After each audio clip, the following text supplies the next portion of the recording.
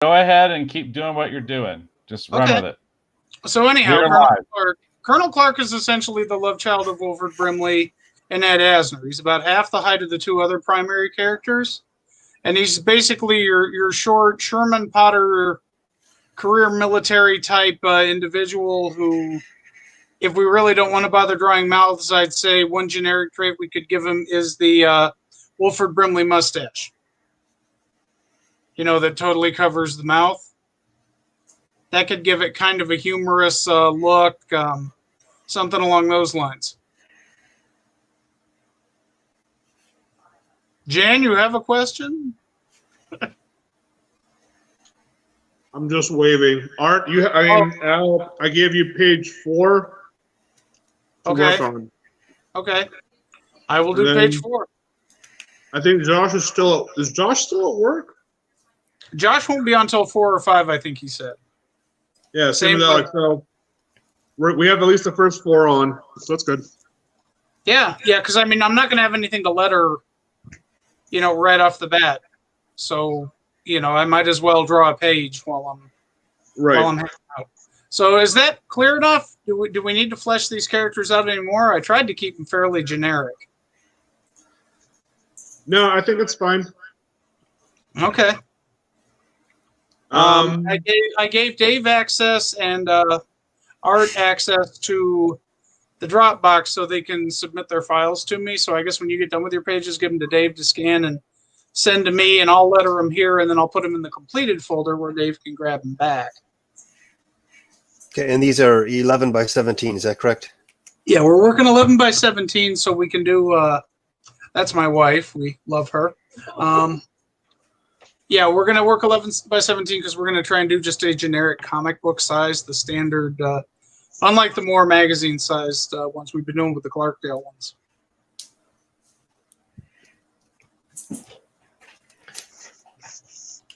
And then in the meantime, I think I mentioned to Dave we also need an inside front cover and an inside back cover. I'll try and come up with the text for that. Will be easy to lay out. I can work on that as well. Yeah, I mean, we could even, if we wanted to just have it be just like a credit box and take another image and blow it up and kind of like have it be like a halftone or something in the background as well. Yeah.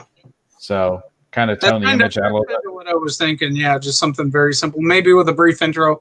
Here's where we came up with this idiotic idea last year when we were doing another 24-hour comic day, and maybe a "We Love You D" or something in there because we're doing it for. Right. I'll post something later. That can be something I can be doing in the background while we're working on all this other stuff. Cool. And these are going to be like a modern military outfits and stuff they're wearing. Yeah, I didn't even go that far into it as far as everybody's doing the basic camo pants or, green fatigues and white T-shirts. There's never a full-on assembly where everybody has to be in full military dress because God knows I don't want to draw that. Has everybody read the script? Have you gone through it? Because I'll give you the basic gist of it. Okay. You better have, because you've had this longer than anybody. Yeah, I forgot it. I just know there are donkeys involved. There are donkeys involved. You will have to draw donkeys. And I didn't draw any battle burrows because I was kind of leaving that up to Dave because I know Dave can do a much better job of that. So if Dave wants to whip out a basic idea of what a battle burrow is, here's the gist of it. Dave, whip out your burrow for us, please. Yes, show us your burrow. Is this a family broadcast? No, I don't know. The Retro Rogue show normally starts with a warning graphic. But the irony of it is, I don't normally run the control room. My co-host does that. Mm-hmm. So I'm not exactly even sure what the warning graphic is. But let me set it up real quick. So this is done in conjunction with the Retro Rogues Live. Oh shoot, what is it? I usually just read it because it's right on the screen. Red Rogues Live Show is intended for an adult audience and not intended for children under the age of 13. Parental discretion is advised. I'll say it again a little bit later, too. Go right ahead. I was going to say, I'll probably have to come up with that a little bit later. So here's the basic gist of Battle Burrows as you go through it. The first thing, the whole thing is based around something called Operation Hee Haw. And if you're paying attention, all three of the characters are named after characters from Hee Haw. Officer Rowe is based on Misty Rowe. It's Major Buck Owens and Colonel Roy Clark. But we don't actually say their last name. So anybody paying attention will catch, oh, Rowe, Owens, and Clark. I get it. Okay. Assuming you're old enough to even remember Hee Haw. I grew up in Kentucky, so I did. Captain Rowe was assigned to Operation Hee Haw, which is out in San Similia, Arizona. It's a remote army base out in the desert where they have developed teleportation technology. And the idea is basically they can teleport a donkey loaded with explosives into a hostile zone where it drops the payload, and then they teleport the donkey back out. Casualties have been minimal. We do not actually harm any donkeys in the production of this thing, but we do hint that in the past, yes, donkeys were harmed. I actually steal a line directly from Dr. Strangelove in there. The whole, I'm not saying we're not going to get our hair mussed, but I will say 10 to 20 donkeys were harmed depending upon the breaks. That's a dead lift off of Dr. Strangelove. There's a few other references in there as well. But basically, Captain Rowe, who is a staunch humanitarian and was brought on because she's good with animals, absolutely is mortified by what they're doing with these donkeys. And the final straw comes in where they finally reveal Operation Mega Mule, where they can combine all the donkeys into one giant mega construct. And it doesn't look like it's very comfortable for the donkeys. So whoever gets that page, have fun. That is the final straw. And the story ends where she takes all the donkeys and teleports them with her to a remote area. Oh, I shouldn't tell the end? I cannot hear you, Jan. You're muted. People can see us and hear us as you tell the entire story of the book. Oh, okay. Well, you still want to buy the book. My God, it's a mega mule of donkeys. That's true. Come on, people. Jeez. Let's do it for the kids. Come on. Yeah. If we get 50 sales, I will wash my hair before the next appearance. So I don't look like Alan Moore here. Or Fat Alan. Well, we could say it's written by Alan Moore, and people will buy it, and then like, we tricked you. Yeah, and then he can deny it. He can deny it when HBO does the Battle Burrows miniseries. I want Battle Burrows Dark Burrow. I leave it wide open just in case, God forbid, someone actually likes it. So, also, if anybody is from Guam, I apologize in advance. Guam does not get a good send up in this book. That's on me. Dave, I have a question. So, if we wanted to just go live with us drawing, should we go into the back room? That didn't sound right. Should we go into the studio and do that, or can we do it from where we're working? Well, technically, all you need to do, because you already have the mount and the setup right there, all you would do is you would just flip your camera from pointing to you to the other. So you'd hit the little flip button, and and then you can position it right over your drawing board area.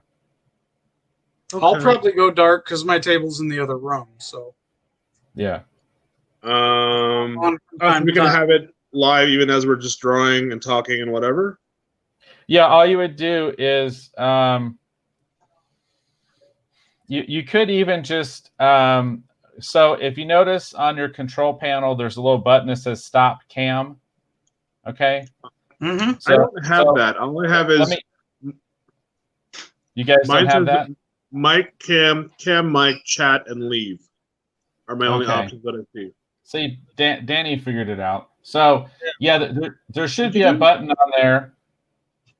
If you click it, what it'll do, see, like just right here, See, that's my icon right there. So Yeah. you can't see what's happening. So what you could do is just hit stop cam, take your phone off of the mount, turn it around to face the other direction, put it back on the mount, and then point it at the drawing board, like what Danny's doing right now. Oh, hold on. Let me hit the cam thing. Cam. Okay. Yeah, there you go. Yeah. Danny's already gone to work. Yeah. I made boxes. As usual, Danny's already going. So, Yeah. which is good. I'm glad someone's doing it. That's it. He's got the gist of it. These are very. I tried to keep There you everything go. as generic as possible. So yeah, those are all good. And then you just have to position it as kind of what works I'm best. just doing some thumbnails of the characters for my own reference. Danny, did you put a mustache on? I just want to make sure that we're all consistent that Clark is going to have a mustache. All right, here we go. Hello. Am I on? Yes, you're. Yes, you should be on. I can hear you. So anyways, I did some thumbnails of the characters for my own reference. If you guys want to kind of use that, I'm just thinking t-shirts.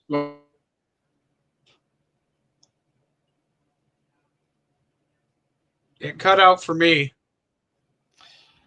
So yeah, Dan, your mic is muted.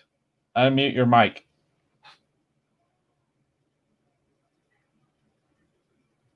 Yeah, that pretty much nails it.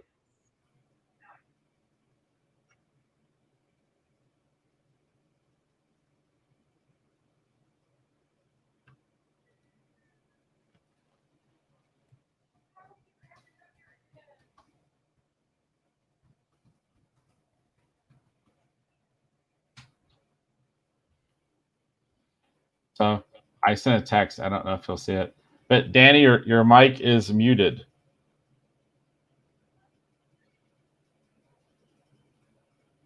Either way, I'll say it. He's got a good handle on this.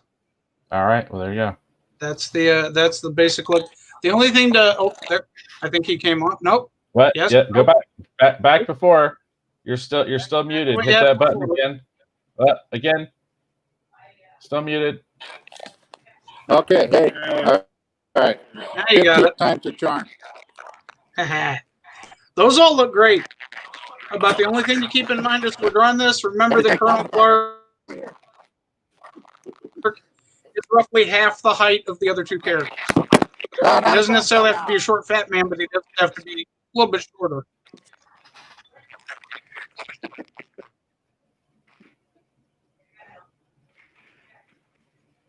Okay, so Danny, now it looks like your camera is off. You've got the audio, no camera. All right, so anyways, if I can find my camera again. There it is.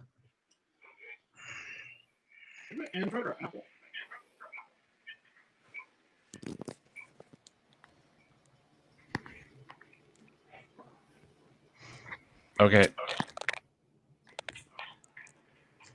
There we go. Well, There's my hand. Okay. There you go.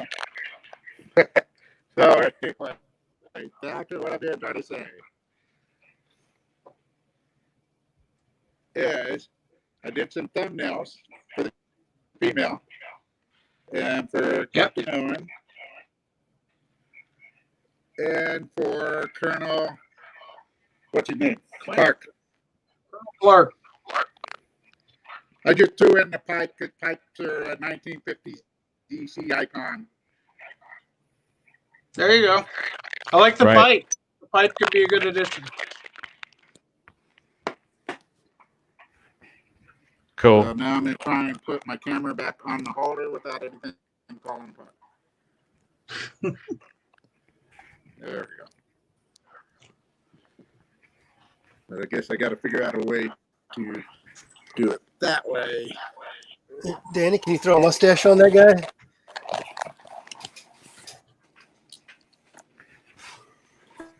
Which one are we thinking needs a mustache? Well, yeah. We can do a stash. Give me a second. Okay. Give him a big Danny Like I Roberts. said, think Wilford Brimley. I'm gonna go play tech support. I'll be right back. Okay. Yeah, think Wilford Brimley on him. So yeah, there we go. That. Who else has a? Sam Elliott has kind of a similar, very gruff. There you go. That's beautiful. He's kind of a career Army guy, so he lives, breathes, and sleeps it. He's all about what they're doing to these donkeys. He loves it. He thinks it's great. He doesn't see anything wrong with it. He could have like a brush cut or something too, maybe, huh? Yeah. Yeah, that sounds like a good. Yeah. That's almost kind of, oh God, what's his name? Gerald McCraney from Major Dad. That kind of works too. I like that. Am I dating myself now? Probably. Yeah.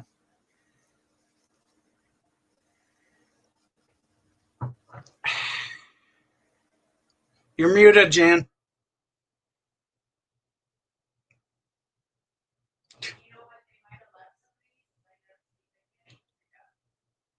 And now I see a hand. Oh, there you go. Ah, Jan became Dave.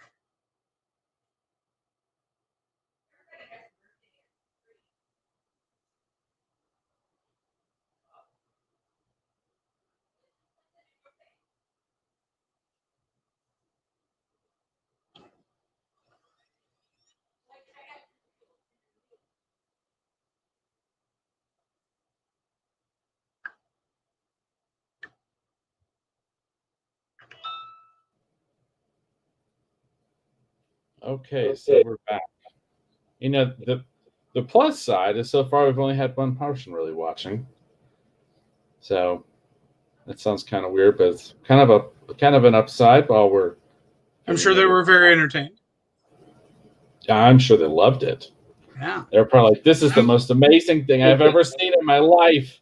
I'm watching Danny because I want to see how he fleshes everybody out before I start digging in. I'm going to use his stuff as the basis for how I do mine.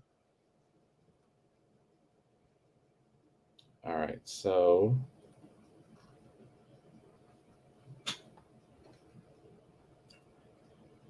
we're here.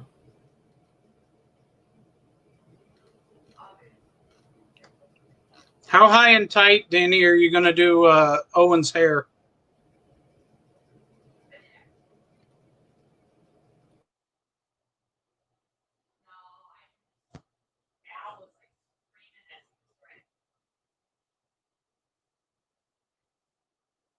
Yeah, looks like he's already moving on to the next thing.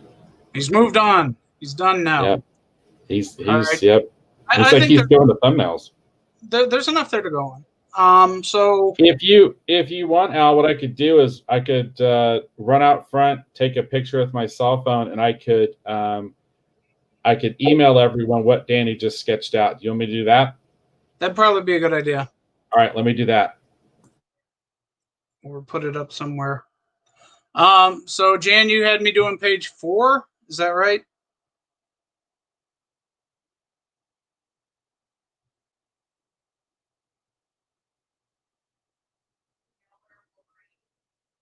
Unmute yourself. Oh, it did? Yeah. Yeah, since there's only 4 of us here right now, let's just go right down the list. Okay.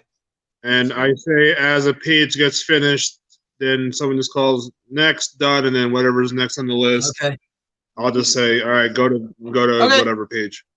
Sounds like a plan. Well, then I am gonna sign off and get to work. Or I'm actually just gonna hide my mic and my camera. Okay. So I'll check back in a few. Okay. Can I take a picture of what you sketched? I'm gonna send it to everyone. Awesome.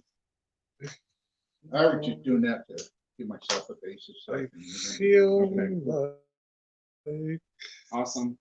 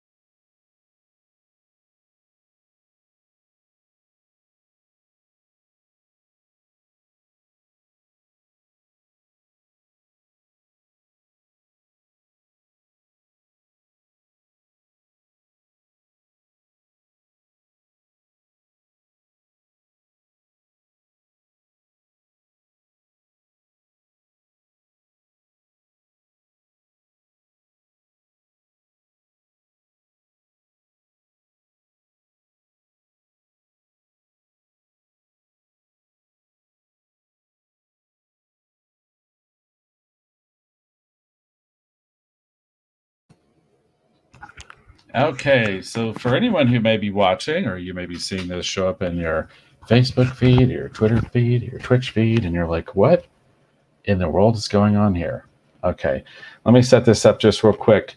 My name is Dave Beatty. I'm one of the hosts of Retro Rogues Live. I don't know if you've seen one of our shows in the past. And then actually in the back, you can see there's a camera, actually a cell phone camera set up, actually with a separate drawing situation happening over here that hopefully will be getting utilized a little bit later today.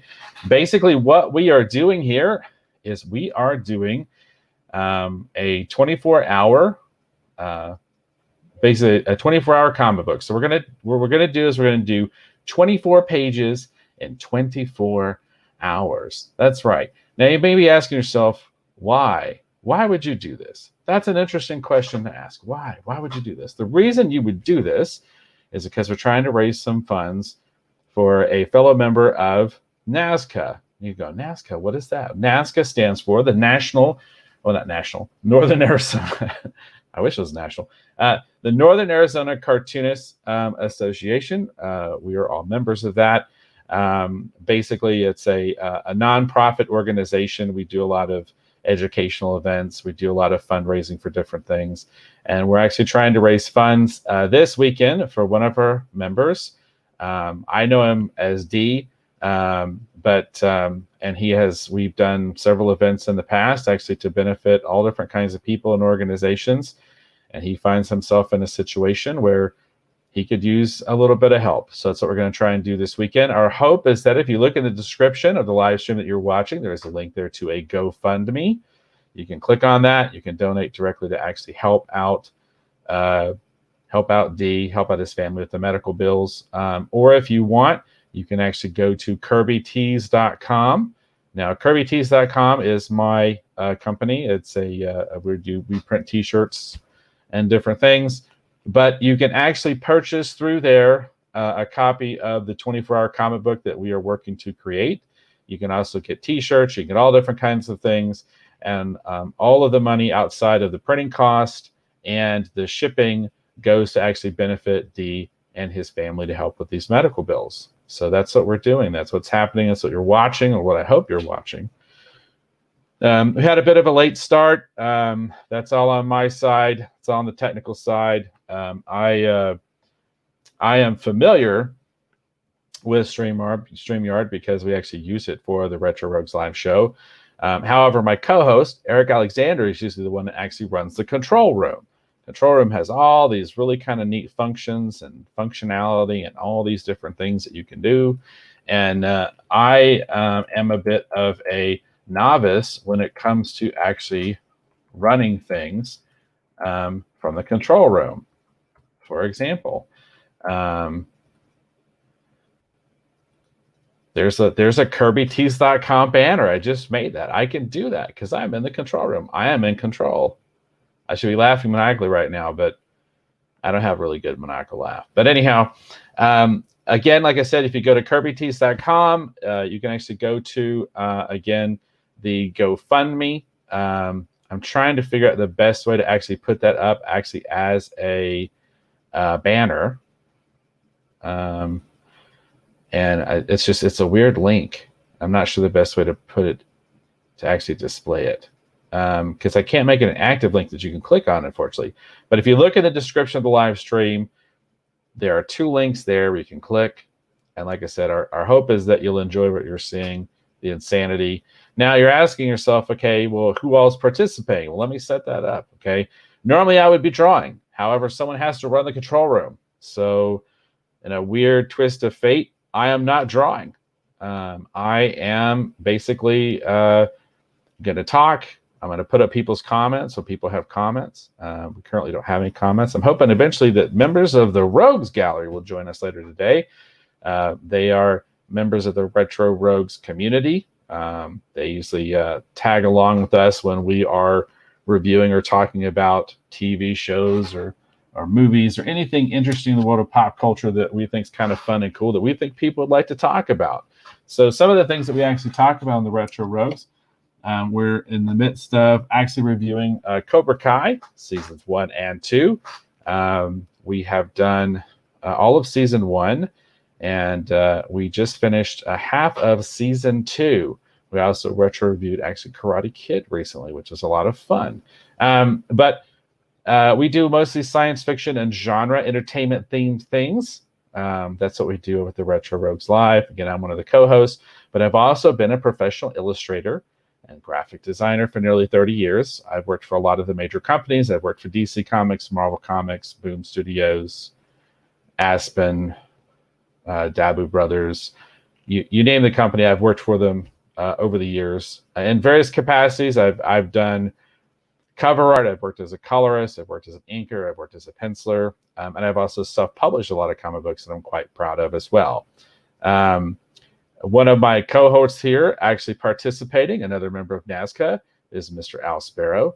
Al's channel here is the one that just says Al. It's like he's gone dark because he's over at his drawing table working.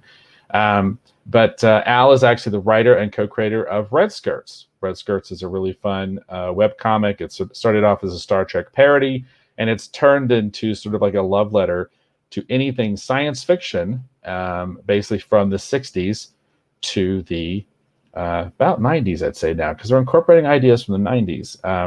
But it's a really fun webcomic, and we're very proud of the work that we're doing over there with Red Skirts. So you can definitely check that out at redskirtsonline.com. I'm sure I'll put up a banner at some point if anyone's that terribly interested in it. But enough about me. Again, Al here on the stream. Al is the writer and co-creator of Red Skirts, but he also does a great book with Stephen Reed called Thugs. That's sort of if, two basically thugs got lucky and managed to kill Batman and Robin and essentially what would happen to their life. It's also a parody book. So that's really fun. Definitely check that out. We need to get some banners up for these things so people can learn more about our creators who are working and participating in this live event. Also, you can see live on screen drawing. That is the Janimal. It's Jan Mark. Jan has a good friend of mine. Actually, everyone here is a good friend of mine. Let me put that out there right there. But I've known Jan for a long time. Those of you who have been following this channel for a long period of time will remember that the Janimal, Jan Mark, is actually the original host of the show that started Retro Rogues way back when. We actually did a show called In the Studio Retrospective, and Jan was the co-host for that. So a lot of you may actually know more about Jan than you realize. But anyhow, Jan is a fabulous cartoonist. He's worked on all kinds of different fun things. He's originally from New Jersey.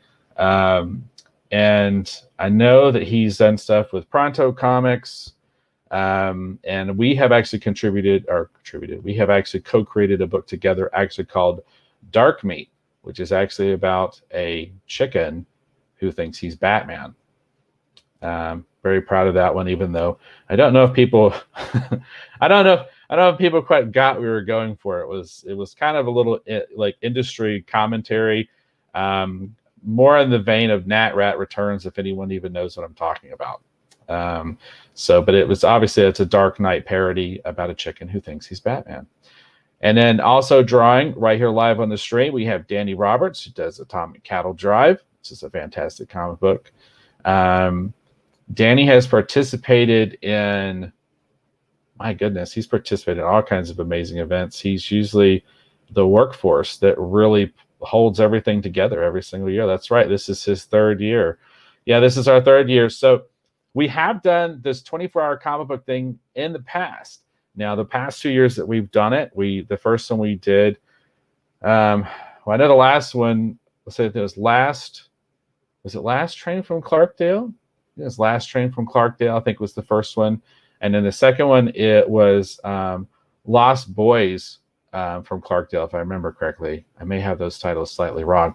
But those were both 24-hour comic book day comics that we created in conjunction with Clarktoberfest, which is actually an event that's held in Clarkdale, Arizona. Normally, we would be doing this about this time of year anyway. Last year, we did it in an open-air construction site. That was weirder than this, even though we've had more technical problems with this, but that was weird. No conditioned air, to quote Walt from Roadhouse. But yeah, it was weird. It was really weird. We had like the really bright construction lights. It was hooked to a generator. There was a constant hum of the whole time.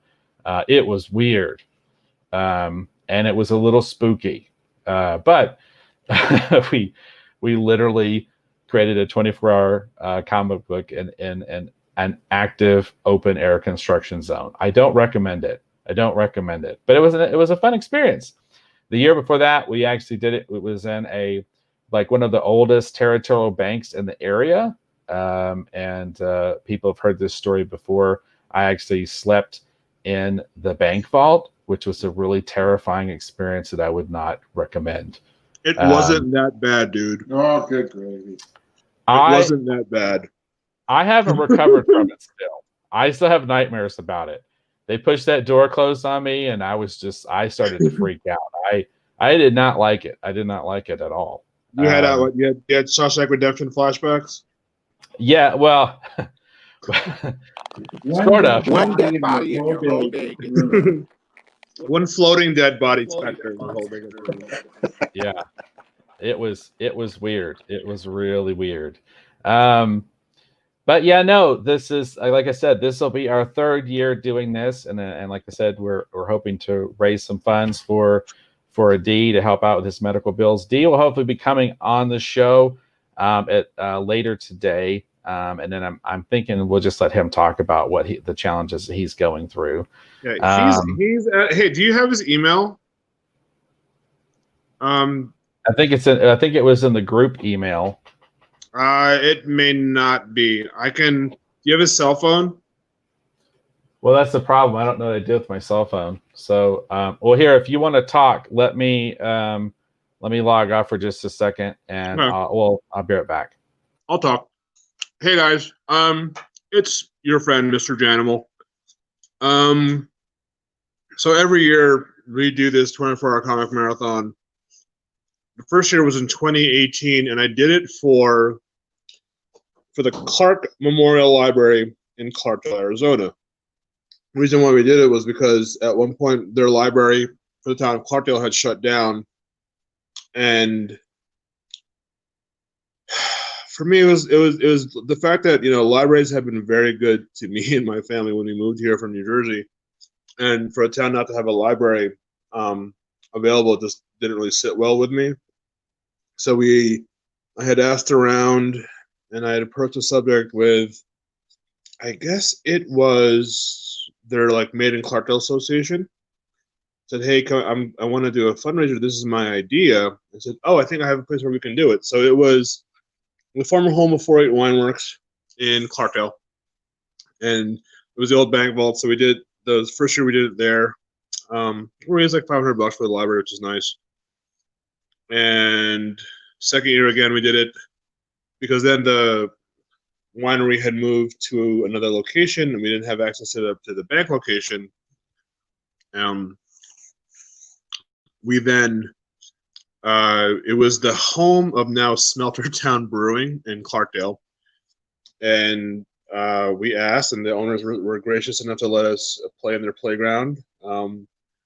I slept in what is now, I think, the ladies' room, and they are now open. So I'm like, oh, I've slept in your bathroom. So it was a great idea because I always wanted to, when we can go back, hopefully next year. It's just fun to have it right on Main Street in Clarkdale. It's very visible. People can just walk in and go, hey, what are you doing? We tell them what's going on, and they're very happy to donate. Obviously, the way things are right now, we can't do that. And I've gotten to know Dyshan, or D, as I call him, almost the last 2-3 years. I guess we've known each other. And I know they have a GoFundMe going on. But I figured, well, I'd like to even just do this because every year we do this 24-hour comic marathon.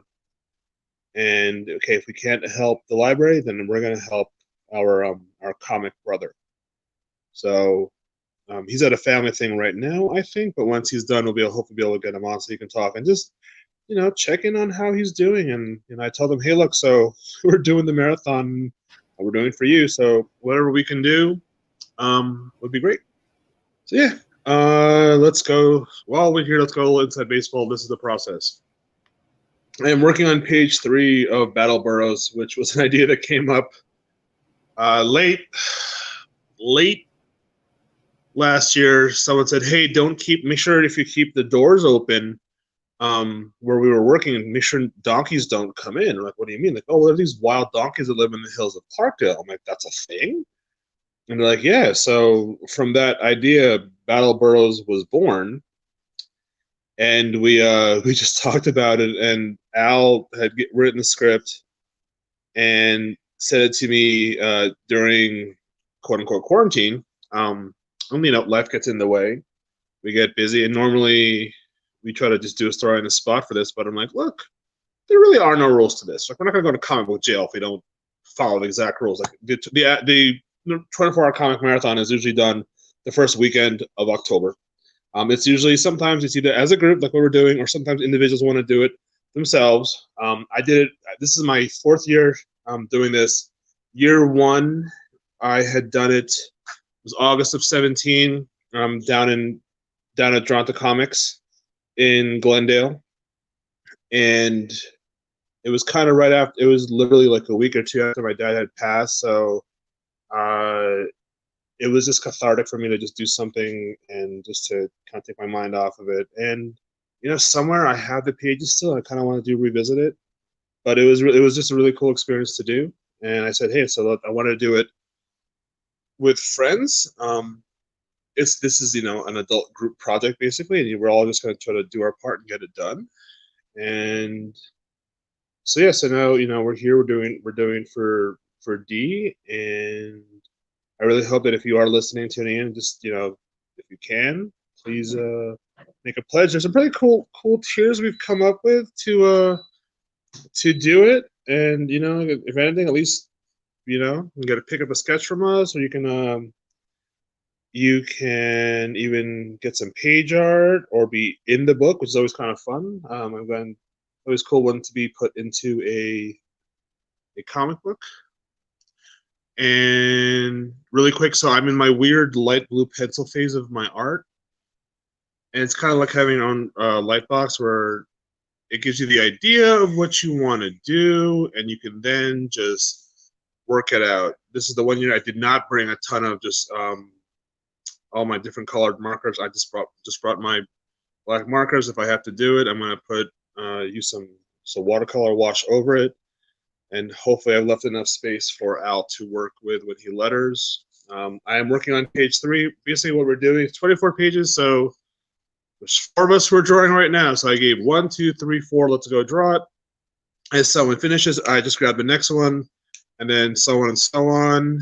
And I think the goal is we'll get this done in by noon tomorrow. And usually, so what's the funny part is that I'm usually the guy who plays greeter when we're in Clarkdale. So as people come in, I'm talking to them, and then so my pages always fall behind, and it's usually like I'm the last guy finishing a page. So I will not be the last guy to finish a page this year. I think so. Yeah, jerk. So we'll see, but I take my nap because you need a nap.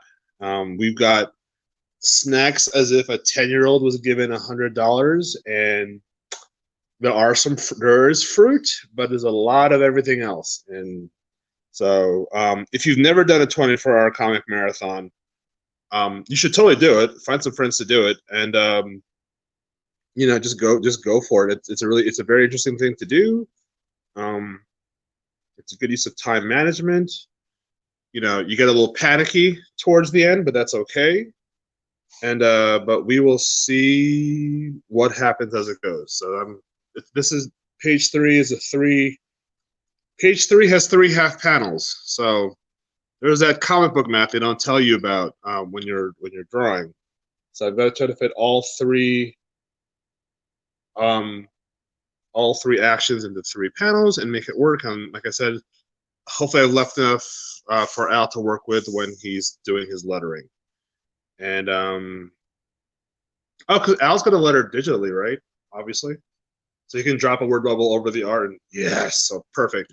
Yeah, so when we did this, Al's lettering right on the actual pages. So now that he can just do it digitally, you go all out when you're doing your art.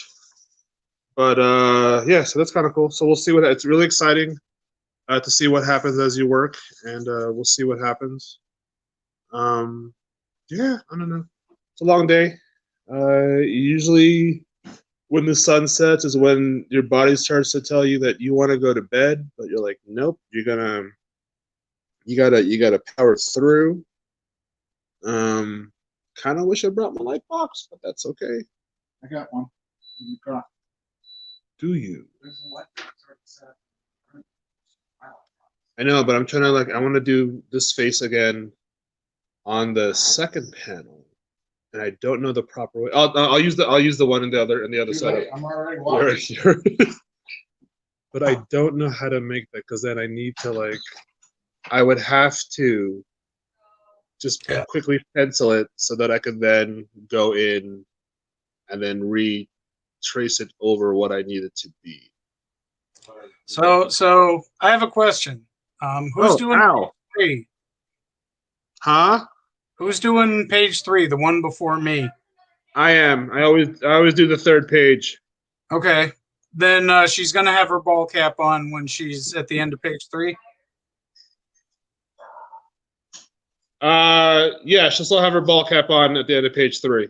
Okay, because I went off Danny's sketch where he had the cap on her, so I'm like, okay, she has a cap on. I'll keep it on her then. Okay. So that was just checking in. Looks good. Al, Danny sent you the picture too as well. I can what? Dave sent you the photo of Danny's head sketches. Oh, okay. So it's in the email. Okay, great. Yes. Perfect. All right. Mm-hmm. By the way, Snyder's honey mustard pretzels are amazing. I haven't had them in so long. They're so good. Ooh, it's the light one. Okay, I got it. So, kids, I'm just going to get a little inside baseball. Thank you, sir.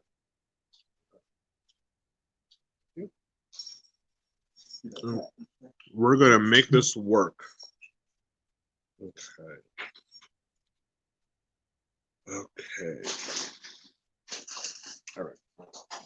I get it. I get it. Okay. So let's see what I can do.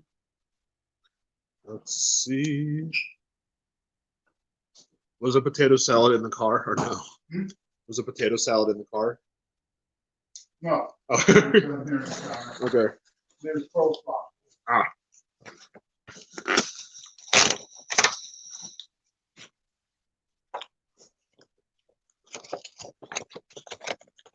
All right. So I want this face to be also in the second panel. My biggest weakness is sometimes my consistency of when I'm drawing something. Oh, there you go. Hey, look at that. Nice. So we're gonna make this work. Two, two, two, two, two, two, two, two,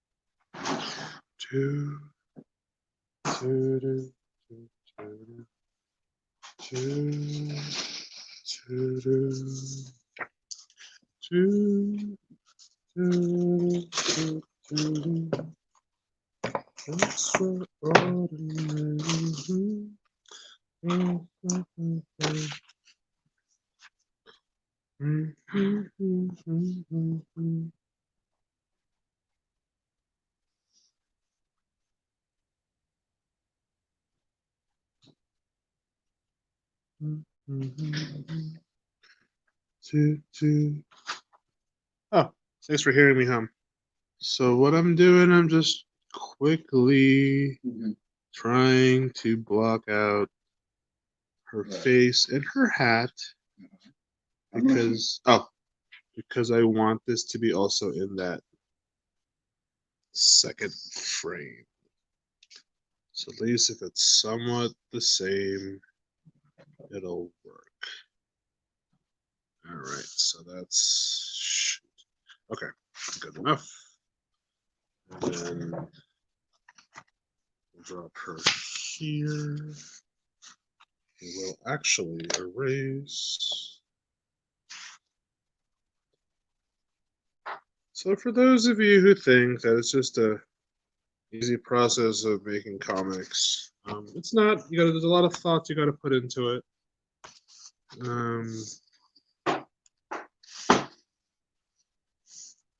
Let's see. All right.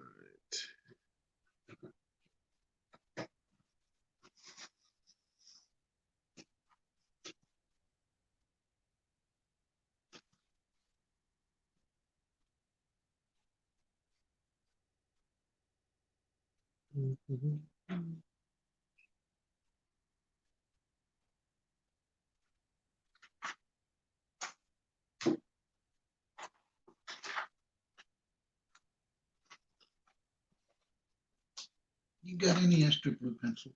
I do. May I have one? I have a sharpener too.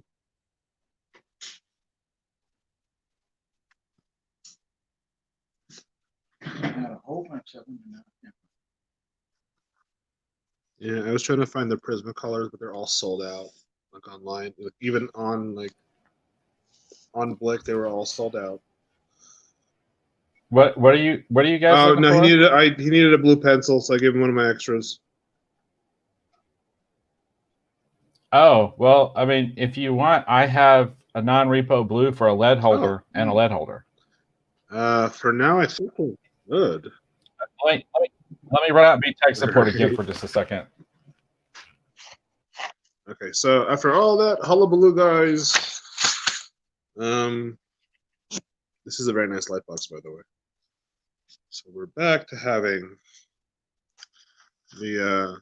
I've at least got a similar setup of the character there to use. So just to give you some sense of the ridiculousness that I have in this house. So if you wanted, you could just use one of my lead holders, and we could put a non-repo blue in the lead holder if you want. Oh, okay. Yeah. I don't think I have anything that fancy. What is this one? Oh, that's the thing. So confusing. So fun fact about Jan, kids. Are He you? likes to have a fan blowing on him the whole time. You're muted. That's for you. Oh. Well, yeah. I like to be comfortable, and I have a fan blowing on me even in the wintertime. I think it's hot, man. Arizona's hot. That's 6 years living in this state, and I'm still not used to it. Like, I know it's a dry heat, but come on. That ain't right. Who is it? I heard a knocking on my chamber door. Okay.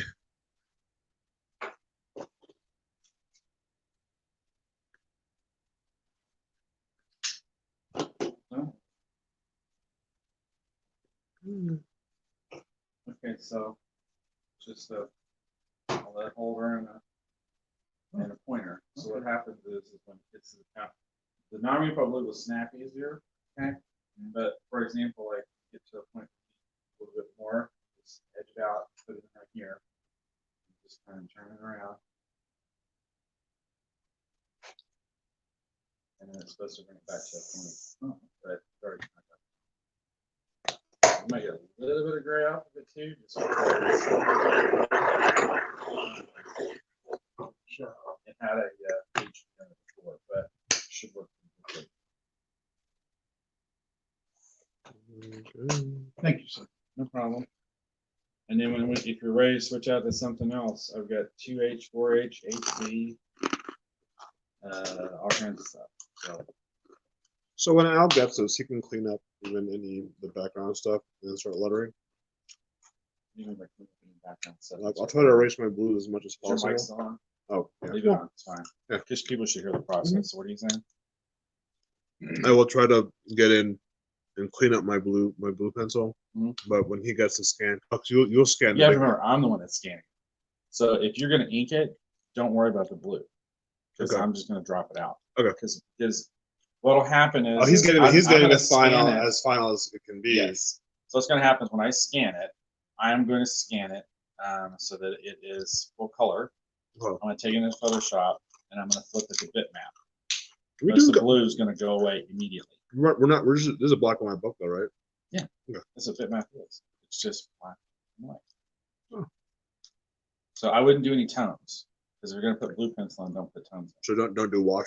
Don't do wash with Just literally, blue it's just pencil. Yeah, black lines. just straight black and white. Okay. That way. And then if we have time after Al letters it, Maybe depending on right where if we you have are, time, right? I could always just open it on Surface Pro and start filling in tones. Okay. Well, But what I would do is just don't worry about your blue. Just ink it. And once you ink it, don't even I'll worry about scan like it. don't even worry about like things like Yeah, you don't have to really clean. Don't worry about any of it. Just leave all the blue. right. But like if I'm trying to imply a background like swirl the sky, go for it or just You'll still want to do some black line in order to have a color hold at some time. right. But like if I want to imply clouds and just make it all solid as best I can and let him figure out the rest and or whatever. Yeah, just render it. Just remember, anything that's a black line, okay, is gonna print. Okay. Anything that's blue Will not show. will not. Now, some of it, if you lean into the paper too hard, you'll still pick some of that up. Right. But I wouldn't worry about that. Okay. Okay. So. No.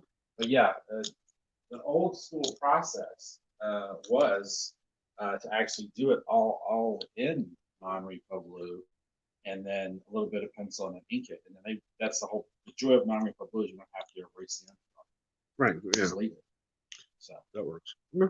Gary Cameron had this thing, Glasky or whatever. If you ever seen his old Conan pages, there was so much blue and red graphite stuff in the background. It's just like, holy cow! Like it's just. So I see a lot of people drawing in red. Well, what does the red do?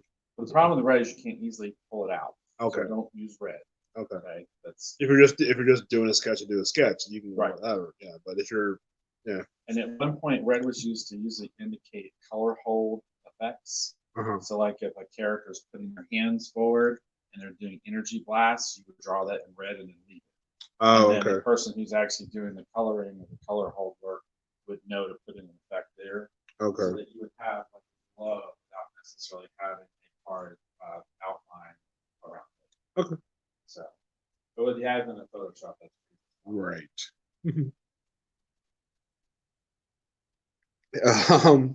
A tech support. Yes. Do you have a ruler? Yes, I do have a ruler. I saw- You want like a I did just crazy a ruler, regular ruler? regular ruler.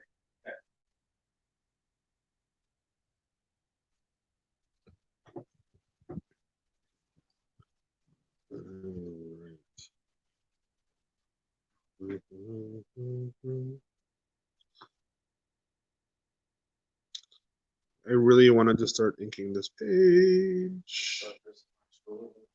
Perfect. And if you want to have triangles too, so I've got triangles, templates. Oh, the ellipses. perspective templates. Yeah. The only thing I don't have, I can't say that because that's make sure they can hear me.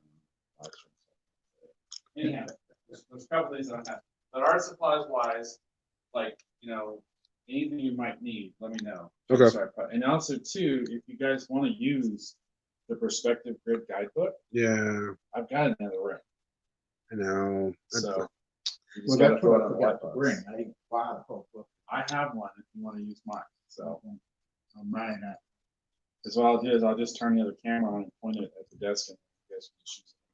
Because the light box and everything is set up in there. Okay. So all the templates are So I figure when Alec gets here, we'll just give him 7 pages. I'm like, all right, catch up. Only fair. so that it publishes. Catch up. Yep. Does anybody need anything while I'm up? Anything else? No, I'm good. Anybody want any water, anything to drink, or I got some water. So Ripley. weird to play host. She's No, I think. she's not growling at anyone. She's trying to get that pot. Get that platypus, Ripley. You gonna get that platypus? You gonna get that platypus, Ripley? You know I'm like Salon, right? Ripley. Oh, Ripley. She's such a good girl, though. She's a crazy flight risk, but she's a good girl. Aren't you? Want to go be on TV? Yeah, come on. Come in the other room with me. I'll sit down with you. Come on, Ripley. All right, I think I'm almost. That's my page 2. 2, 5.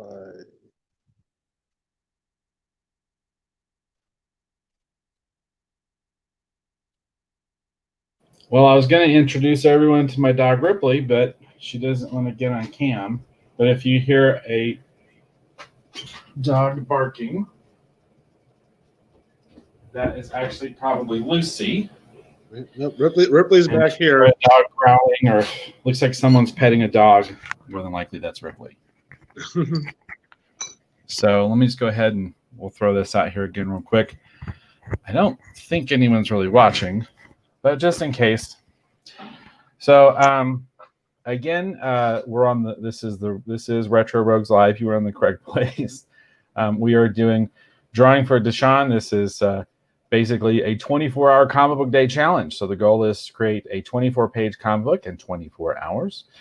We are also doing some fundraising to help out with taking care of some medical bills that Dyshan, or D as I know him as, that D and his family is currently dealing with because of a recent medical condition that he has undergone or is still undergoing.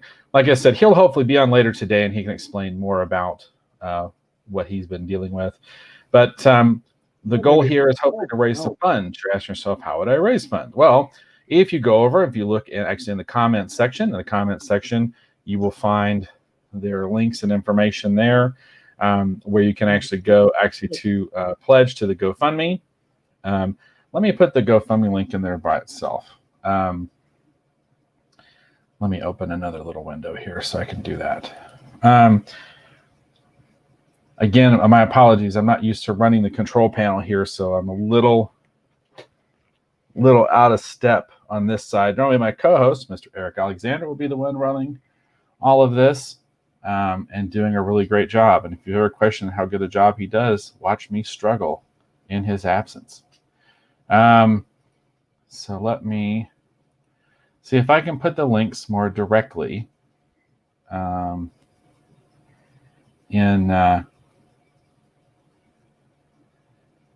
into the chat.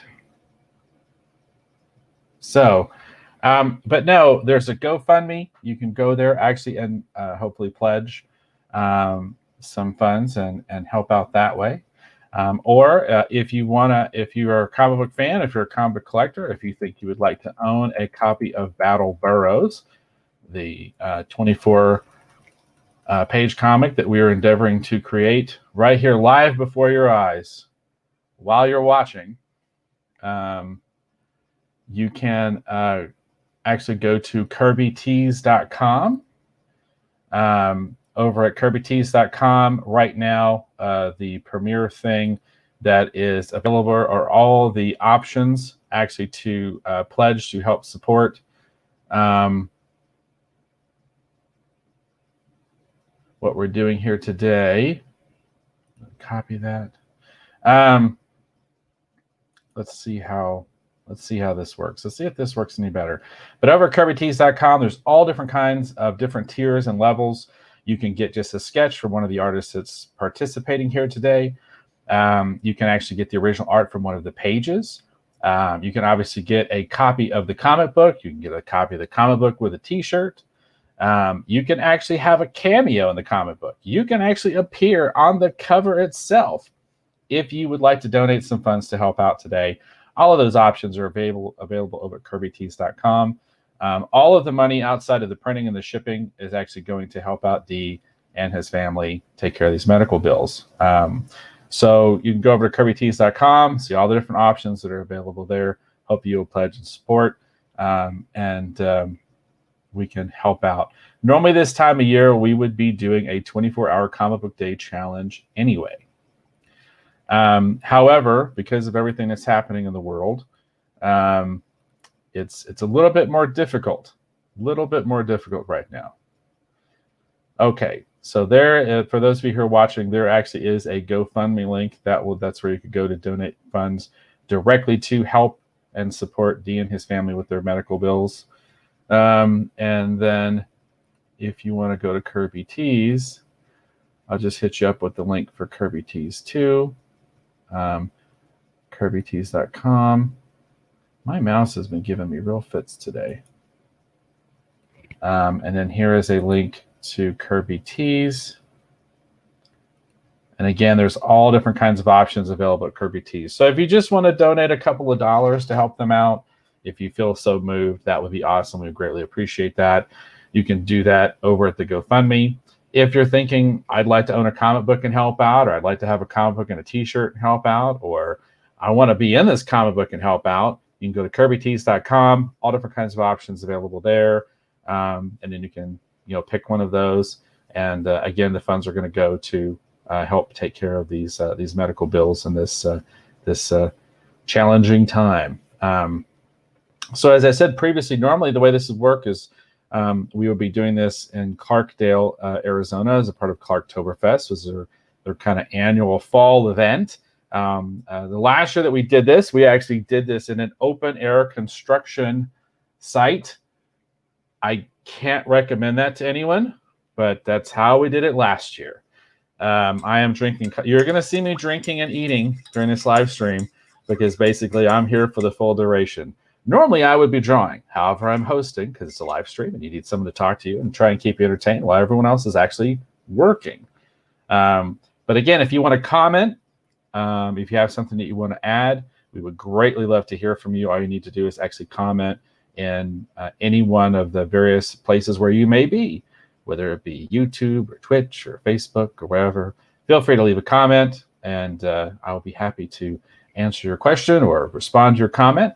And I answer more questions about what's happening here. If you come to this and you're like, what in the hell are these guys doing? And you want to know more, you could just put that in the comment section. I'll be happy to explain it. But again, we are attempting to do 24 pages in 24 hours. The theme of this comic is Battle Burrows. It's about donkeys that get teleported into combat zones. I didn't get a chance to read the script. I think at some point I will be drawing because I think that there was some interest in having me maybe like sketch around on a cover or something at some point. But at the moment, I want to make sure that all of you that are watching, if you have any questions, if you're curious about anything, you can ask me. I'll be happy to explain what's going on. But you will see me drinking. You will see me eating because basically I'm here for 24 hours. So there you go. So this, for those of you who may be watching, this is one of my favorite mugs to drink out of. This is my consequential mug. This is from a convention that I helped organize with the Mid-South Cartoonists Association many, many years ago in the Memphis Mid-South area. The event, unfortunately, was not very successful, but we still all had a really good time. The reason I bring that up is because basically that's the reason that we have NASCA. So here in Northern Arizona, we have the Northern Arizona Cartoonists Association. It's a loose affiliation. It's a nonprofit organization, but a loose affiliation of professional cartoonists and aspiring cartoonists. And we share tips. We help each other out with different kinds of things, give advice on projects. We do events like this where hopefully we're raising funds. All of these really cool things is basically what NASCA does. And the reason that we have NASCA is because I used to tell all these stories about all these awesome things that the Mid-South Cartoonists Association used to do. Now, the Mid-South Cartoonists Association has existed for quite some time. I know it's been loosely and directly affiliated with, I think, the National Cartoonist Society and different groups over the years. But I was able to meet a lot of people and have a lot of really fun opportunities come to me because of the people that I met through the MSCA. So among the people that I actually met there, that's actually where I met Scott Clark. Scott Clark actually passed away several years ago, unfortunately. Scott was a very good friend of mine, and I actually met Scott at a Mid-South Cartoonists Association meeting. He was looking for someone to help out by doing some backgrounds for Alpha Flight for Marvel Comics. That was a series he was working on at the time. I had actually done backgrounds for a couple other books kind of here and there over the years. And no, yeah, it was just an amazing opportunity, and I was able to get the chance to actually some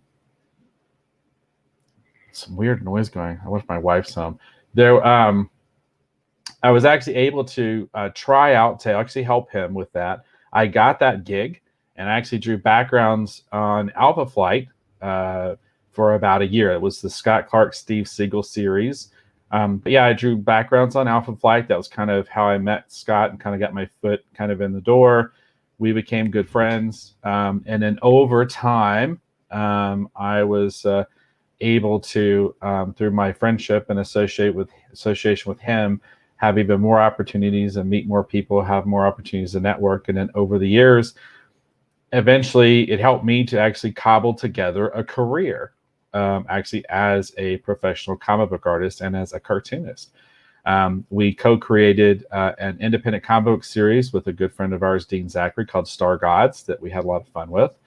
Who knows, at 3 a.m. when I'm completely loopy and tired, maybe I'll pull out some action figure prototypes and actually show them on the stream. Wouldn't that be crazy? I don't know if I'm going to do that, but I'm thinking about it.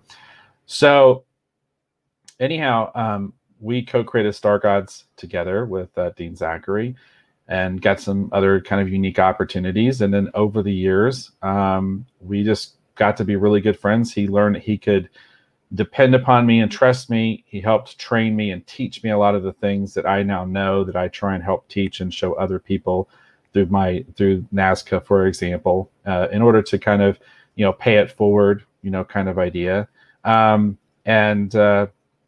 Because of that, eventually I found myself seeing my credits on comic books. The first one was Star Gods. And then after that, a couple books kind of here and there. Eventually we did work together actually for Marvel. We did a whole bunch of work over at DC Comics. We did a bunch of work over at Boom Studios, a little bit of work for Aspen, Davy Brothers. And then because I did a good job, eventually I found myself able to work on titles with other people, various artists and stuff on different titles. And because of that, I was able to actually have a career. And that all came from that meeting to hopefully do backgrounds for Scott Clark. And that was at a Mid-South Cartoonists Association meeting. So the idea with establishing NASCA is hopefully to create those kind of opportunities for other aspiring, professionals, other aspiring cartoonists. But the big thing too is it's a fellowship. It's the opportunity to, again, raise funds. Hopefully, bring the power of the group to bear to certain things. It's just a really great thing when you can get a group of like-minded dudes together and create something fun or do some good. So the idea today is to do both. The idea today is hopefully to create something fun and do some good at the same time. So we're going to see how that goes. So again, if anyone, and just so everyone knows, we do have some questions popping up in the private chat that relate to the pages everyone's working on. So if you have a moment, take a look. So yes, if you have any questions, if you have a comment, feel free. I am here. I am here to answer your questions. I can talk to you about all manner of things. I can tell you what it was like when I worked at DC Comics. I imagine it's very different than now. I can answer questions about comic book production. I can tell you more about the various groups, any of that kind of fun stuff. But at the moment, I think it might be good, actually, if anyone is available to talk. I think it might be fun to actually talk to some of our artists that are here working, our cartoonists that are working, and maybe learn a little bit more about them. Does anyone have some time to kind of chit-chat and answer my questions while you draw?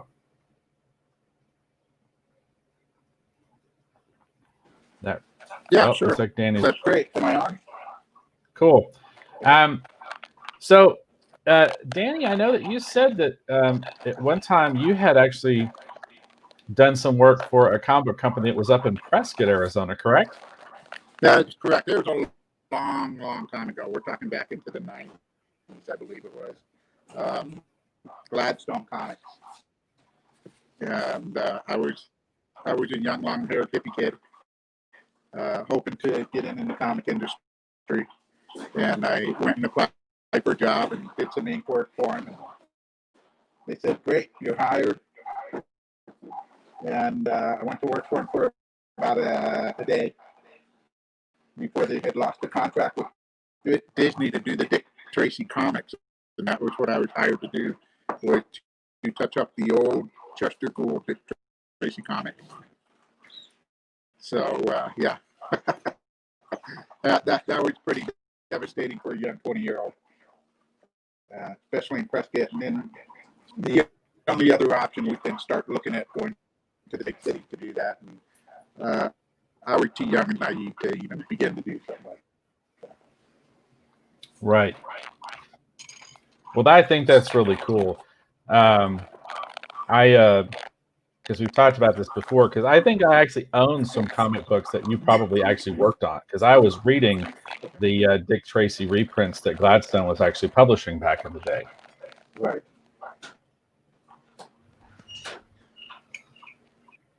For some of our viewers or listeners who may not be familiar, Gladstone Publishing, they had some offices based out of Prescott, I know at least one time, and they published, they did a lot of the Mickey Mouse, a lot of the Walt Disney kind of branded stuff. They also did Dick Tracy. I think Dick Tracy was around about the same time they were doing the actual Dick Tracy movie, because that's when I started looking into Dick Tracy, and I started reading the newspaper strip, and I started actually purchasing a lot of the comic books that were the reprints as well. And that stuff was always a lot of fun. I always liked that kind of stuff. But, because this channel's called Retro Rogues, I guess it kind of makes sense. I would like, things that are retro. And a lot of the comic strips I was reading, I think they had actually run like back in the 40s. So that definitely qualified for retro even back then. So Danny, when really you were like the discipline that they did in those days of artwork. They just didn't draw what you feel like type of thing. They actually taught each other technical skills that, truthfully, I think it's lost today. There's so many little secrets that they had that they would teach their protege. An artist would come in and start doing things, and then he would hire a protege or two to do in fillers. And meanwhile, they were learning some real deep tricks of the trade, so to speak, that now they completely lost. It would be so fantastic if a lot of the young people nowadays could just get hired with another artist who's having some success, just so they can learn all that technical skill without having to pay to go to a trade school, because I don't think there is a real good trade school for kids to learn this. Or I shouldn't say kids, anybody could learn this at this point. right. Well, I know that the Kubert School is probably one of the best, and they're, for me, in my mind anyway, they would be the gold standard. And they actually did actually start doing. They're going to be doing online classes soon, so that's got to be interesting. Yeah. Well, I tell you what, Danny, I'm going to run out and play tech something. support. I'm going to see if I can put a mic on you. Let's see if that'll help. So here's some old books, right? From the illustration and the depth of detail on this. Let's see if I can even show this. There you go. So it's just the depth, the background, the emotions that they would put into a single drawing, and then of course all that little hatch work that would just probably take hours and hours to achieve. It's just amazing, and just the emotional depth of some of the anguish, so to speak. Do you have the ability to plug in a mic? I don't think I do. You have an earphone? Mm-mm. You have your phone pocket? No. Does that mean the aliens are coming?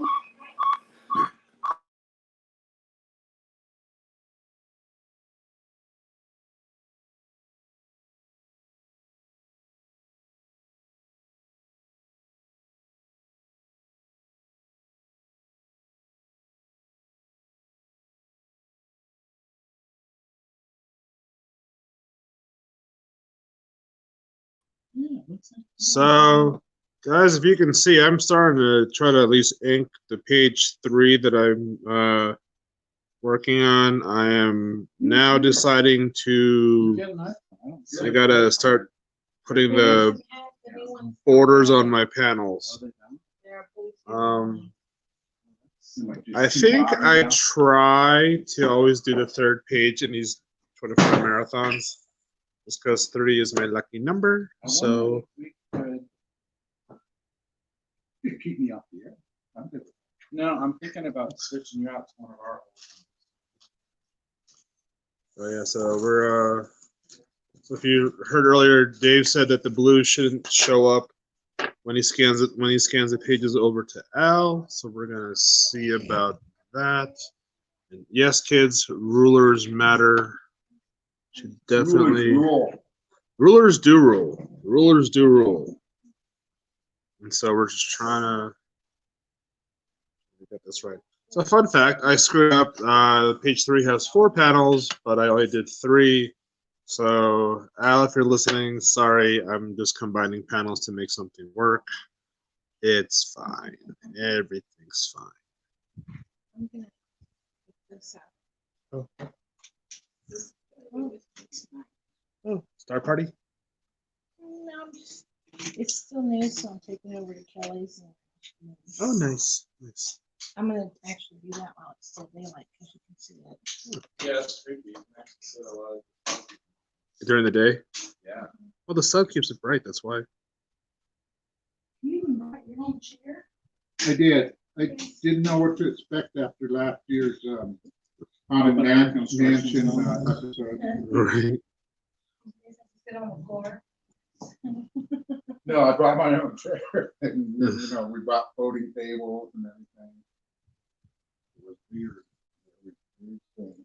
And then we were all in front of that different window. So You mind unplugging your phone here? Which now have nice seating and.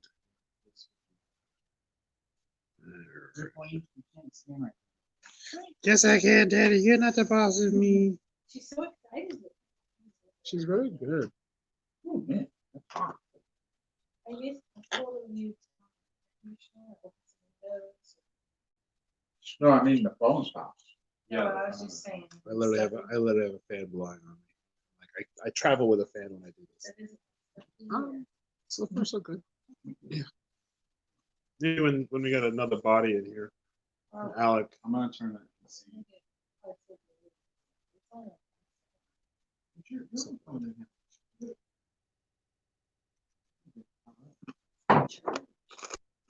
I know that she's so power up.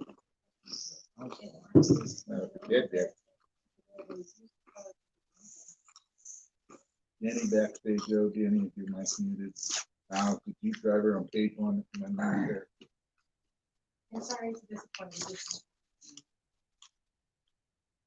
Shave him some. Okay. So I just got all my chat now. All right, here we go.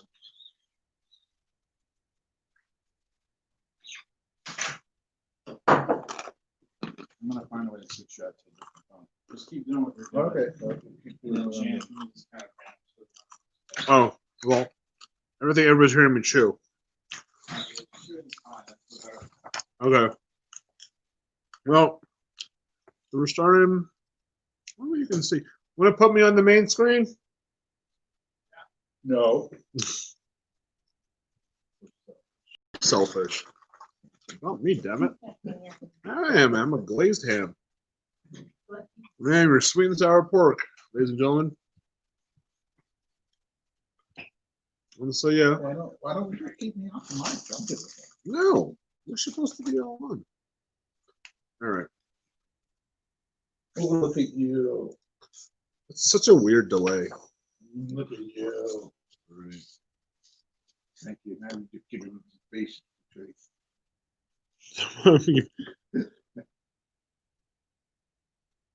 So blue line pencil. Blue lines matter. Blue lines. Blue lines. I'm kind of just doing it as such a weird delay when I'm seeing this. My hand's off the screen, but I still see me on. That's a really weird delay. Anyway, it's like having a light box. It's like, and so things like you've got to realize that the things you put in will have to show up also. All right.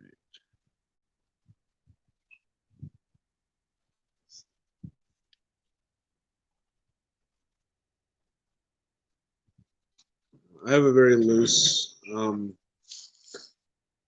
cartoony style when I draw. I kind of like it to be like I'm drawing a memory of something.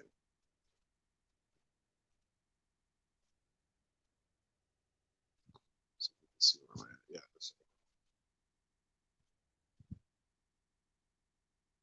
Yeah. Working on perspective obviously is something I'm striving for. Oopsie.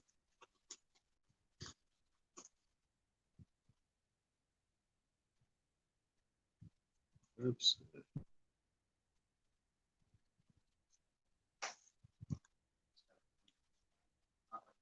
I told you guys, this is a sales call. Sales call. No, it's not a sales call. Let me tell you what I'm killing. So I get it. Like, no. I don't want to think about that. Worry about Yeah. It's such a weird delay to see it on the screen and then.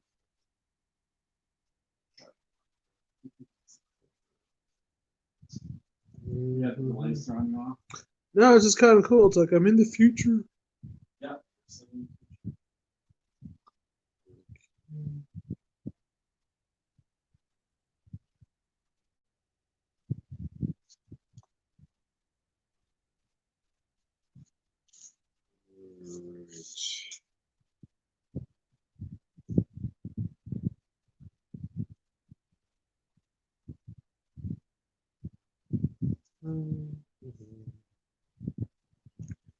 Am I making it up as I go along? Oh, I'm totally making this up as I go along. You kidding me? That's okay. I do love about when you do these 24-hour group comic group projects, how everyone's art is so different. This is a big deal for me because I'm actually drawing the background because I'm really bad at it, but I'm like, you know what? Let's just lean in and see what happens.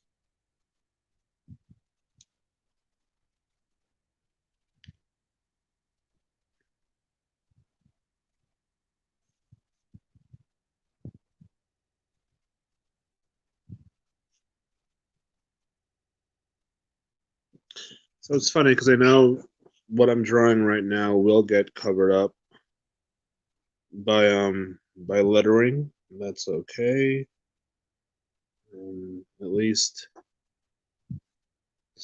something to do, something to draw.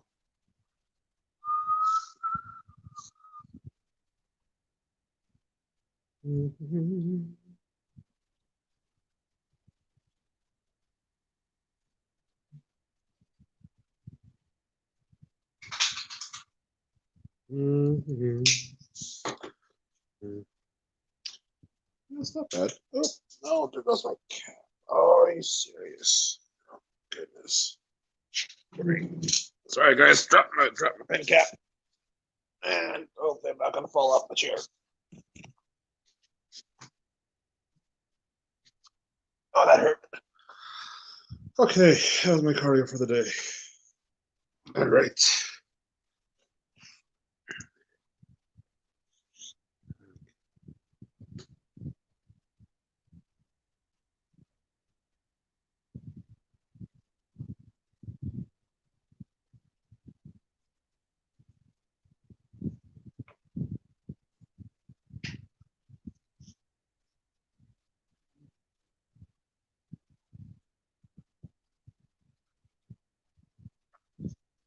So interesting.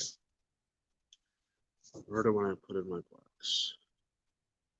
So it's really simple.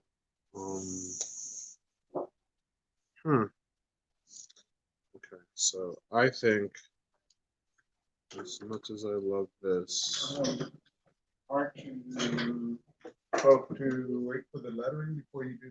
no, he will drop it over digitally. Oh, So okay. it's fine. So I'm like, oh, that's, you know what? It's cool. Because before he did it, like he said, hey, just leave me some room to make it work. And he's just kind of Right, and that's what we did last. yeah. So that's kind of cool. I'm like, screw it, YOLO. I'm just gonna.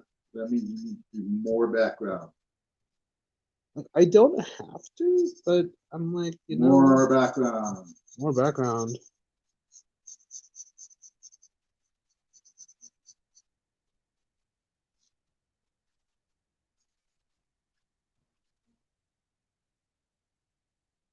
Guys, here's a fun fact. I screwed this part up over here with the hair, but I get to color it in now and it's fine.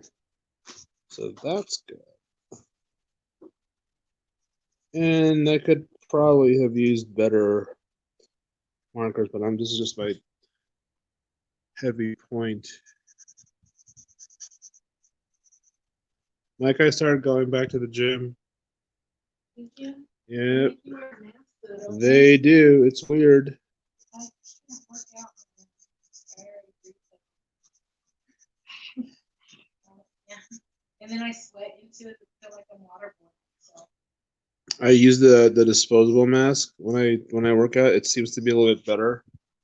Like the ones like the ones that I use with a logo on it. It's a little too much when you're trying to run in place. I totally see myself taking it off my cap and sweat off. Right, and then you're like, this does not work the way it's supposed to.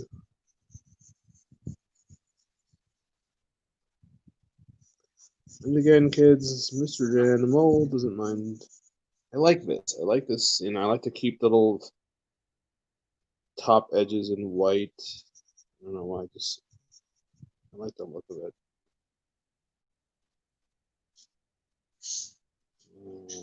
It's not bad.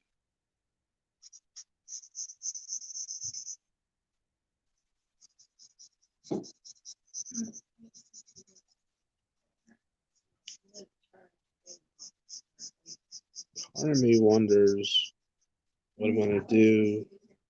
4, I think ish.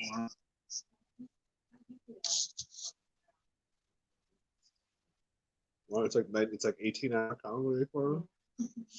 Well, he's gonna do 7 pages when he gets in. Here, we're just gonna take a break. We've got 7 pages to do now. Catch up. You got this. Saved all the hard things. Yeah, right. That's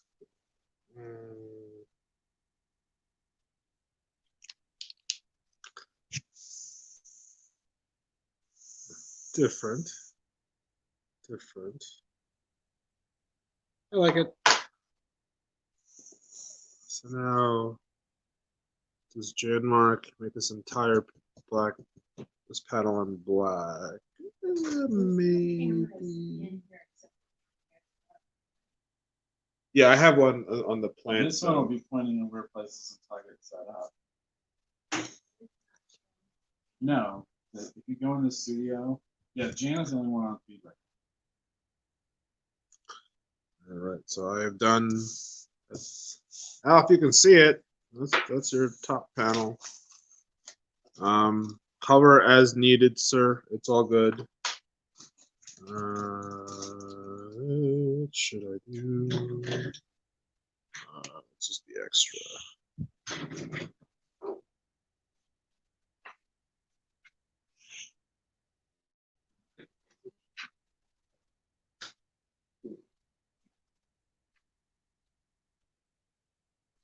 Got that blue over there? I do. Not know where it is. What is it? Oh. De nada. Ah, sí.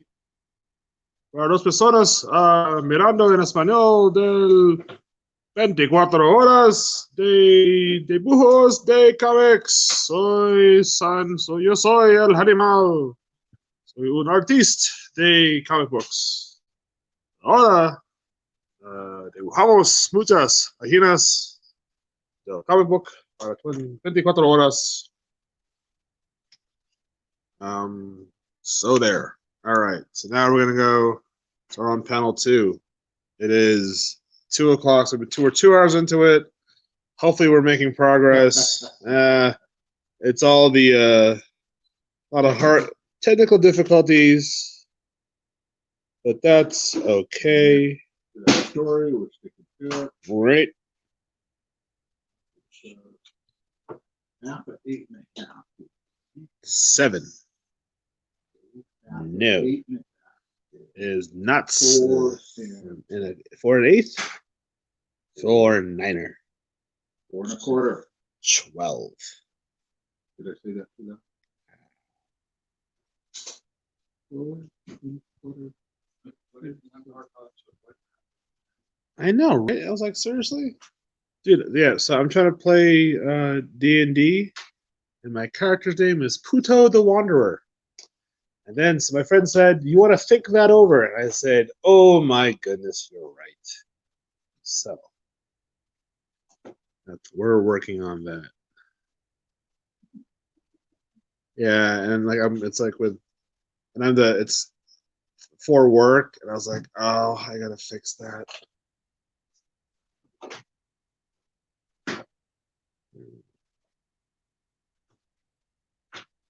My favorite thing to draw is that little ear, inside ear thing.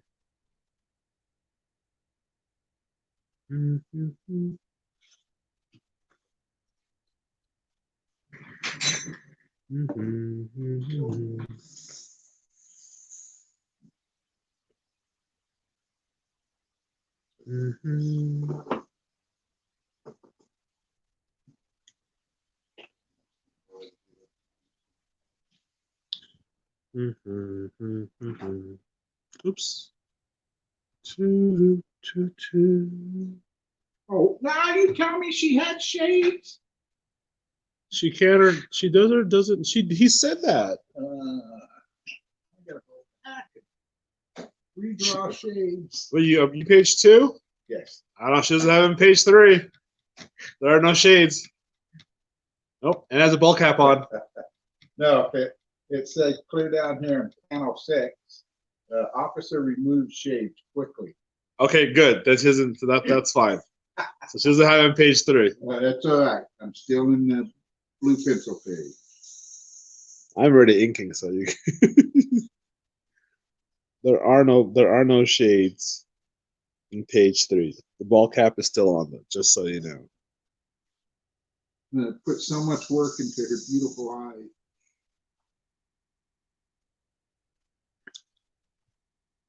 Right.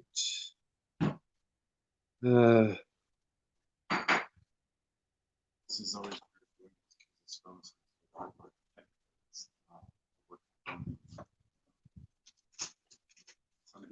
permission. Are you who you say you are? You this person. Just need this.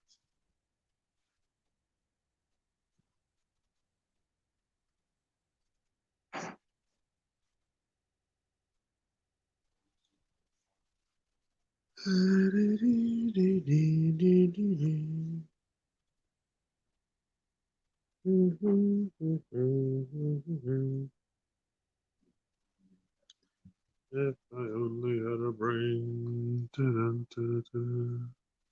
Do, do, do, do, do, do, do, do. Okay. I do enjoy my first panel though.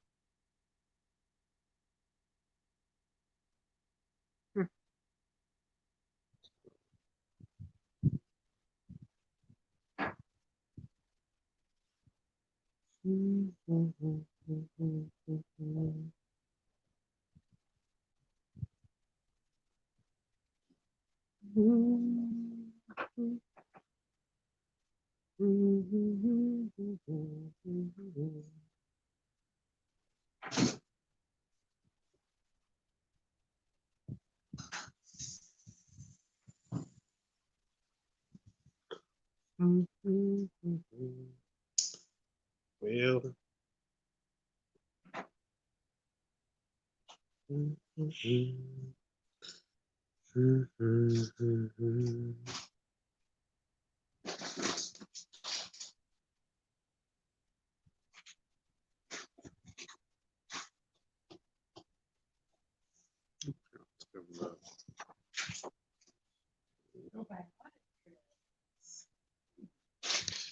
Hey. Ooh, could you open some, please? Is that what I got? Sure. Well, Yeah. this is You want it in a bowl? like at all. I'm sorry, I'm kind of wedged in. Well, unfortunately, this isn't going to work at all. I thought it would. Doesn't look like it's going.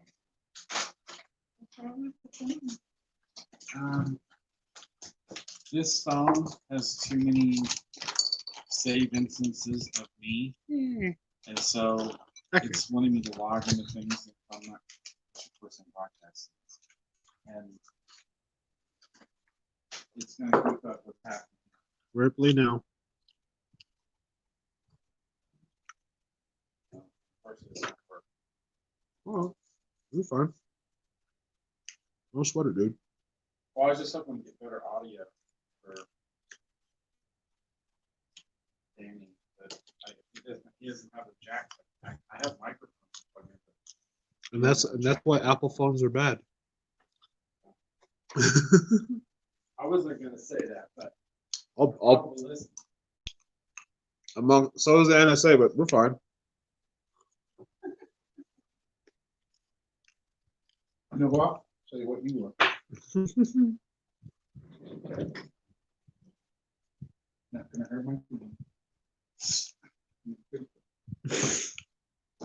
Must be strong. Must be strong.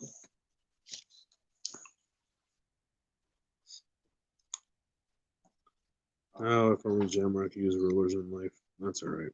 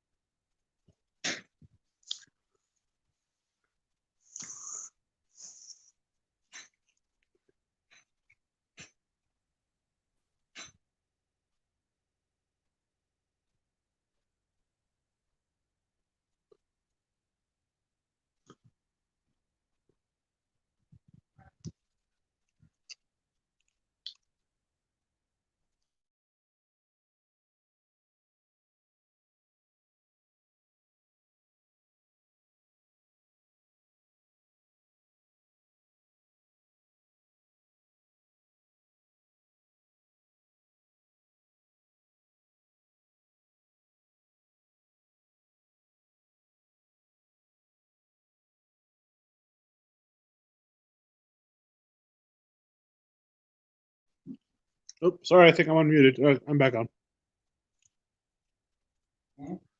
I'm back on. Muted and then So I feel like you guys are doing like telephone. skip. Well, what I was Maybe thinking one about, on Mars or. Well, unfortunately, you do for karaoke. you, no, there is not. But I was actually thinking about trying to broadcast some of the old serial episodes. Oh. In between, can we? So that can be done after 6 o'clock. How do we? Done in a couple minutes because I've been trying to see if it'll work. What do you mean though? Like have it play? I was supposed to get a broadcast directly through this. Try it and see. Oh, okay. Do the one oh ones with Dyshan on it. That way they can see That's who. what I thought. Oh, The problem is I can't do Dark Man. It's because it's too what? risque. No, it's fine. That's fine. All right. That's a perfect example. Ripley, I have no food for you. Ripley, you want some cantaloupe? Would you guys like some cantaloupe? Oh, yes, please. None for me. Ripley.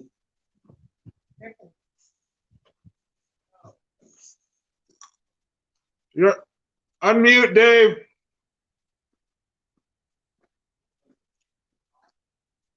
No.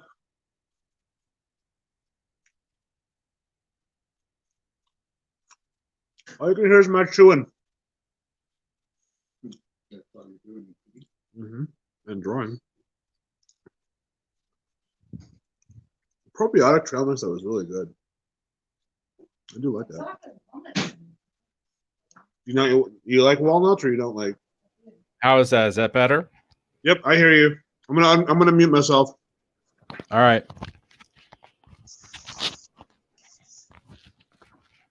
All right. So what we're going to attempt to do here is it's my first time trying to run the control room, but one of the things I'm supposed to be able to do from inside the control room is actually broadcast video and stuff, like from previously recorded things. So I'm going to see if I might be able to broadcast a couple old episodes of In the Studio Retro Retrospective that Dee was actually a guest on. So we're going to hook a couple things up here, and we're going to see if it'll work. I might also completely destroy the stream, but we'll just log back in. All right. So Thank you. Sweet. Where are we at here? So for those people who may not be too familiar, way back when I first got interested in kind of doing live video or doing video on the internet of any kind, Jan and I, we started doing a show called In the Studio Retro Retrospective. And then that's kind of morphed and evolved. So now it is Retro Rogues Live that I now do with Eric Alexander. But during that same time period, we had several different kind of guest hosts that came on who did episodes with us. And one of them was actually to tell them to drop black. Was actually D. So I'm going to see. Next page. I'm just trying to figure out where my backup is because I'm logging into another computer. Where is it at? So we did this show kind of similar to our retro reviews, mostly talking about older material. Where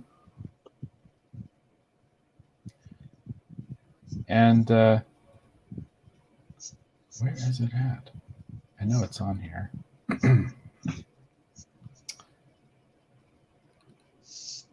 All right. So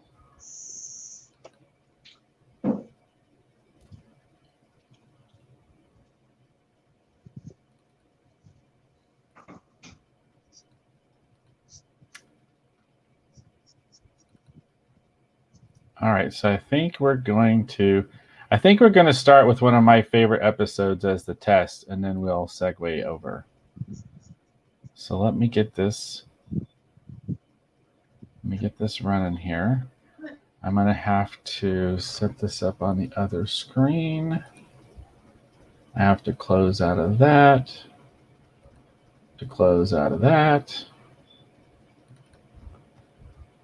Gotta get this over here.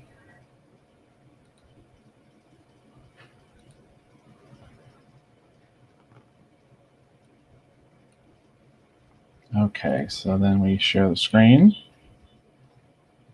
And then we click share audio.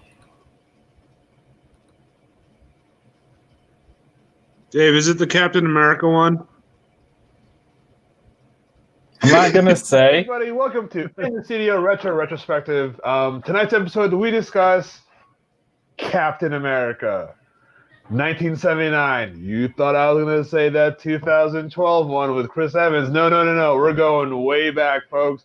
Back to a time where a man could just cruise the open highways of California, maybe put something down on canvas and fight crime.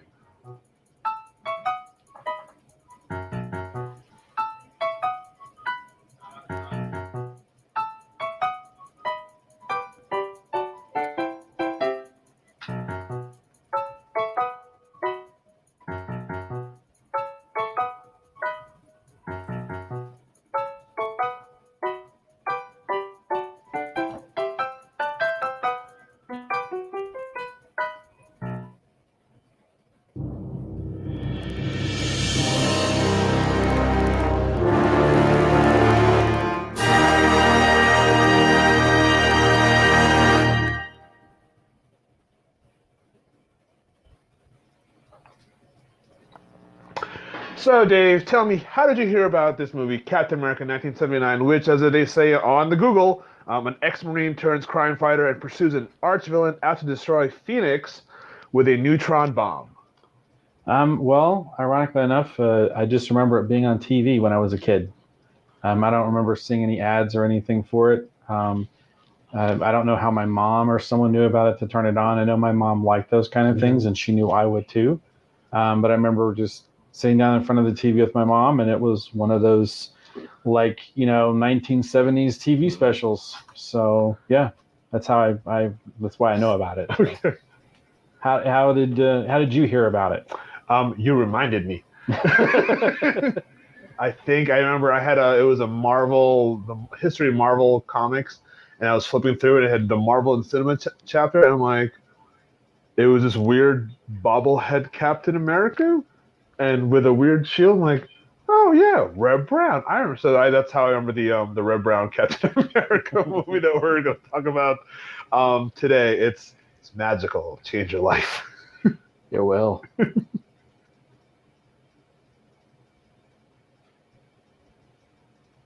So, Dave, in regards to Captain America 1979, what are your thoughts about the movie as it relates to today, 2016?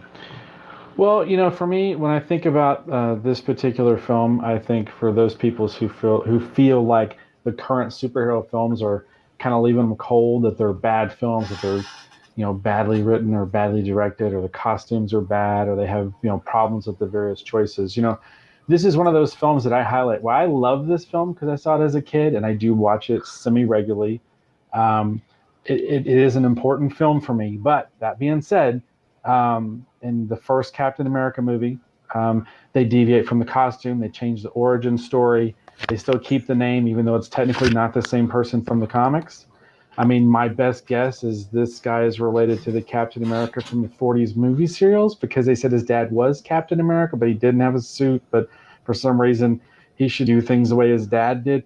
It makes no sense whatsoever. He doesn't get he gets his powers from a serum, but it's a really weird backstory. And it's the flag serum, the full latency ability gain. It's just, this is one of those films. It's like when I hear people complain about other things, I'm thinking about, well, what about this movie? And what about Catwoman? And there's a lot of other films that you can go back to. But that being said, as a time capsule of the 1970s superhero genre on television, it's an interesting artifact. And there's a lot of things I really like about the film. But that being said, the newer films are absolutely wonderful. Winter Soldier is probably one of my favorite superhero movies of all time. Fantastic. Still to this day, no less. Movie. I cannot recommend that movie highly enough. Good job, Chris Evans. So, that's how I feel about it in terms of today. But, what are your thoughts about the movie? Having seen it just recently, what are your thoughts about the film? Finally being able to go through the fog of my memory of seeing these clips and going, what was this? If you have a friend that you kind of want to just suck 4 hours out of their life in a fun way, they should watch the first Captain America movie. It was kind of bad. It was really weird. there's a lot of he just drives. He has a really cool van. That's what I got out of it. He has a really cool van. There's a lot of logic gaps of how things happen, and the villain isn't really threatening. And at one point, he's riding in the back of a truck that has a neutron bomb. Why would you do that? I'm not spoiling anything. It's the synopsis, but Reb Brown. I know he's really big. He's really blonde. It could be worse, but it's not ish. But just 1979 for what they had to work with, and if you have nothing else to compare it to, it's like The Godfather, but not. It's interesting. It's very kid friendly. My son watched it. He said, "Daddy, what does the Red Skull appear here?" I said, "No, he does not, honey." Is this where he fights MODOK? No. There's no MODOK. Is Hydra in this? Not at all. Not at all. There's a dude who is supposed to be Nick Fury, but not, and doesn't let Captain America get with the girl in the movie. And they're about to, and I'm just totally blocks him, and just has a really bad timing. But other than that, it could be worse.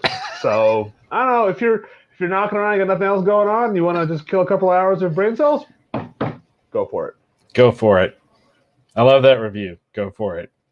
Recording? Who are these guys? Yes, recording right now. It's recording right now. Yes. Just like last time, it's recording right now. That's exactly right. All right. So for those of you hopefully watching, that's actually the second episode of In the Studio Retro Retrospective that eventually became Retro Rogues. So D is in the chat, and I have sent him an invite to join the show. So I'm just waiting for him to hopefully log in. In the interim, let's go ahead and let's maybe watch one that D was actually a guest on. Let's see. Those are going to be on the tower still. So let's fill a little bit more time here. And we just did Captain America. Let's go ahead and do Death Too Soon, and then I'll get these files transferred over so we can actually watch them. So let's see here.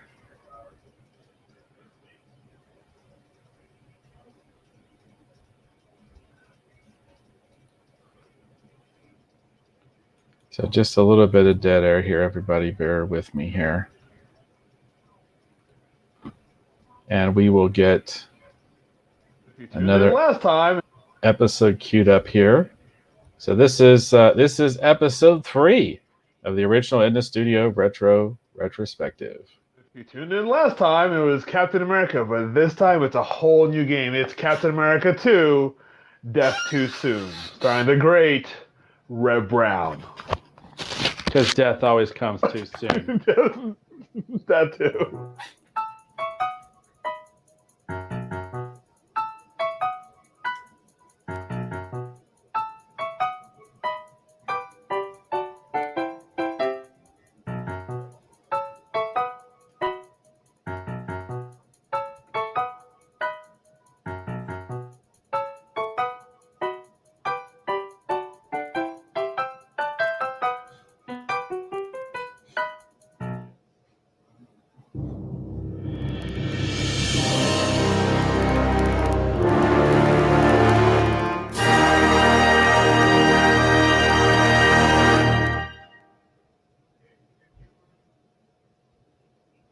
Thank you for joining us, friends and family. I am your host, the Janimal, cartoonist from New Jersey, now living in wonderful, beautiful, it's really red and rocky, Sedona, Arizona, with my other host, the man, the myth, the legend, Dave Beatty. Hello, everyone. Keep going. So Dave, tell me, how did you hear about Captain America 2, Death Too Soon? Well, just like the last one, somehow I guess my parents knew it was going to be on TV. They wanted to see the sequel. And so it was just on one night. The funny thing about this one is that for some, I don't think they showed it in two parts on TV, but it, for some reason in my mind, either maybe they turned it off for some reason, but I don't really remember much beyond when spoiler alert, he's at the prison and the bike goes off the end and he does the hang glider bit. No, I take that back. It wasn't that. It was the scene before, spoiler alert, where they're at the dam and the bike goes over the side and it looks like a stuntman probably died. I thought that was in the first one when he rolls off. No, it was in the second one. Oh, hell, okay. It's probably in both of them. I know for sure.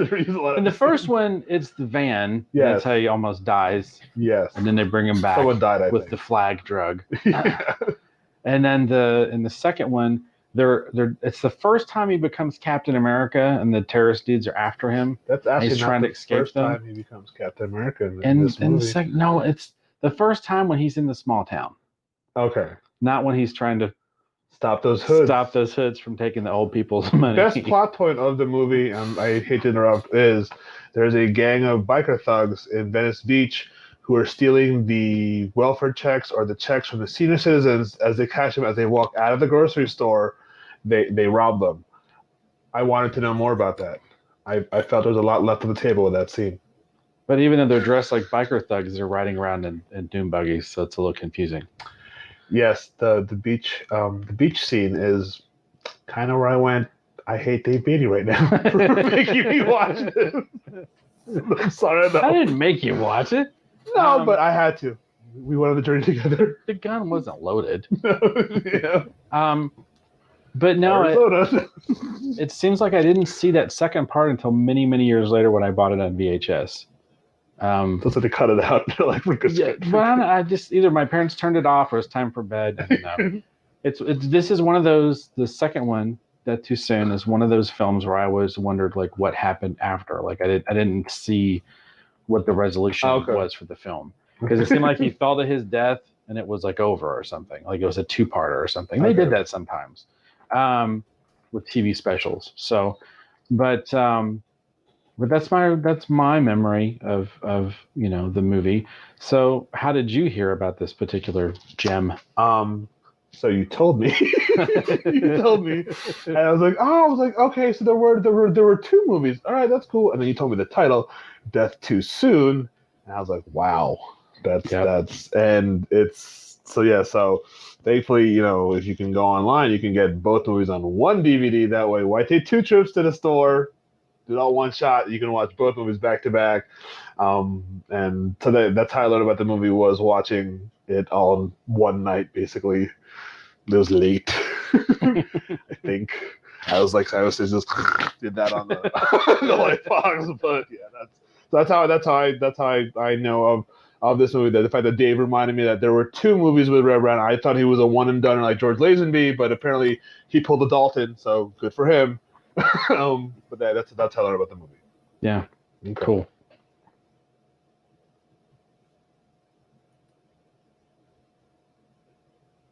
So, looking back, this aired apparently 10 months after the first one aired. 10 months. In 1979. Make them while it's hot. It's they're like Irish twins.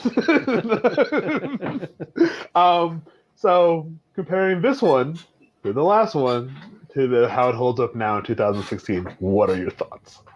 Well, again, like the previous one, I do enjoy these films, and I have very fond memories of both of them. But my memories for them, I think, is just a lot of it has to do that I saw them when I was a little kid. Mm-hmm. And for the longest time, this was the only Captain America that I knew beyond the comic books. Yeah. And it was neat to see the Captain America from the comic books running around in a TV movie, because unlike the last one, this one, he's actually wearing the proper costume. Yes. At the end of the other Captain America film, they actually reveal the costume, and you're going, oh, now he looks like Captain America, but he doesn't actually wear it until this one. Also, this one has more action scenes because he's already Captain America in the Captain America costume. Yeah, like $5 extra on the action budget. Yes, an extra $5, but for me, it goes a long way. Because I think Death Too Soon is a lot more enjoyable film, because it's not only that, you also have Connie Sellecca in an early role. A lot of people would know her from Greatest American Hero. It's weird. She's playing the same character as the blonde-haired lady And who they looks never nothing like address it. her. Yeah, that's kind of weird. But also this has the late great Christopher Lee. Playing the arch evil terrorist villain Miguel with a Yes, British Miguel. accent. Yeah, it was interesting. Yes. But for me, and then there's the weird cameo of Heathcliff the cat. It's not so much a cameo as it's a cat. Yeah. But they do call it Heathcliff. Yeah, I always think of it as a Heathcliff cameo, though. Okay. All right, That's just how I think of it. So I'd say this is much better than the last film. I personally enjoy this film because I have a lot of fond memories, about the film. The stunts are pretty good. Yeah, there's some pretty cool stunts. I mean, it's kind of a slow burn, spoiler alert, when they do the hang glider bit, where the hang glider comes out of the back of the motorcycle. Yeah. But then that being said, it's kind of cool when you see it because it's really a dude on a hang glider. Like, it's not CGI. It's so that's kind of fun. But compared again to the more recent films, because the newer films are absolutely so fantastic, it really doesn't hold up very well. But the other thing that has to be brought out, we have to discuss the motorcycle toss. We have to discuss. So we're gonna. I want to know your thoughts about the movie today, but after that, we have to discuss the infamous motorcycle toss. Spoiler alert. It's better than the first one. Number one, this movie, it's very campy, and the again, I kind of wish they did more with the plotline of the gang stealing from the old people. That was kind of interesting. This one, when he moves to the small town, it looks like it's a beautiful backlot that the small town lives in, and the whole it plays. I was waiting for the black van with the red stripe on the side to show up and Mr. T to come out, but I guess it's a couple years too early for it. But it plays like an 18 episode. Yes, it is. It was episodic. It's a TV movie, so it hits all the TV movie beats. And spoiler alert, you're gonna see one of the bad guys. It's Opie's dad from Sons of Anarchy. So there you go. The whole time going, oh, I know this guy, and it's Opie's dad. So there you go. So all you Sons of Anarchy fans, watch Captain America: Death Too Soon. It's kind of like it's like Charming. So there, it's for 1979. Like you've never seen Captain America on TV, or just in real life in the flesh. Sure, he's wearing a giant helmet for no reason beyond that he rides a really cool bike, which again, I think they spent half the budget on because a lot of shots of the bike. I don't blame them. In 1979, you made a cool bike with duct tape, so go for it. Well, and you got to think about it too. 1979, that was in the era of Evel Knievel. It's a red, white, and blue bike. There's a lot of motorcycle stunts. I think that is definitely reflective of the era in which it was made. Explains the first when you first see the bike in the first movie, which we probably should have talked about in episode 2. But episode 3, oh, by the way, the flashback, we're like the bike montage and the first one, that's Evel Knievel. Yeah. Because why else would you have a ramp in the middle of the woods? Oh, yeah. It's total Evel Knievel. Just the Elvis built that. So, yeah, that makes sense. So, speaking of bikes. Nice segue. Thank you so much. Which is not a bike. Motorcycle. So it's 2 wheels and you drive fast. Wow. So you do owe it to yourself to somehow buy this movie, download it, or what but by paying for it, not illegally, guys. Yeah, we don't condone that. Not like that other movie that I downloaded illegally. It's I yelled and just like what? Yeah, it's. So we have to describe it. So you could this whole thing should just be a spoiler alert. Anyhow, there's a scene in the film where Captain America is inside a prison controlled by Miguel and his terrorist gang, and he's trying to get out of the prison to pursue Miguel, who is escaping in of all things, a station wagon. He could have got to the front of the gate but for whatever reason, he's like up against a wall, so he decides to pick up his motorcycle and throw it to this upper level walking path. well, you know what? Let's just act it out. So this is Captain America, and he's got to throw his motorcycle, to the wall over there. So he just kind of just looks up at the wall, right? Yep. And he just throws a motorcycle like this, and then it kind of just lands like that, Very Yep. gently. and then he jumps up. This is and see, these are it's not action figures, it's reference. And he gets on top of the motorcycle and then rides down like the Great Wall of China with it to get out of the jail. So now the problem is he has to go down the stairs to get out of the jail. But again, it's Captain America motorcycle up and then. But he doesn't have to worry about the stairs because that's when he uses the hang glider. Oh, that's right. That's the hang glider scene. But the He part about got a lot of lift apparently. yes, he did. He go from here Yeah. this way Yeah. and then that way. Yeah. But no, yeah, it's of all the scenes in both these movies, the hardest one to watch and the one worth watching is when he throws the motorcycle because it totally straight up. I mean, we're going to describe it, but it goes straight up. What I did and it doesn't very do it justice. gingerly lands. on the Yeah, ground. it just looks like it's the best wire. It's better than Crouching Tiger. The best wire fool you'll ever going to see. But no, yeah, we had to talk about the motorcycle scene. But I mean, the thing of it is this is like it's a dated film. And I don't think it's an A-Team script. I think this is actually a repurposed $6 Million Man script. Is what I think it is. There's just a lot of cues and a lot of setups and stuff that remind me of an episode, a two-parter of. Yeah, he even does the hearing thing, and it's like, and he didn't do that in the last one. No. So there was none of that. They had an extra $5 to spend on the budget. An extra 10 months five. later. Yeah, exactly. The part when he rips the paneling off of the crate to find like the drugs or something. Yeah. But for some reason, first he lifts up the box and puts a little wedge so he can rip the panel off. And I'm like, you're Captain America, just rip it off. Why? You don't really need to do that. But Reb Brown is a very considerate Captain America. Property damage is not his thing. So get some good sound effects. So, he lifts it up. I'm telling you, $6 Million Man. Yeah. This is a repurposed $6 Million Man script. Almost the way he jumps. Yeah, I was just saying. There's no robot Bigfoot though. So that kind of.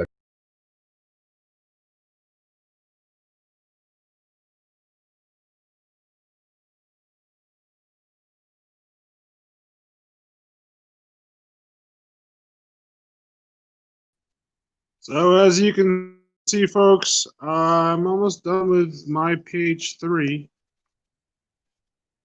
Oop, and we'll go back. Again, thank you if you're tuning in. Thank you for going along on the journey with us. Really appreciate it. Let's see if got another episode going on. Not yet. No, I'm gonna keep talking. I'm keeping talking. You can do it. Just fun fact: don't know how to draw camouflage. Kind of making up as I go along. So there's that. Go dazzle. Put all the shinies on everything. We're just gonna arbitrarily make stuff up.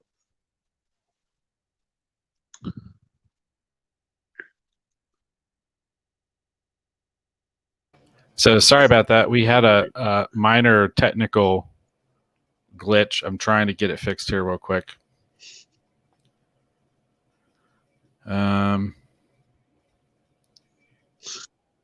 Yeah. Hey, Dave. Did you know that I won Updog No, yesterday? I did not know that. Yeah, I won Updog. Is that a joke? No, but I won Updog. I don't know what that means. I don't know. Don't know what. Are you trying to get me to say this? Say what? What, one up, dog? You won. No, I won Up Updog. I don't know what that Yes. is. Yes, I did. What one? Don't up know dog what is. what is.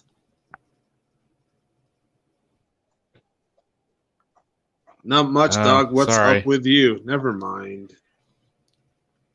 All right. All right. Would have worked. How's that? So I think I got page 3 done. Okay, I think we're back. Let's test it. We can act it out right now. We just get green screen and this. We We're sure good. could, yeah. There you go. Captain America 3, Death in the Woods. All right. Well, thank you again for joining us. I am the Janimal. Thanks for tuning in. And I'm Dave Beatty. Until next time, something witty, I can't think of what to say. We're a work in progress. We'll see you next time. See, Even even the great Christopher Lee. The great Christopher Lee. If you want to In see a role he'd probably rather forget about. he can now. Oh, that's That's wrong. Oh. I'm sorry.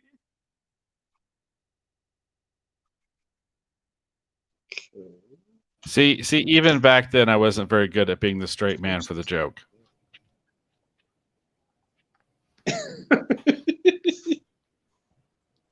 I've somehow misplaced the script. Oh, that's not good. That's here somewhere. I just don't- Okay, so the episodes with D, I'm still transferring over. They're taking longer to upload than I thought. I think it's because these actually have video in them, and these other ones just have slideshows. You know what I mean? So they're larger in file size. Okay. And then I sent an invite to D. He messaged me so he could hopefully join the stream, but I haven't actually seen. So long as he got it, that's good. Yeah. So hopefully when he's ready, he'll let me know and he'll show up here in the backstage, and then I can put him on the show. So SteamYard's pretty cool. I get SteamYard. I like it. So I'm gonna head over to you. I'm just gonna unmute I'm gonna mute myself. I'm gonna give you my page 3. There's a bit of whiteout on it. Just want to let it dry, but otherwise close enough. It's good to go. okay. Hello and welcome to In the Studio Retro Retrospective. Tonight's episode we discuss Night of the Sentinels, the X-Men 90s cartoon classic from Fox TV. This is how you spend your Saturday mornings. So sit back, relax, and we'll be right back with you.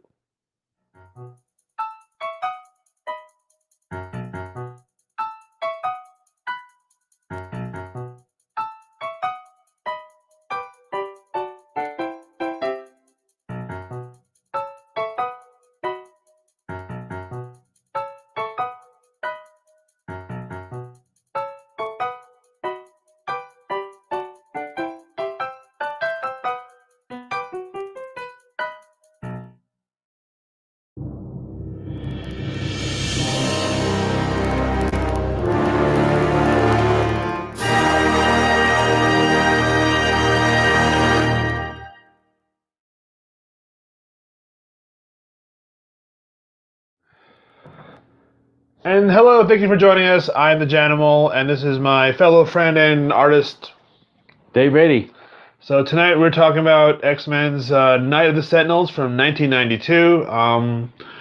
So how did you first hear about the TV show?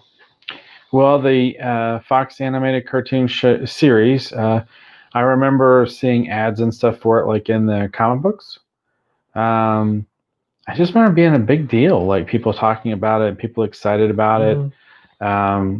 It was one of those things where, the X-Men was one of those really great, fantastic comic runs for so many years, like a award-winning series. Everybody loved it, so everyone seemed to be really excited about the cartoon. So I knew people that were talking about that the cartoon was coming on soon. I remember seeing the ads for it. So just kind of a confluence of things. But what about you? How did you first hear about? I think I am a 90s Marvel fan, and I remember reading the Muir Island storyline, and then then once that ended, and they split into the two teams, and then I just remember, I guess it's probably in one of the X-Men books, there was an ad for it, and you're like, oh wow, and just to see that they took the comic book, and made, and there wasn't necessarily a Night of the Sentinels storyline, right?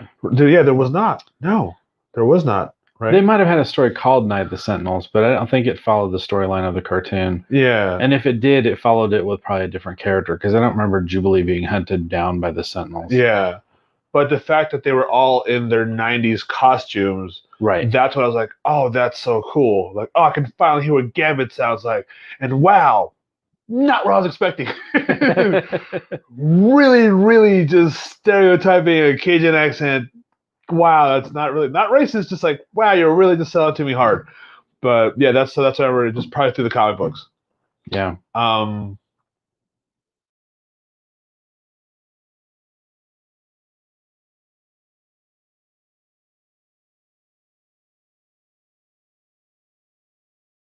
So we both talked about how we discovered the TV show, whether through just hearing about it or seeing the comic books. It's not, so it came out in 1992. It is now 2016. We've lived through several X-Men movies. Yes. Some pretty good. Some I didn't watch the last one, and I'm okay with that. How does the cartoon hold up now compared to not back then? Well, I think it's one of those cartoons that I think is kind of like a standard or a staple. Mm-hmm. I would put it up there with, if you're an X-Men fan and you've never seen the cartoons from the 90s, you should really watch them. They followed a lot of the comic storylines like really, really faithfully beyond just the designs of the characters, just a lot of the storylines and a lot of characters that I think we may begin to see show up in films now, but prior to that, I mean, all those different characters, they would just roll them out. And they didn't have Deadpool, did they? I don't remember Deadpool specifically, but I do remember when they did all the stuff with the Shi'ar Empire, and they did the Dark Phoenix saga. Of course, we're supposed to be talking about but just, seeing Gladiator and the Imperial Guard and all that stuff was absolutely amazing. So if you're a fan of the X-Men and if you enjoy the 90s era comics, you really do owe it to yourself to actually track down and at least watch a couple of the episodes.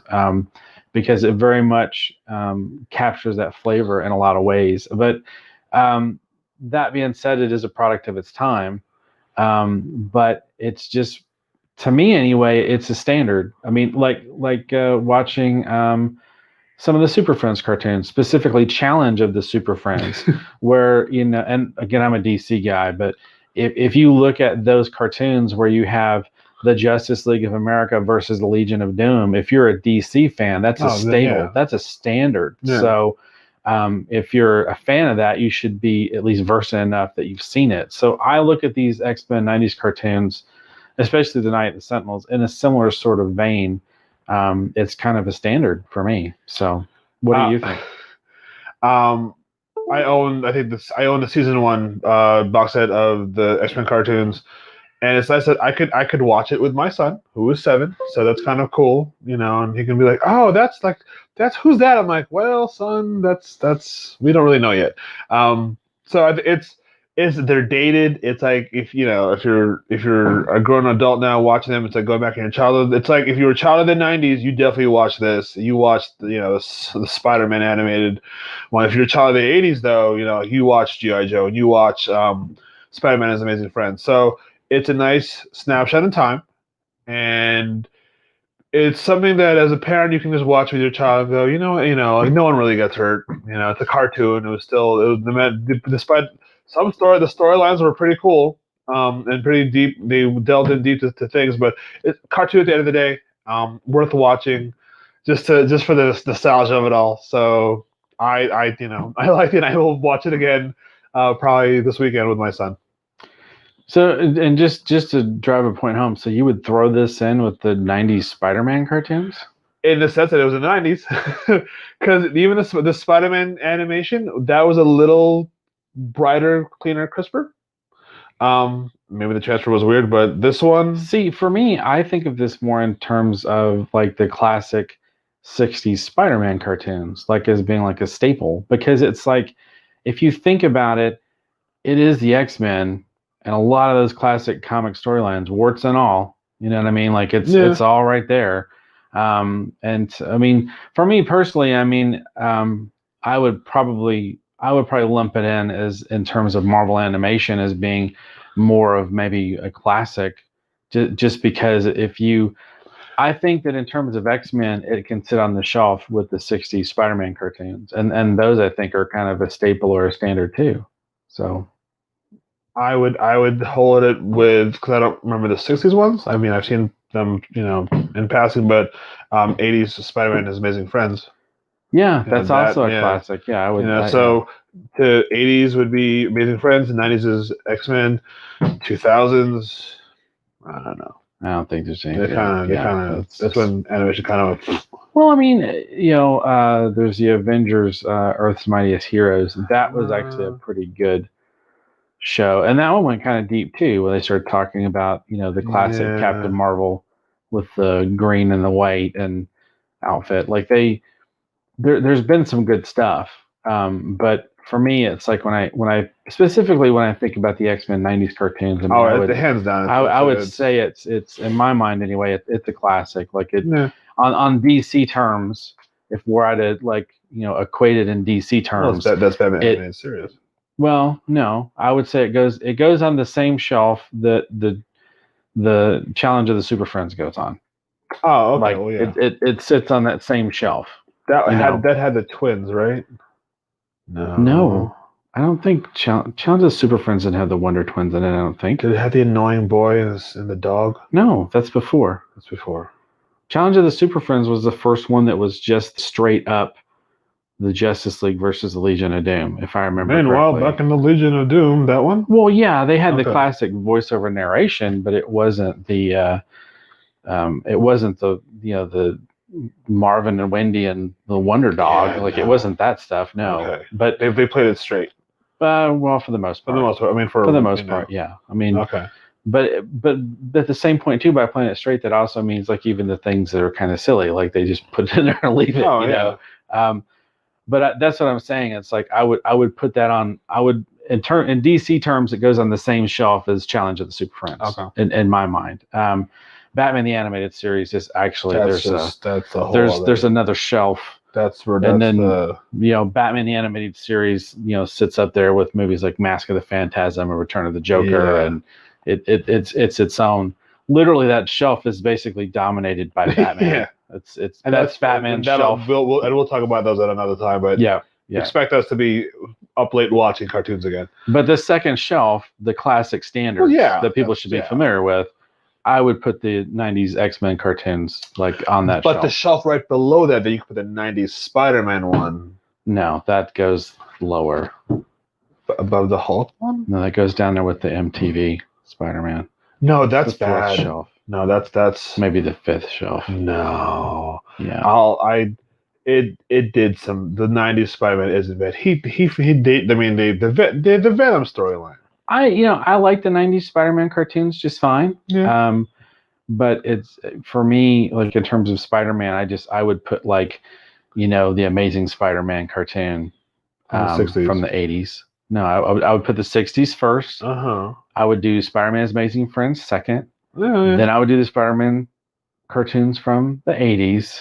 I remember those. And then maybe after that, I might put the '90s one. 90s? I like the '90s one fine. I'm not hating on it. It's just for me, it goes on a it goes on a different computer shelf. graphic background. That was it would be hypocritical for me to be mean about computer generated background. That's the pot calling the kettle black, for sure. But no, I mean, it's just for me. There's something about those cartoons. It's like it's good, but it doesn't. I guess it's because it's not close enough to the Spider-Man as I remember it. But I mean, there's been a lot of great Marvel anime cartoons. Like I would.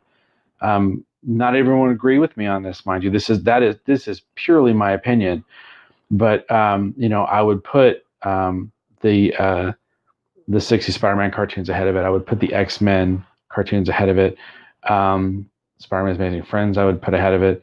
I would put the Fantastic Four cartoons from the '60s. I really enjoyed those. I was serious about that on our Fantastic Four episode. I would put those ahead of it. There's been a lot of really good Marvel TV animated productions I would probably put in front of that one. even as weird and quirky as they are, I think I even enjoyed the weird, almost Clutch Cargo stop motion ones that they did that took the comic book art directly from the comics. And they just moved them out like that. Yeah, and those are cool. Like the Thor stuff, I thought was really great, and I really liked the Namor stuff. Like that stuff's actually kind of cool. Seeing rows of those box sets at conventions, and it's I never pulled the trigger. Stuff. I kind of wish I did. And the one cartoon series I never hear anyone talk about that I really loved as a kid, that I've only seen a couple episodes of, but I still enjoy, is the Hulk cartoon from the 80s with that really like kick-ass intro. It would come after this amazing that stuff Super was, Friends. Yeah, that stuff was fun. So that's the thing. It's like, DC has an amazing legacy when we start talking about animation, whether it's these newer DVD films that they've done, like Under the Red Hood and even Crisis on the Infinite Earth. Like, I think I got that wrong. Crisis, whatever the name was. There's been a lot of really good, between New Frontier. That's a good one. Tales of the a Return. Now you can tell I'm getting tired. Can you tell us late? Dark Knight Returns. Batman Year One. I mean, DC has an amazing legacy when we talk about, and that doesn't even count. Yeah, and that doesn't even count, Batman the Animated Series, Superman the Animated Series, Justice League, and Justice League Unlimited. Like, they've had so many amazing animated productions, but for Marvel, they've had some really good ones too. It's just they're not as celebrated or remembered, and I think it's because for whatever reason, like, they didn't get played in reruns as much. They didn't get repackaged and put out there as much. Yeah, and I think that of anything, I think that's what's damaged their legacy. So it was because they weren't on TV as much. But at least X-Men, Night of the Sentinels, it holds a special place in both our hearts. And on that note, we're going to say goodnight or goodbye, or I don't know what time it is. But thank you for joining us. And again, I'm the Janimal. You can catch me on Facebook at the Janimal Draws. And you can catch me on Twitter at Dave B Cartoonist. I'm on Instagram as Dave B Comics, and I'm also on Facebook just under my name, Dave Beatty. So, all right, thanks for joining us, and we'll see you next time. All right, take care.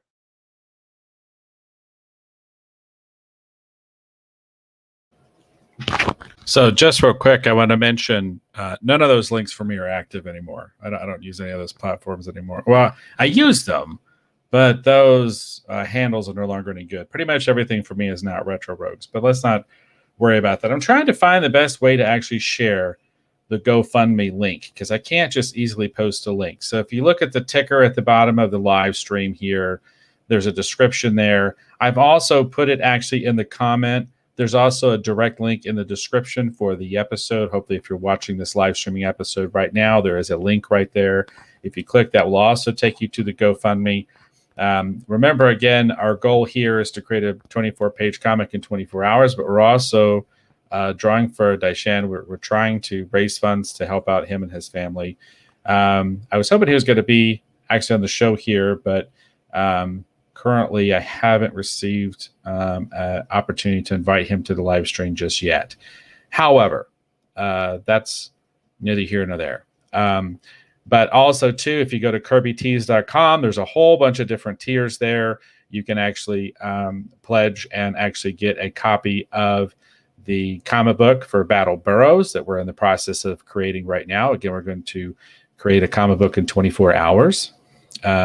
So there's that as well. You could get a copy of the comic book. You could get a T-shirt. You can get all these kind of fun things and actually help out, because, again, beyond the printing and the shipping costs to send these items to you, the funds that are raised, the money that is actually raised for this, is going to go to help out D with his medical bills and help out his family.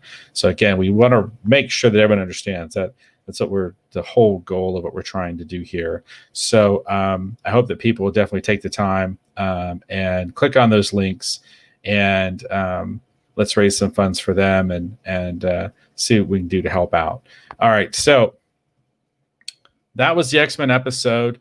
This was episode number 5 of the original In the Studio Retro Retrospective show. Again, this is the show that started all of this insanity that eventually led to the Retro Rogues live show that hopefully you have been enjoying. Again, these episodes are me with my original co-host, the Janimal. The Janimal is actually in the live stream drawing.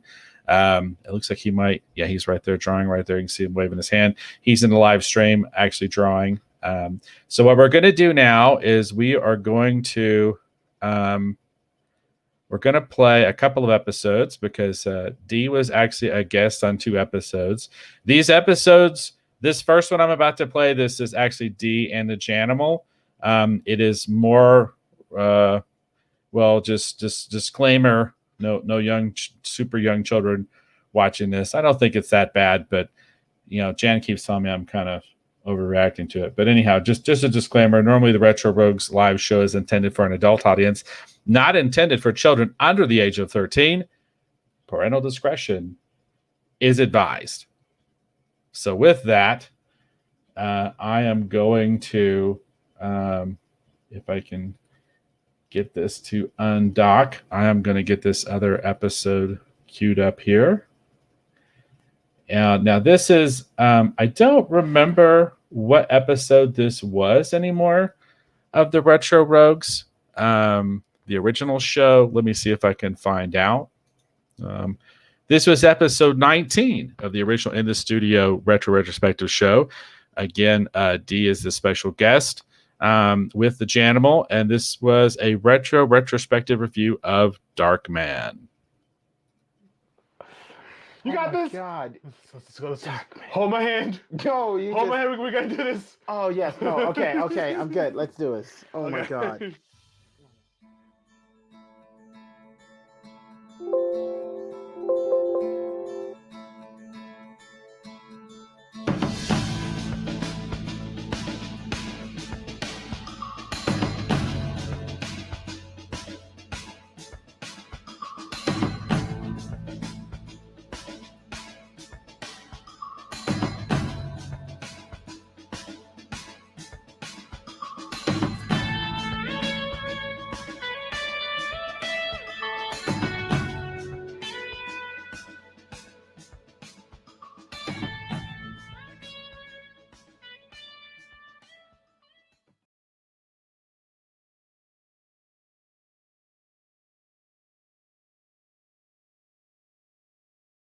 Hello, and welcome back to another episode of In the Studio Retro Retrospective.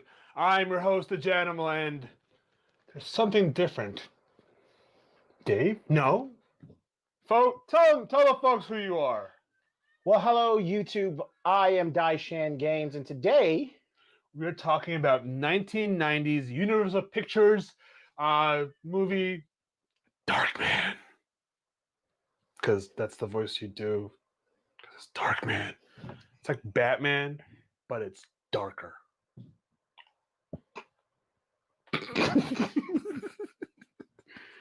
Darkman. Oh.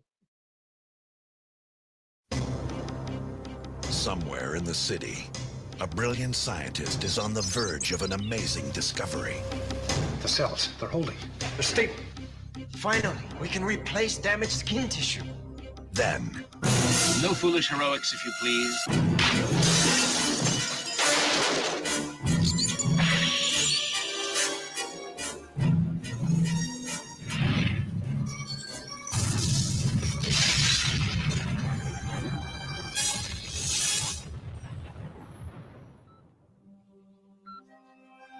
They destroyed everything he had. All that he loved. Everything that he was. Now, crime has a new enemy, and justice has a brand new face. I was afraid that you wouldn't want me anymore. Of course I still want you. The good news is that I know who's behind our little troubles of late. Finish it. Look about you. It's all mine. He has the power to look like any man. They stole both sets of witches! But he is unlike any man. I gotta tell you something about me. He's a cockroach. You think you kill him? And he pops up someplace else. In the darkest hour, Julie, who's the real monster here? there's a light that shines on every human being. But one. From director Sam Raimi. Darkman.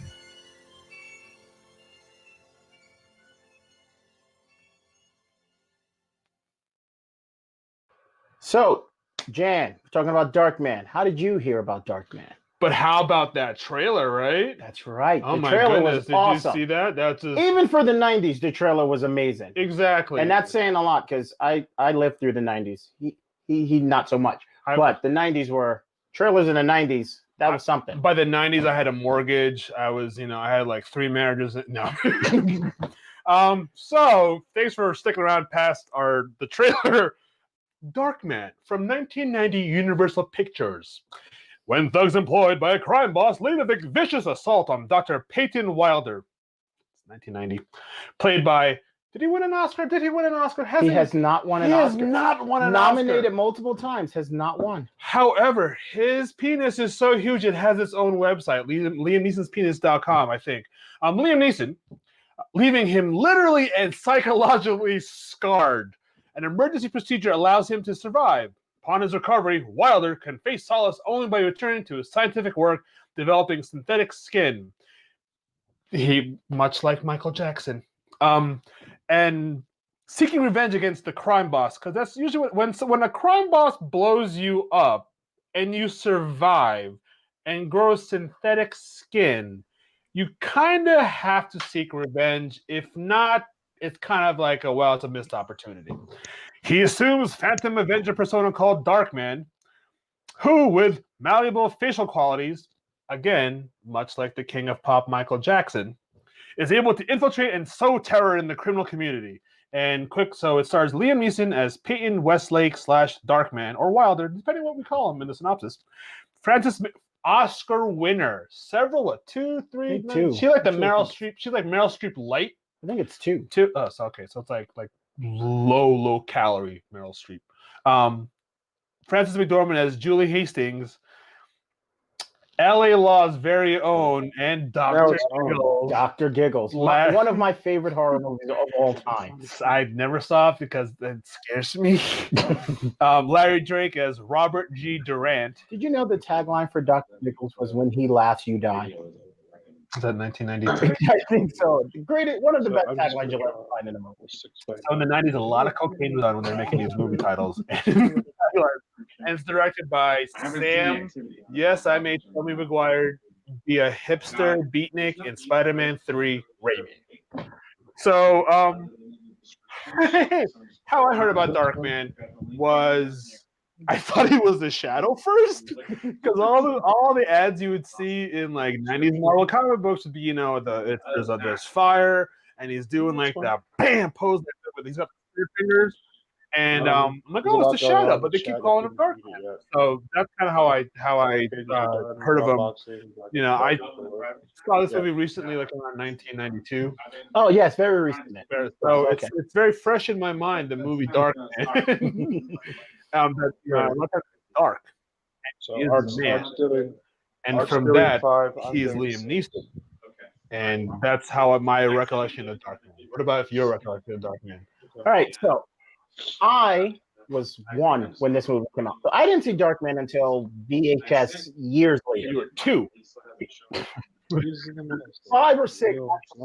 And before I saw the movie, I actually had the action figure. I had a Darkman action figure before I knew anything about the movie. Someone thought a movie about a man who is psychologically scarred.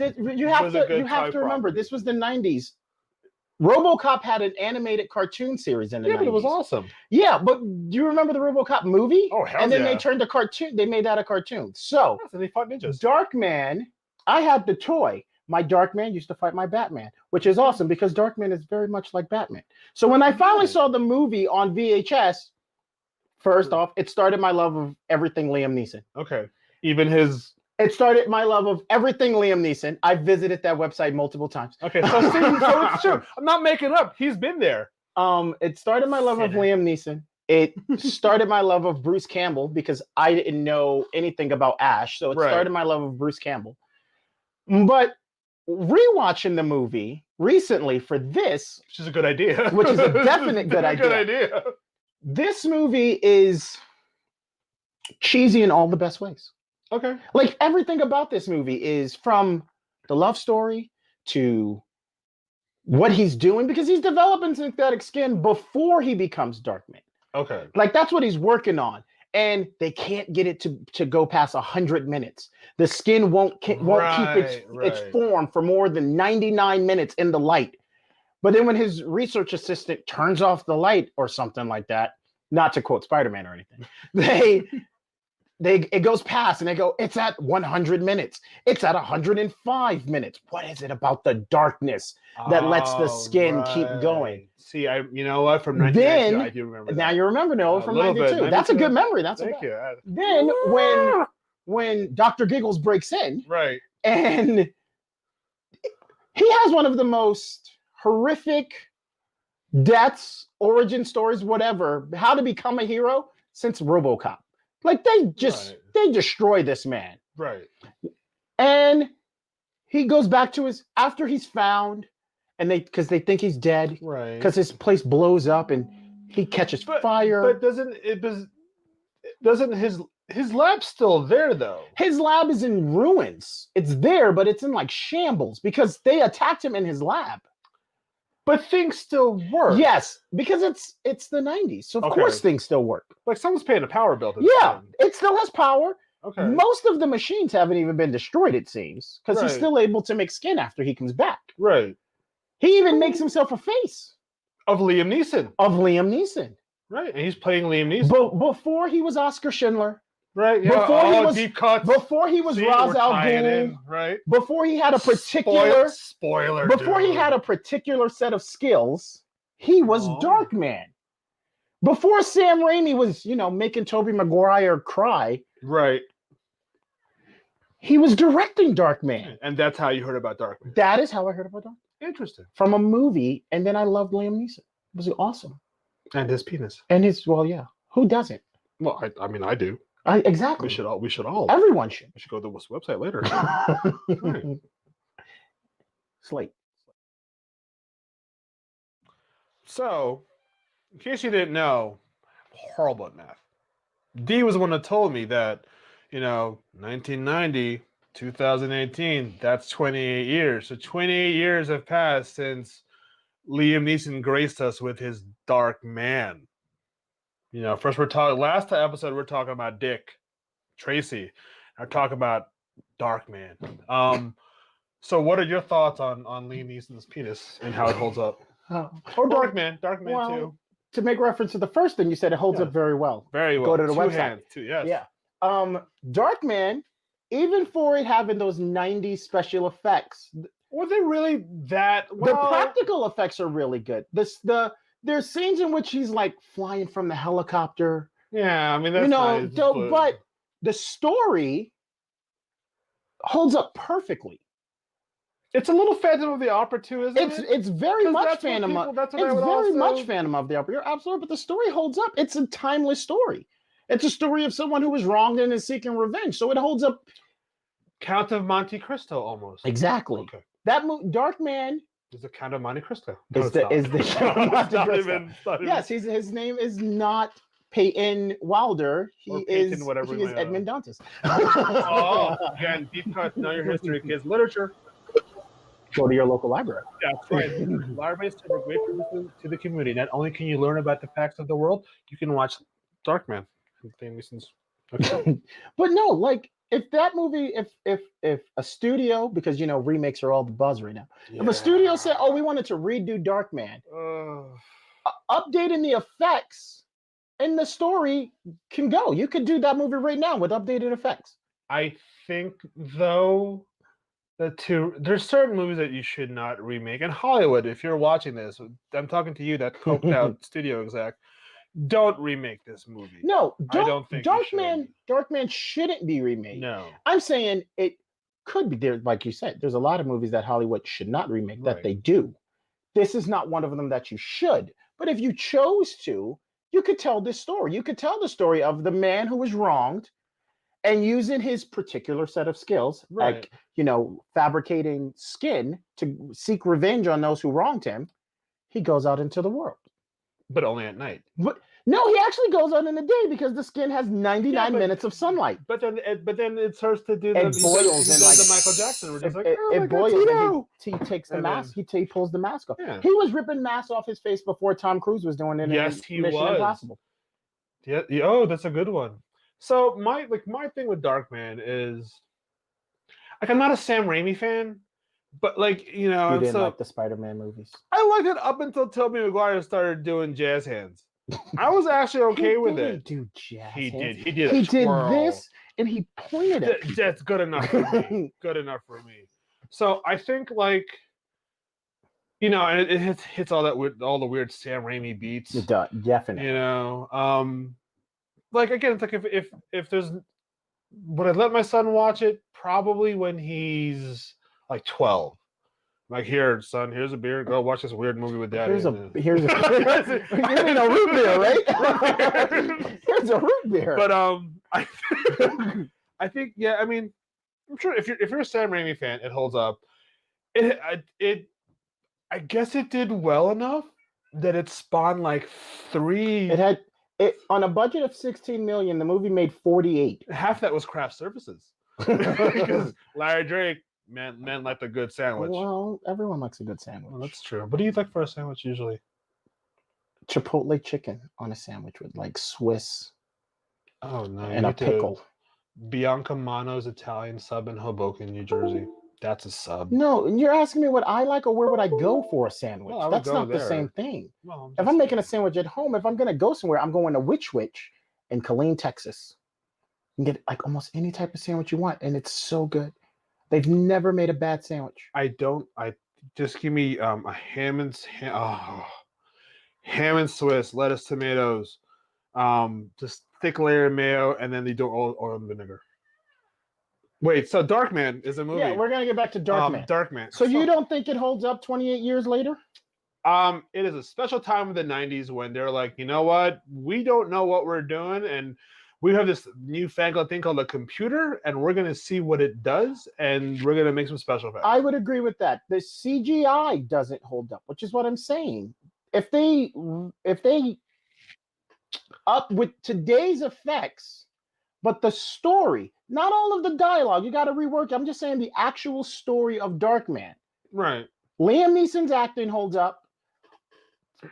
If you ever remake Darkman, there's one scene they have to do. There's one scene they have to do, and it's my favorite scene in this whole movie. He's in his lab. A cat comes out. He reaches for the cat hisses at him.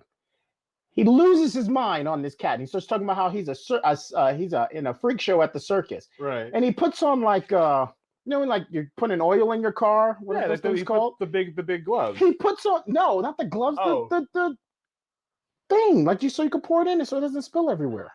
A funnel. A funnel. Yes, our producers are telling us it's a funnel. Funnel. He puts a funnel on his head and he starts dancing around and then he goes crazy and he starts breaking up equipment, screaming, "Yeah, this is what you want? You want a freak show?" It's so weird. Then he sees his reflection in the mirror and he stops and goes, "Control the rage." It's the greatest scene I've ever seen.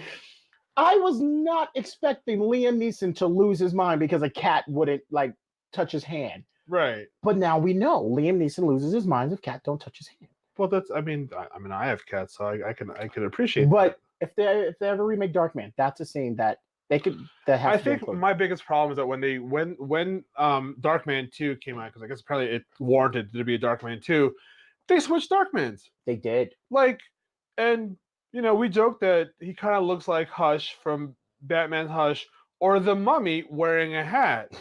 Oddly enough, the man who replaced Liam Neeson was Arnold Vosloo, who played the Mummy.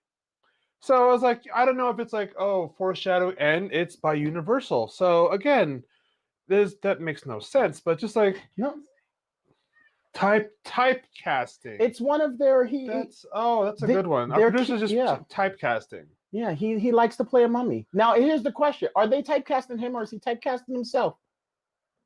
He did like two or he did three. Deep he did 3 mummy movies, and I believe he's Darkman in the second and third movie, isn't he? Second and third, he's Darkman. That's 5 movies in which he plays a mummy. Maybe he's just really good. Maybe he's just really good at being a mummy. He wasn't. He wasn't in the Mummy remake though, which I kind of understood. That was a good one too. We'll talk about later. But you say he looks like the Mummy. Remember, Universal owns all of those Universal monster movies. He was also the main baddie in Hard Target with Jean-Claude Van Damme. You want to talk about a deep cut? That's a deep cut. That's how I first got my taste of Vosloo. Was Hard Target? Yeah, man. It's been Lance Henriksen. Mine was the first Mummy movie. The first Mummy? Oh, yeah, no. Have you seen Hard Target? No. Oh, so at some point, that's a good. Oh man, it's John Woo's like first or second movie, but we're talking about We're talking about Darkman. It's his first. It's his first from our producers. I'm getting this from our producers. So I'm doing the motion as if we have an earpiece that I don't, but it looks really so. I'm getting this from our producers that was his first U.S. movie. So explain what was Mission Impossible 2? His second. No, third. Because Broken Arrow. No, he also directed Face Off. Fourth. Wait, so John Woo did Face Off. I know this because in Face Off there's a slow motion scene with some fog and doves. So it goes Hard Target. So we're gonna do. Are we talking about John Woo or the Mummy guy? No, John Woo. Okay, I'm just our making producers sure. say we're talking about John Woo really quick. So John Woo, it would go Hard Target, then Broken Arrow with Christian Slater and John Travolta. I do know that movie. Which then would segue into Face Off 3, which also features John Travolta. Right, because again, he's like, oh, we worked so well in this movie, we'll just ham it up in this one. And then Mission Impossible 2, The Search for More Money. Yeah, that's exactly what it's called. Yes. Mission Impossible 2. Slow-mo bike scene where nothing Easily happens. the worst of the series? No. Oh, so we're going a little off track. I apologize. This is to get this, but so Darkman. He thinks it holds up. I think it has a story that holds up. I think anything Liam Neeson does holds up. Frances McDormand. Yeah. Norm Macdonald's the husband. She's too good of an actress for her to do something that doesn't hold up. Right. And you got them two as the stars of the movie. Of course it's gonna hold up. Right. I think, though it is a tale as old as time, it's a hard pass. It's a hard target to hit. But I'm gonna pass on that one.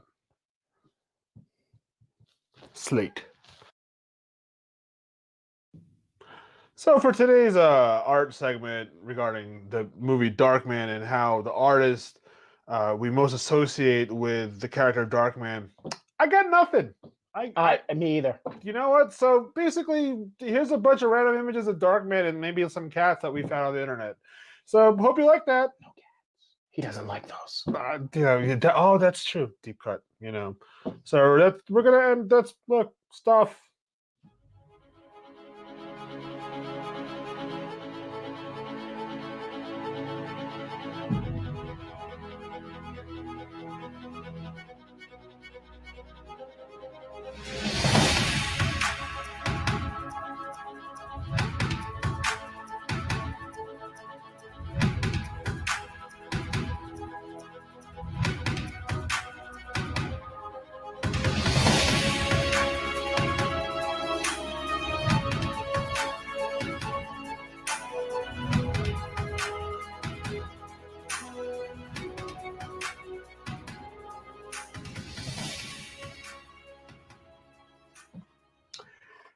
How about that stuff?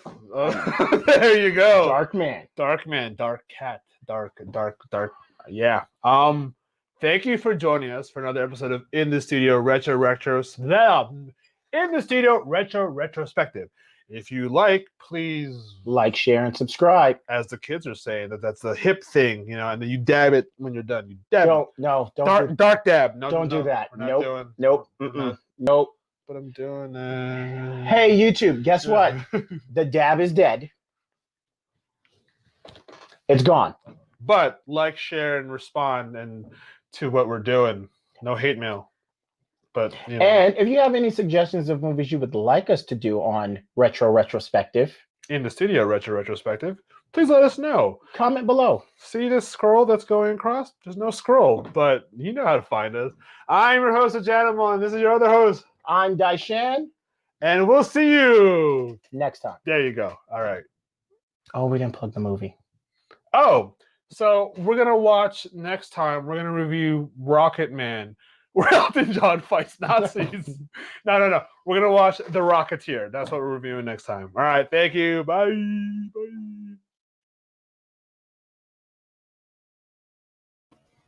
Okay, so that was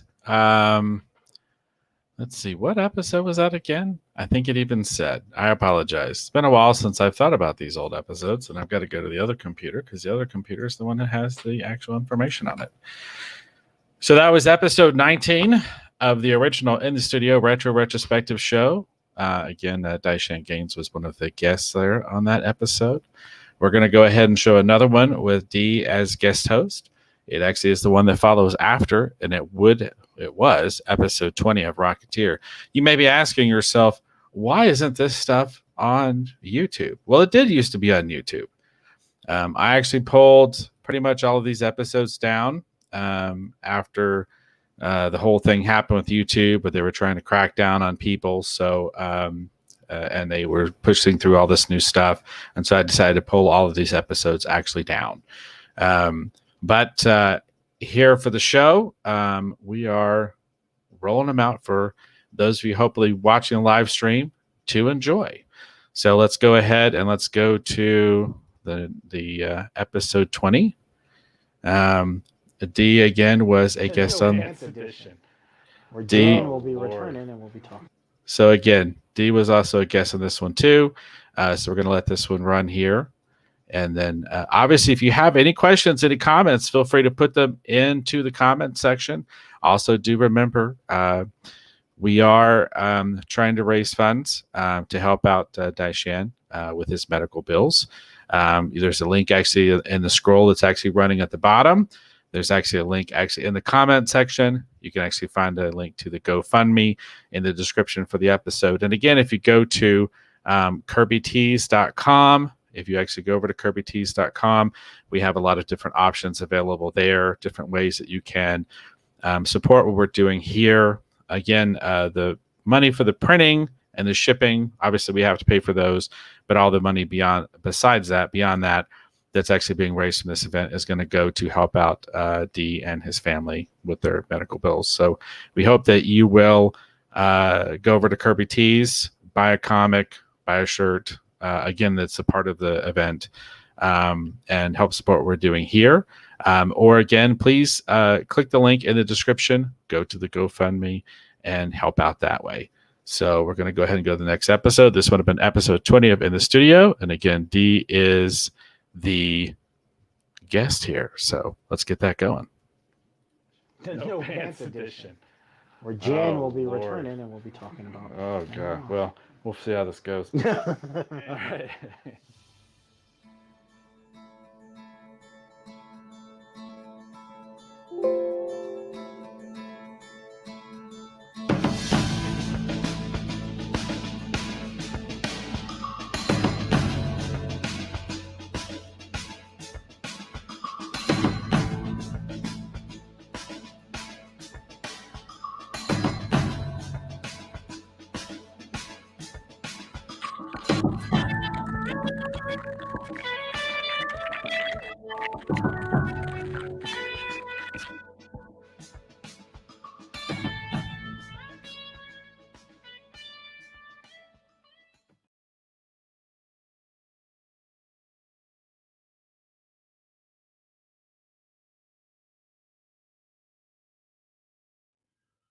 Welcome to In the Studio Retrospective.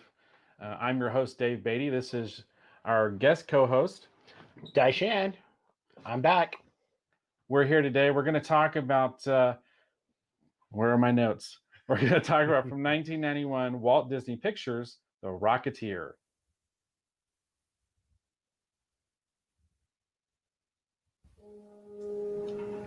To some, it was the fulfillment of a dream. To others, it was an instrument of destruction. A creation that could change the course of history. It was stolen from my factory. Where's the package? This is the FBI! What do we tell the president? Tell me exactly why this merchandise is so important to the feds. It's a rocket. A rocket? What? What's the matter? I don't know. There's something under the seat. Oh, my. What do we got here? What are you supposed to do? Is it a bomb or something? No. I wouldn't touch that if I were you.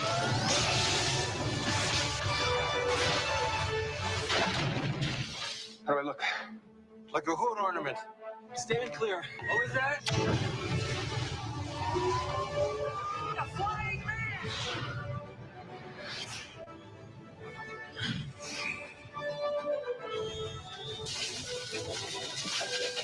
Yeah, go for it.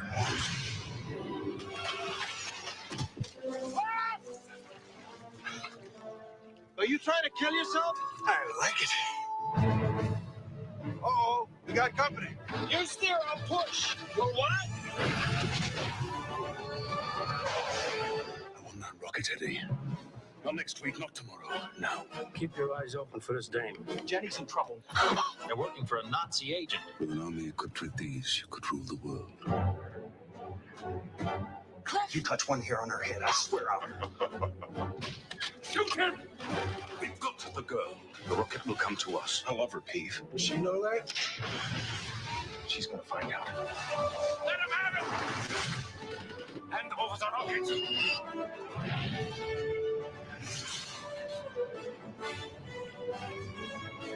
The Rocketeer. Go get him, kid.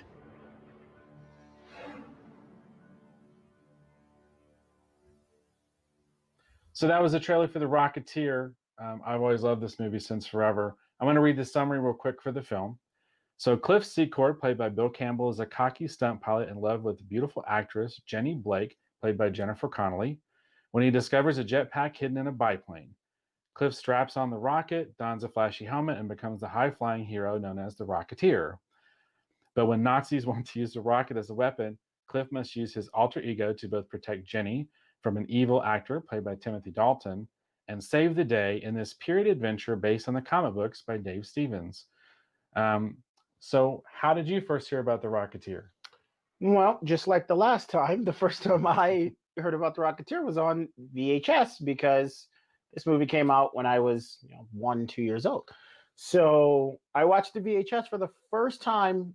Me and 2 of my cousins sitting in my aunt's house, and she had no idea what she was putting on, and it was the Rocketeer. And ever since then, I've kind of been obsessed with superheroes. Oh, okay. Well, that's a good thing. What about you? How did you hear about the Rocketeer? Well, the way I first heard about the Rocketeer, actually going way back, is actually the original comic book series. Oh, nice. I actually remember people talking about the art by Dave Stevens and how great the series was. I kind of would track down like an issue here or there, but it was published by a small company called Pacific Comics, so it was really hard to actually get those issues. So later on, I actually managed to get my hands on a couple of like trades, or I'd borrow issues from people. The way I heard about the movie was actually my friends who loved the Rocketeer were actually the first people to tell me about it. I did eventually see coverage in Comic Scene magazine. Everybody take a drink. But prior to that, I just remember my friends talking about it because everyone was really excited. I remember seeing the movie poster. The movie poster was amazing. It's just such a great film. I see. How do I remember watching the movie? I remember that I saw Rocketeer opening night. I don't remember if it was some kind of a special advanced screening or not. I know I saw it with my friends from high school. And there was a whole bunch of us. We piled in a big old hoopty that a big old giant Buick. We went down to the movie theater, watched the movie together. And just from that, I got to talk about the music. About we really do not highlight the music enough on the show, in my opinion. But the music by James Horner and Rocketeer is so amazing. Yeah. That first scene when the hangar doors open and the music starts playing, it's just that music just transports you. Yeah, you feel like you're right there. Yeah. So that was my experience with Rocketeer. So the Rocketeer came out in 1991. It is now 2018. I can't do math. I can. It's 17 years later, or 27 years later. So 27 years later. We want to talk about kind of how we feel about the film today. How do you feel about the film today? I still love this movie. I watched it, I want to say about a week ago recently, and it's still, everything about this movie is still so great. The idea of, this guy who's already kind of a loose, he's kind of, a loose cannon, and then he finds this jetpack, and he becomes a superhero. Like, who doesn't want that? Even now, 27 years later, who doesn't want to go out there and go, yeah, they said I was this wild guy and this loose cannon, and look what I've done. Right. And that's kind of what he does. Even me as a kid, that was huge for me. That was one of, like I said, the Rocketeer, more than anything else, is why I love superheroes. And that holds true even to this day. You could put this movie on the Rocketeer to any kid now, and that same look of wonder and wow will go across their eyes, just like it did to every kid 27 years ago. Yeah, I feel the same way. The Rocketeer was such a well put together film. I feel like it still holds up. Mostly because the story and the cast is so great. I want to kind of call out some of the cast. Bill Campbell is great as Rocketeer. Yeah. Alan Arkin is amazing as Peavy. I mean, he's a tremendous actor, like all kinds of stuff from Little Miss Sunshine. I mean, you name it. He's a tremendous actor, but I love his portrayal of Peavy in the film. He's got some of the best lines. And I love one of my favorite actors who shows up in these genre films from time to time, who at one time was James Bond, is Timothy Dalton. Yes. He is so great as Neville Sinclair, which is very much an Errol Flynn. Yes. The evil fascist Nazi guy. He makes such a great villain. Is it wrong to say Timothy Dalton is like I can't see anyone else playing that character. I can't either. He embodies it so well. And I think it's partially because he's got the classic Hollywood looks. Mm-hmm. And I think he understands that kind of swagger from that generation. Yeah, I agree. And he really brings it home. Paul Sorvino's great as the Eddie Valentine, the leader of the mob.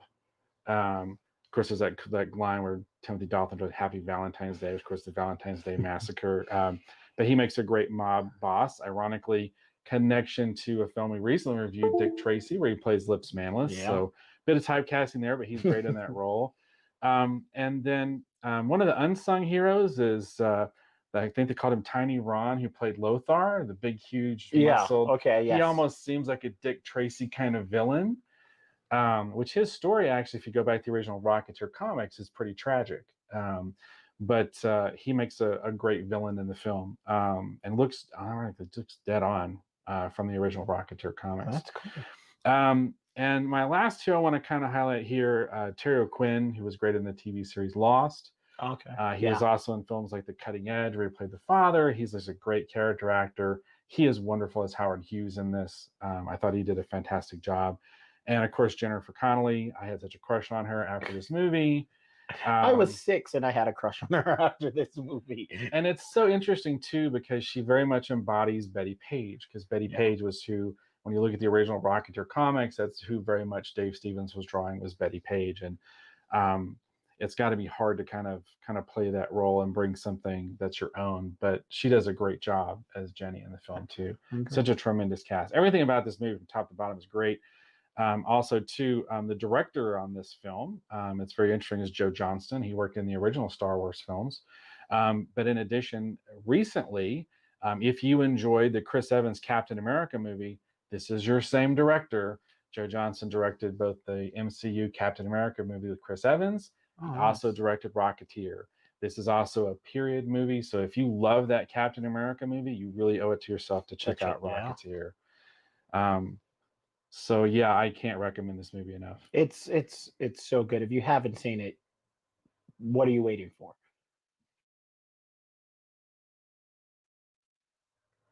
All right, welcome back to In the Studio Retro Retrospective. Right now, we're going to start our art talk segment. I think we're doing this messed up. We're going to do our art talk segment, and I'm going to throw it over to Dave because he is way better at this than I. Well, actually, I wouldn't say I'm better at it, but I did pick this week's selection. So the artist for this week is Dave Stevens. A lot of people who are familiar with The Rocketeer or familiar with great comic book art are going to already know who Dave Stevens is. I was fortunate enough to meet Dave years ago at one of the first annual Comic Cons, and every year after that, I was always stop by and say hi. He was such a friendly, gregarious person, and I loved looking at his art. And eventually, when I went back with my wife after I got married, Dave always liked talking to my wife too, and so we kind of made a connection with him, and he was already one of my favorite artists anyway. And he's one of those artists that I think is going to be remembered and kind of have his art circulated throughout time. But he was also just seemed like a wonderful person the little bit that I knew him.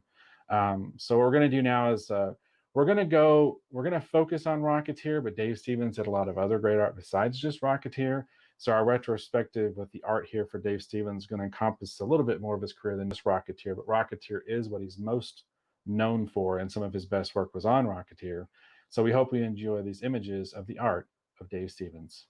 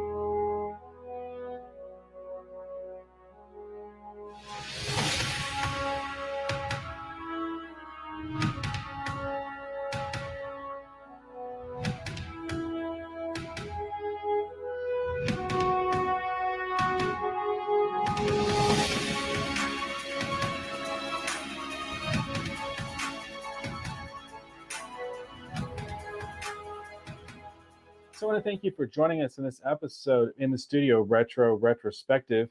Again, I am Dave Beatty. This is our special guest, Dyshan. We want to thank you for joining us. Our next episode is going to be a special no pants edition. I will not be present for that one. I will. But there'll be someone else here. It'll probably be Jan. There you go. All right. So, but if you like the show, please like, share, and subscribe. There you go. He says it better than I do. And if you have any suggestions for things you might like us to do here on Retro Retrospective, please leave a comment in the comment section. All righty. So we want to thank you again, and we'll see you next time. Bye. All right.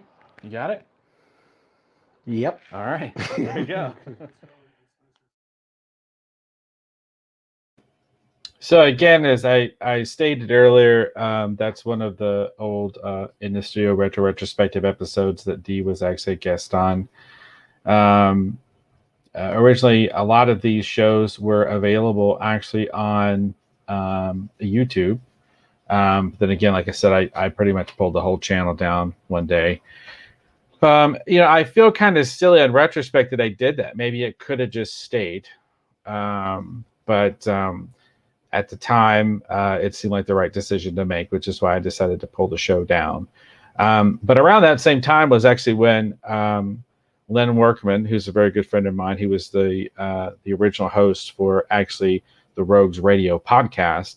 That was at the time that Len and I had been discussing actually just doing an audio show and just doing a podcast. And so the decision was, well, let's do that. So the basically live video, well, not live video, but the video show, as I used to call it, the YouTube show, essentially became an audio podcast, an audio only podcast for a good little while. And then eventually Lynn decided he wanted to do something else and wasn't interested in doing the podcast anymore. And so I thought, well, I guess maybe all this is over. And then my friend Eric Alexander came in and said, hey, do you want to do this? Do you want to do that? And I was like, oh, yeah, well, I like doing this. I like doing that. I said, but I don't have anyone to do a show with currently. And he said, well, let's do a show. And I was like, awesome, let's do that. So that is how Retro Rogues Live actually began. So there you go. Fun story.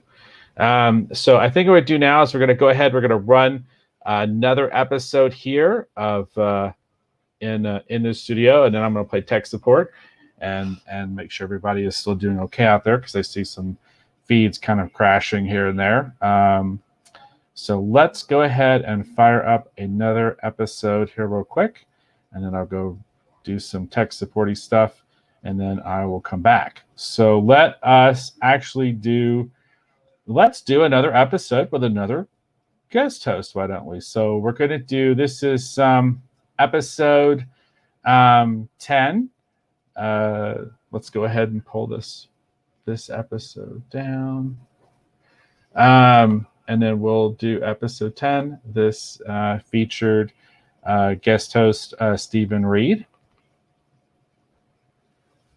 This is hello. All right, so we're going to let this one run here. I'm going to go run around and see how everybody's doing, and then I will be right back.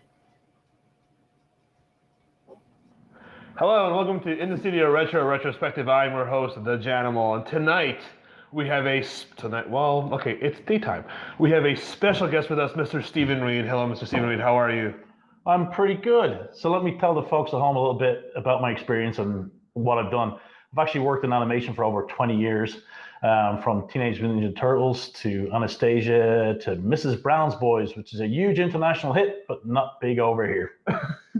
And well, today's episode, we will be discussing Tarzan, Lord of the Jungle, the 1976 TV series. And we'll be back after these words from We Don't Have Sponsors Yet.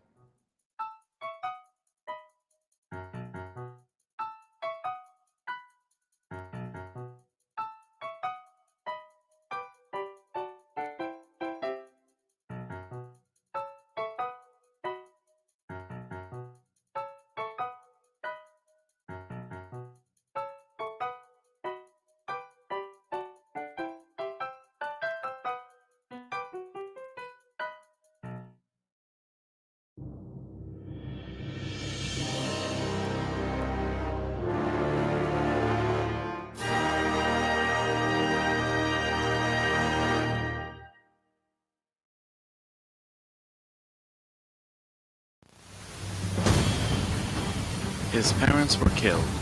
Found by Kala, she taught him the ways of the wild. Now, he seeks to champion the less fortunate, to right wrongs and protect both the animals and the humans in his domain. Produced by Filmation in 1976, many believe this version of Tarzan to be the most faithful to the original novels. Here now is our retrospective of Tarzan, Lord of the Jungle.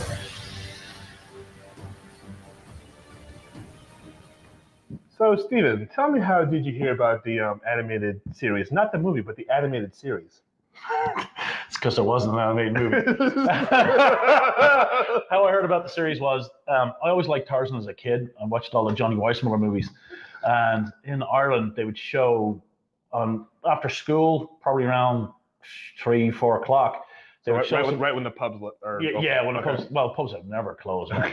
But they'd always show a cartoon, like a cartoon hour, like maybe Tarzan, Dungeons and Dragons, Brave Star, something like that. But Tarzan was one that was always on BBC. And I was kind of lucky because I lived in Dublin. Not many people could get all the stations. There was only like 5 of them or 4 of them. But we didn't have like lots of stations. But they used to show Tarzan on BBC, and I just automatically fell in love with it. I just thought it was brilliant. So how old are we then around this time? Probably on 6 or 7. Okay. Because we always got things probably like an hour after everybody. They show it in the US, and a year later it might make its way to the UK and Ireland. Did you know, like you read the books then, I guess, when you were I read the books after. Okay. Yeah. So what's really funny is that when I saw Akima in the cartoon, like, who the heck is this? I've never seen it. What? Yeah, that's not but Cheetah. Akima's in the books. Okay. Cheetah isn't. Yes. But Akima isn't. And the reason for that is later learned that Edgar Rice Burroughs, when he did the rights to movies, to the movie studio, he had stuff written into his contract that they couldn't water down the books. So that's why Tarzan in the movies goes on Gawa and meet Tarzan, you Jane, and doesn't really speak. Because he had that clause in there because he didn't want to water down the books. Now, you read the books, you find out he's really well spoken, taught himself to read, he's Lord Greystoke. So that's how that came about. But yeah, so that was the difference. I read the books later, and I got to say, if you read about the boyhood of Tarzan, if you read the Jungle Book, then you read the boyhood of Tarzan, you're going to throw the Jungle Book away. Because the boyhood of Tarzan is the best kid story in a jungle setting ever. Okay. So there you go. You have to read that. Okay. I learned about I'm 37, born in 79. I would have been. Sure, you're a wee baby. I'm a wee baby, but now I can drink legally. So I only heard about it because we were in Walmart and Dave said we're going to review this, so you have to go watch this. So I watched the first episode. I love the animation. Right. I thought it's very limited. The animation is very, but it has a charm to it. Yes. It hasn't lost the charm, and even though there's some rotoscope in there now, folks at home don't know what rotoscope is. Well, tell us what rotoscope is, because Dave will say rotoscope. You'll say rotoscope, and I'm like, I don't know what rotoscope is. Well, most movies that they have human characters in it, animated movies that have human characters in it, or sometimes not. Like Snow White and the Seven Dwarfs is rotoscope. A lot of the scenes, they would shoot live action actors acting out the part. Yeah. And then the animator would get what they call the stats. They were printed out photo stats, and they would exaggerate the key poses. Okay. Right, and then animate them. It's almost like the old flip book when you were little. Yeah. It's so scene by scene. Yeah. So they would get the photo stats of the actor acting, and they would draw over them, but they'd exaggerate. Wow. So, example, if this bottle of beer come in handy.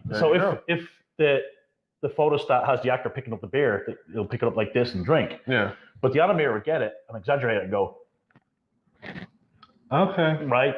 But he'd need that basis, that foundation to go on. And a lot of animation that Filmation did was there was a lot of rotoscope, and they reused the same scene of Tarzan walking towards the camera. Tarzan saves time. Tarzan swinging from the tree. Yeah, it saves a lot of time. Yeah.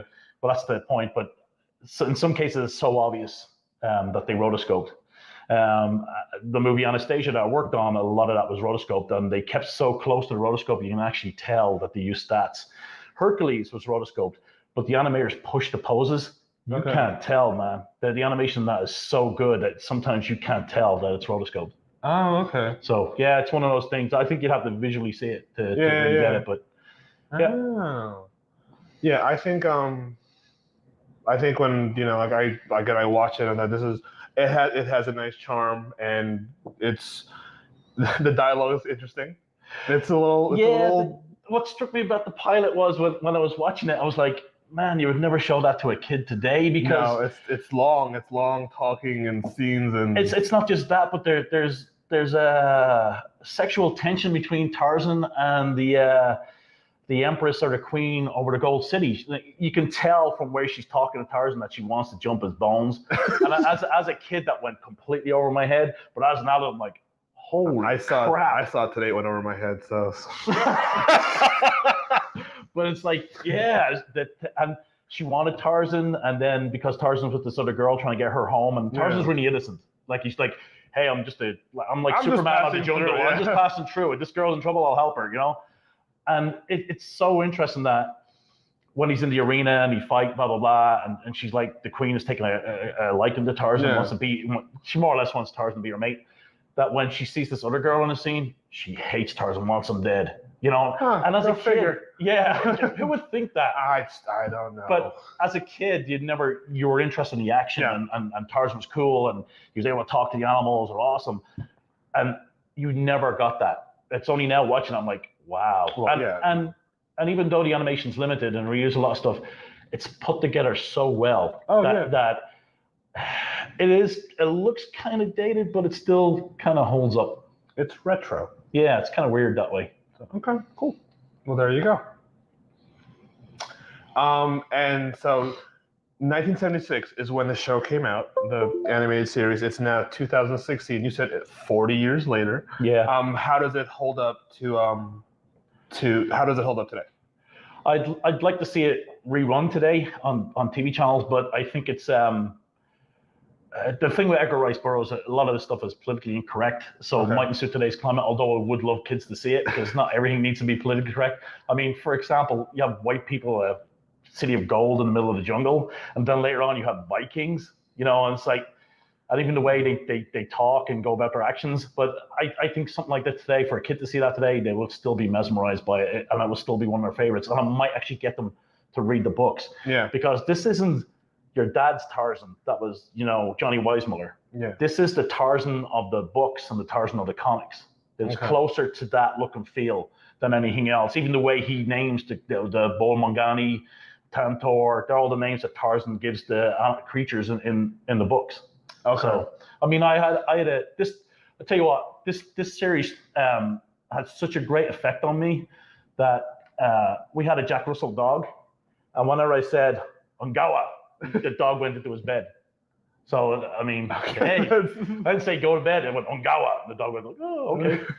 So I still think it's a great show for kids today, and they should watch it. Adults should watch it. It's fun. Yeah. I would definitely probably try to finish the series. I watched it this morning with my son, and he liked it. What did he like best? Did he like the apes? And he just thought it was just very different. Because he watches current, like, you know, Phineas and Ferb and Gravity Falls, which by themselves are great also. But this is it's slow moving compared to today's cartoons, right? But it's animation that you just don't see anymore. It's kind of it's a lost art, right? You know, I thought, but it's just where like I could watch it with him, and there's just I don't have to like worry about they might. It was just, I thought it was well done. It was just unique. I have not seen any animation like that in a long time, so I liked it. And hopefully you will too. Maybe you'll swing by the Walmart nearest to you and pick it up and give it a try, and let us know what you think. So that being said, thank you again for joining In the Studio Retro Retrospective. I am the Janimal. You can find me on the Facebook at the Janimal Draws or the Twitter at Janimal Tweets with my special guest host, Mr. Stephen Reed. And where can people find you if they want to see your work? Usually on the ground outside of a bar. There you go, folks. Hey, I'll drink that. Hey, and once again, thank you. I think Walmart should be your sponsor, man. You mentioned like 3 times last minute. You can cut it right there.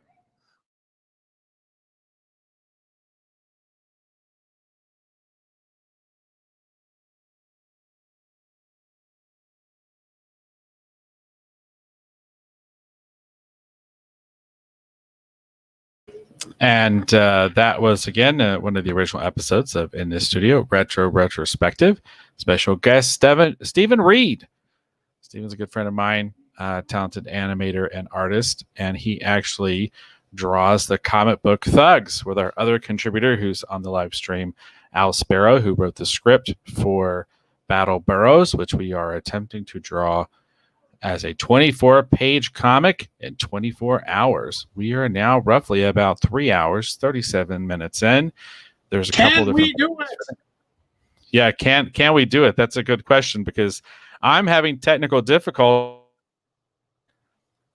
with the scanner actually here in the studio. So all right. That's why I haven't gotten you any pages yet. I'm trying to keep the live stream running and trying to keep some interesting content going for folks. And the scanner is giving me problems. Run out and buy a scanner. Run out and buy a scanner. Run out and buy a scanner. You'll be good to go. Right. if only it were that simple. So, so what's up, Al? I thought we just had you on cover duties. Oh, well, I'm also scanning pages and for trying to everybody help else. out.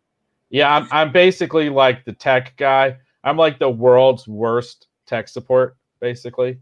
I failed to set up an extra camera earlier. The scanner's not working right. The stream keeps having issues. You know. Typical comic book stuff.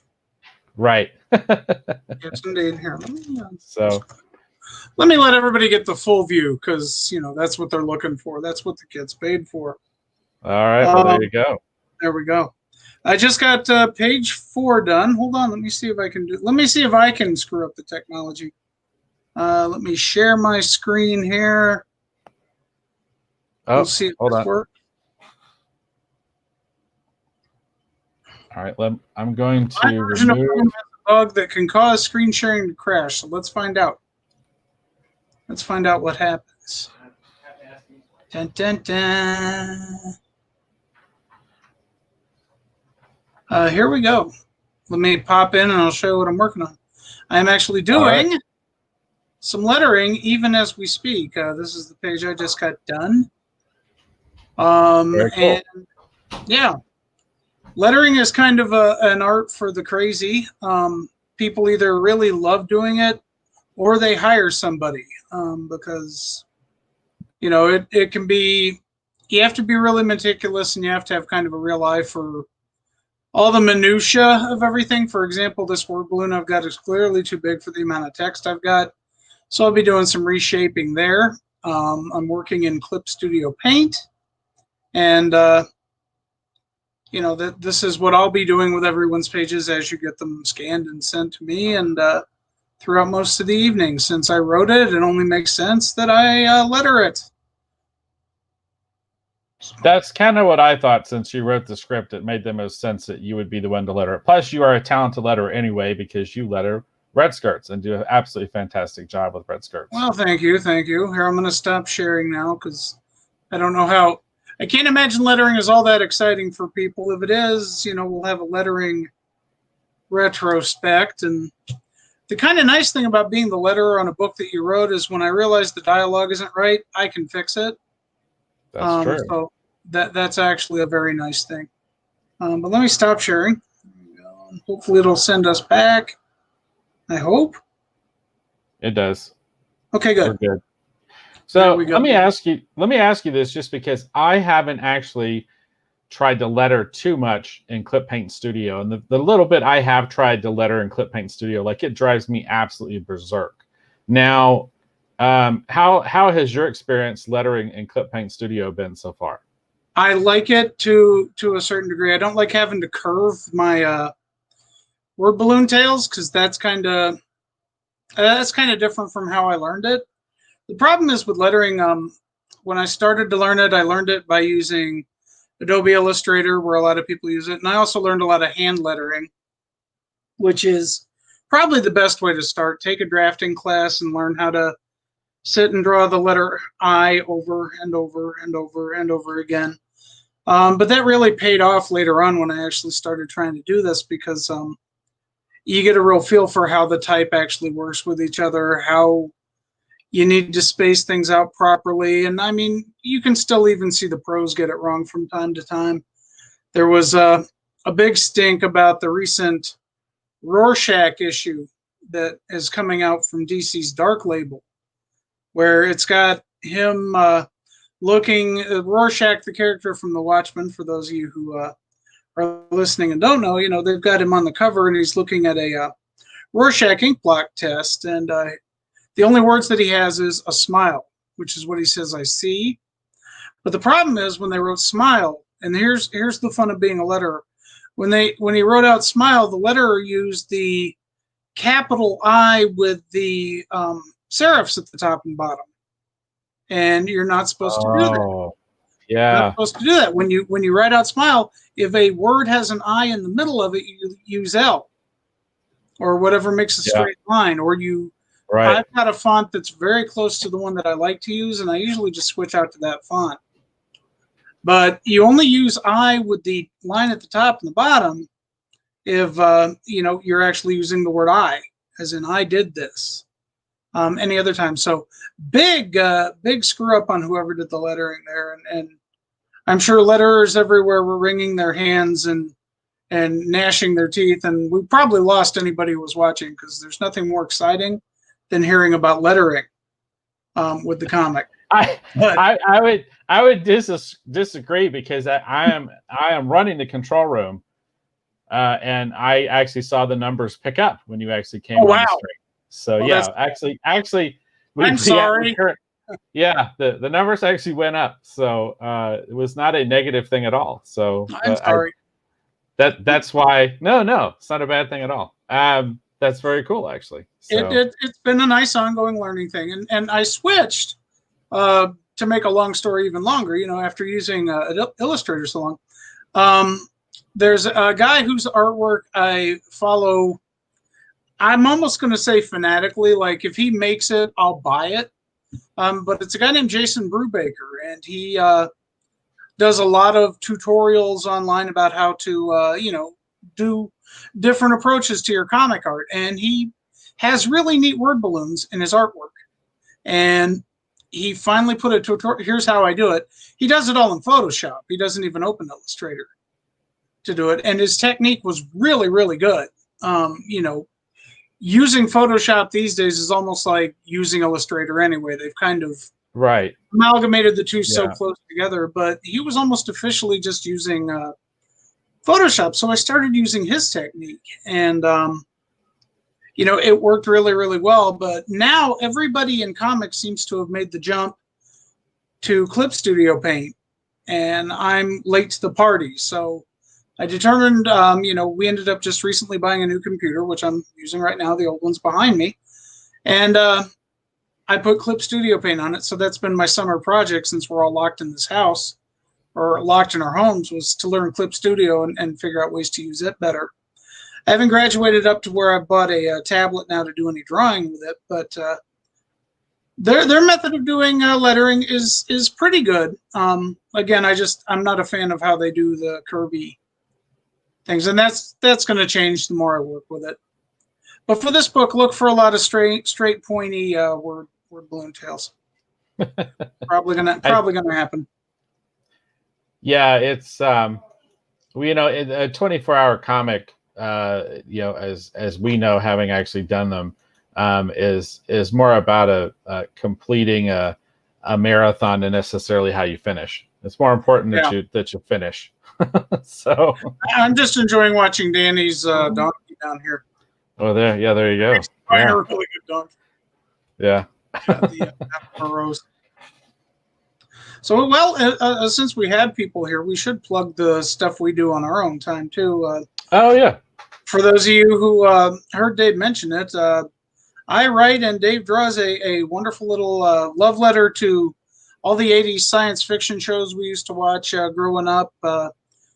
Goodness knows, obviously Star Trek with a name like Red Skirts is going to be a big influence on it, but things like The Black Hole.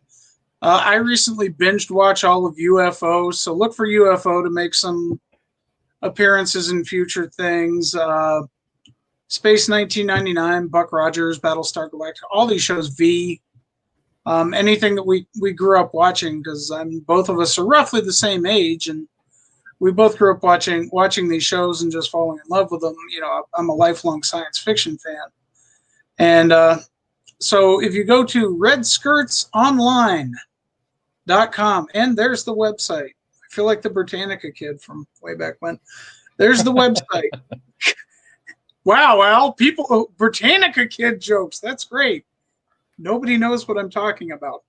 Anyhow, there's the website. You can read the first full storyline, Where No Woman Has Gone Before. It's all available online. You can read the whole thing for free at redskirtsonline.com. It's a labor of love, which means Dave and I work on it when we have time. So we have a very loyal and very patient and very understanding fan base who we love dearly, because when we go months without putting up a new page, by and large, they seem to forgive us, which is good.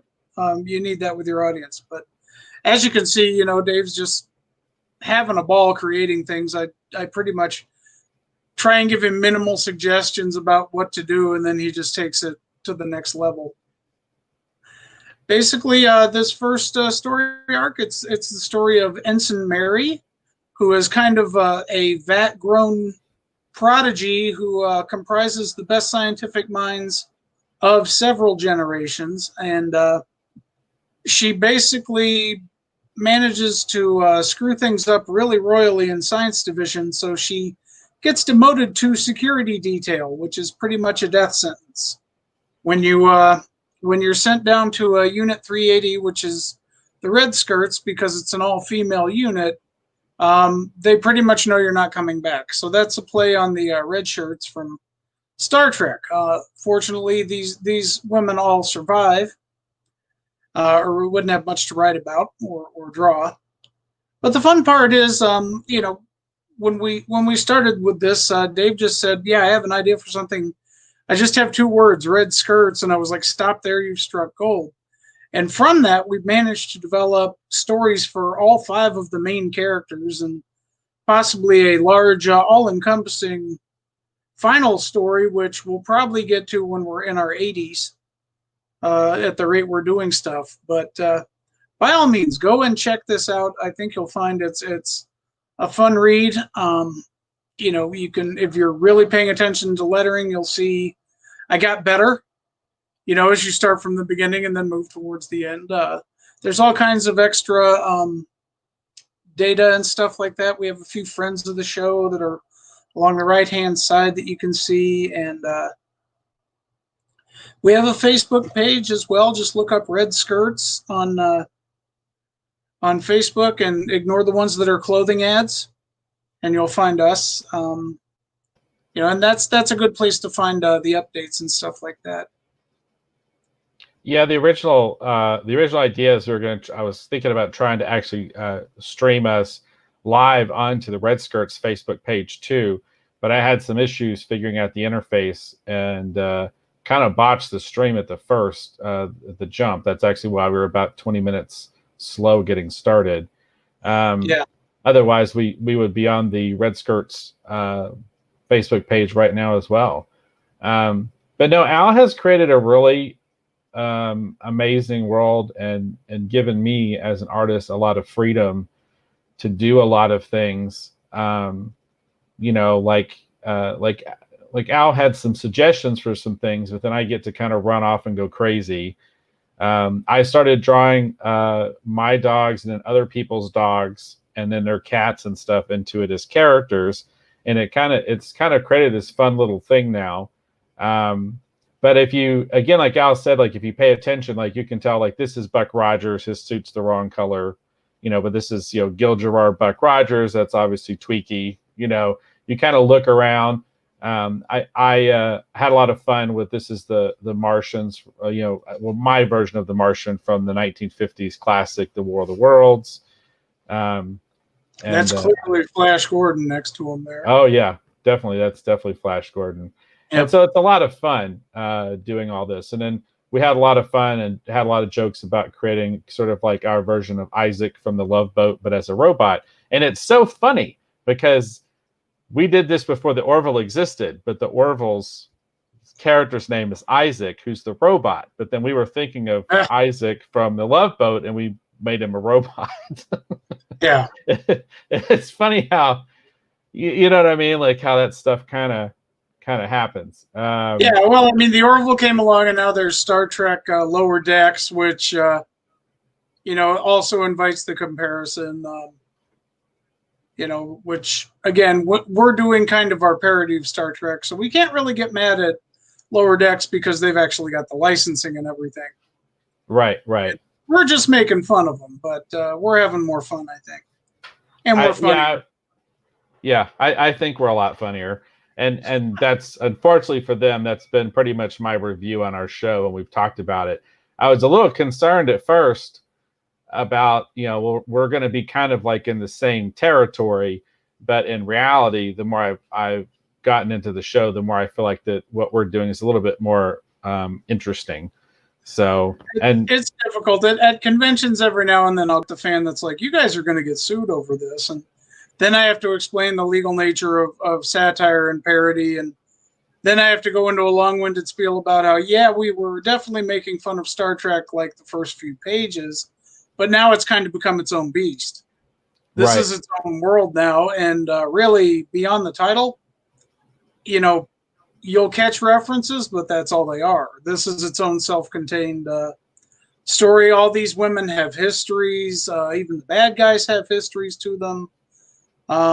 There's a depth to this that I don't think either of us anticipated when we were just having lunch. That's true. And it's been a lot of fun too, because I've been able to embrace my love of a lot of things. Like on the show, we've been talking about Cobra Kai, and I've been talking about my love of martial arts.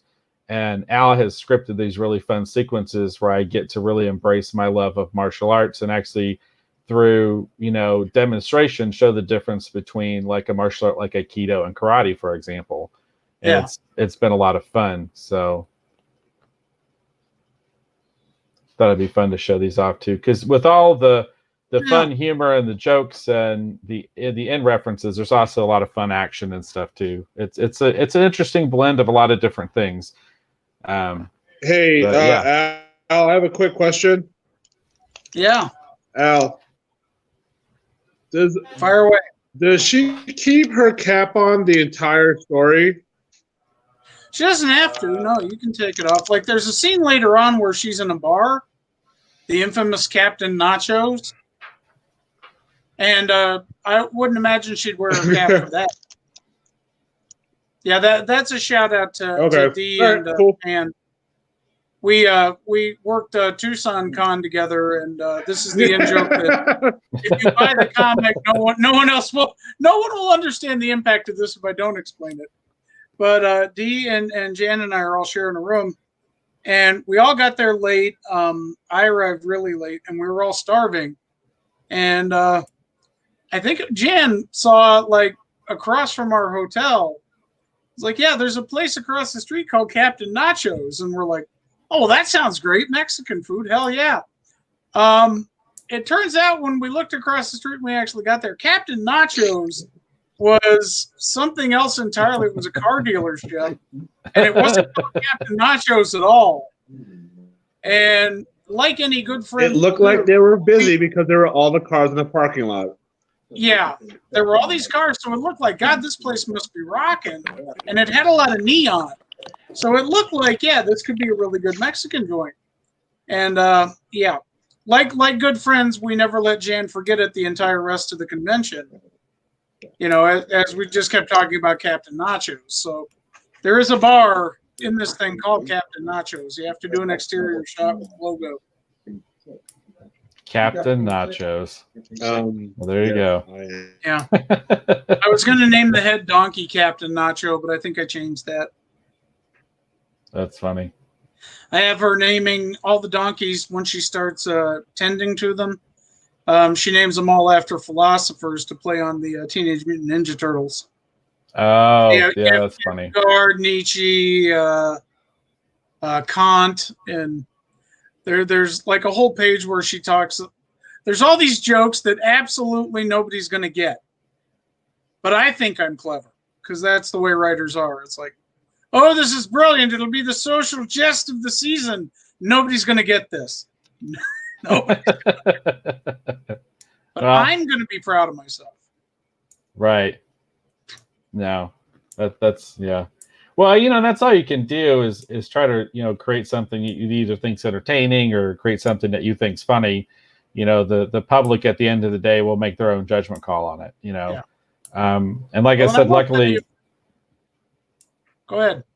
I was just gonna say, it's like, for example, like luckily with Red Skirts, it's like we've had enough people like it and comment on it and talk about how much they like it, that it makes a lot of sense, and it's really kind of cool that people are into it. So yeah. Matter of fact, actually, it looks like we've got Dee here actually coming into the stream. So nice. let me. That's because I was talking about Captain Nacho. Right. Let me get rid of this. and we will add D in. There we go. guys. Hey. I just wanted to say a quick What what's up to everybody. Hey, how you doing? I'm doing pretty good after having a golf ball sized tumor removed from my head. Oh Yeah. my goodness. But other than that, I'm actually doing pretty amazing. Good. Well, we've been talking a lot about you, and oh, here's Jan. Jan's in the stream too. What's up, Jan? What's up, Al? Hey, Dave. Hey. Hey, man. So Hold on. Well, I'm and I. I'm Go ahead. sitting in my car right now waiting for my wife to buy a speaker. Oh, okay. So I figured I'd jump on real quick while she's in the store buying a speaker. Cool. Well, I thought it'd be best for you to explain because so you're saying you had a golf ball sized tumor removed, right? Yeah, 2 or 3 weeks ago. Wow. Because I'll be honest with you, I wasn't exactly sure everything that was going on. I know that you had a GoFundMe going, and I know you've been going through some medical stuff, and I'd seen a couple different posts, but I wasn't aware of exactly what all had happened. So I can tell you guys everything that's been going on the last 9 months. I want to say 7 months. yeah. So it all started day after my anniversary, January 4th. I coughed up some blood. I went to urgent care and they thought it was pneumonia. So they said, "Oh, we're going to treat it like pneumonia. We're going to get a chest X-ray to confirm." And then they ordered a chest X-ray. The results of the chest X-ray came back and they were like, "We need you to go get some lab work done." So I went and got lab work done. And then they said, "We need you to go get these very specific labs done." So I went and got those done. And then they were like, "We need you to go see a pulmonologist." So I went and saw a pulmonologist. And then the pulmonologist was like, "We need to set you up with an oncologist." So I found an oncologist. I got a PET scan done, and then I got a lung biopsy done. And on February 17th at 8 o'clock in the morning, I got a phone call from the pulmonologist telling me that I had small cell lung cancer. And that it was in both my lungs and my esophagus, as well as my left thigh. I started doing chemo in March. The chemo was working. Everything was shrinking down. By April, everything was shrinking down. I continued to do chemo until June, where they said, because of how everything was shrinking, I didn't need to do the chemo anymore. I could just do immunotherapy, which is this new thing that they started doing within the last year that's supposed to activate your immune system to be able to target the cancer cells. So I started doing immunotherapy. I did that for about 2 months. And I found out on August 12th that the immunotherapy was not only was it not working, I had a 2 by 2 by 2 centimeter tumor in my brain. I started radiation pretty quickly after that, but the tumor in my brain grew 3 times its size in 3 weeks. So I went from a 2 by 2 by 2 to a 6 by 6 by 6 in less than a month. It kind of crippled me. Like I couldn't move. I was bedridden for the most part and having like in crazy pain. I had 2 seizures that I know of. I got sent to the greatest hospital anybody could possibly go to. These people literally saved my life. St. Joseph's Hospital in Phoenix, where they first they drained the fluid that was on my brain. I had hydrocephalus because of the position of the tumor. The spinal fluid could not drain from around my brain. That's what was causing me to be in so much pain, and I could barely talk. I couldn't move. It was because of the fluid that was around my brain. So I got sent to St. Joseph's Hospital in Phoenix, where they drained the fluid, and then 2 days later, they took a giant tumor out of my head, and they got the entire tumor out, pretty much saving my life. And then a couple days later, they put in a shunt to allow the fluid that built the spinal fluid that builds up around the brain to drain down, and so it doesn't cause hydrocephalus anymore. So I don't have the pressure around my head, around my brain. It's not out of place anymore. I don't have a tumor anymore, and I'm actually able to talk to you guys, which if we would have did this 3 weeks ago, I would not have been able to tell you my name. Wow. Man. And that's kind of between chemo, radiation, and brain surgery. I got diagnosed February 17th. So from February 17th to now is when everything has happened. Wow. That's such a short amount of time to have that much happen.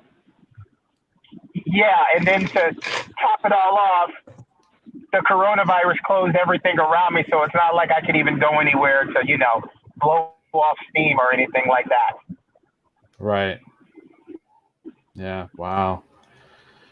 It's just goodness. It's been a very crazy 2020 for sure. Yeah, I think everyone's had a crazy 2020, but you've definitely had a crazier 2020 than I've had. So, wow, that's I'm very competitive, so I think I win. Yeah, yeah, you win. I'm a very competitive person, so if someone's had a crazier 2020 than I have, I would like to meet them. We should have a conversation. Right. Oh my goodness. Wow. But well, I'm glad. Doing pretty good. I'm doing pretty good now. Now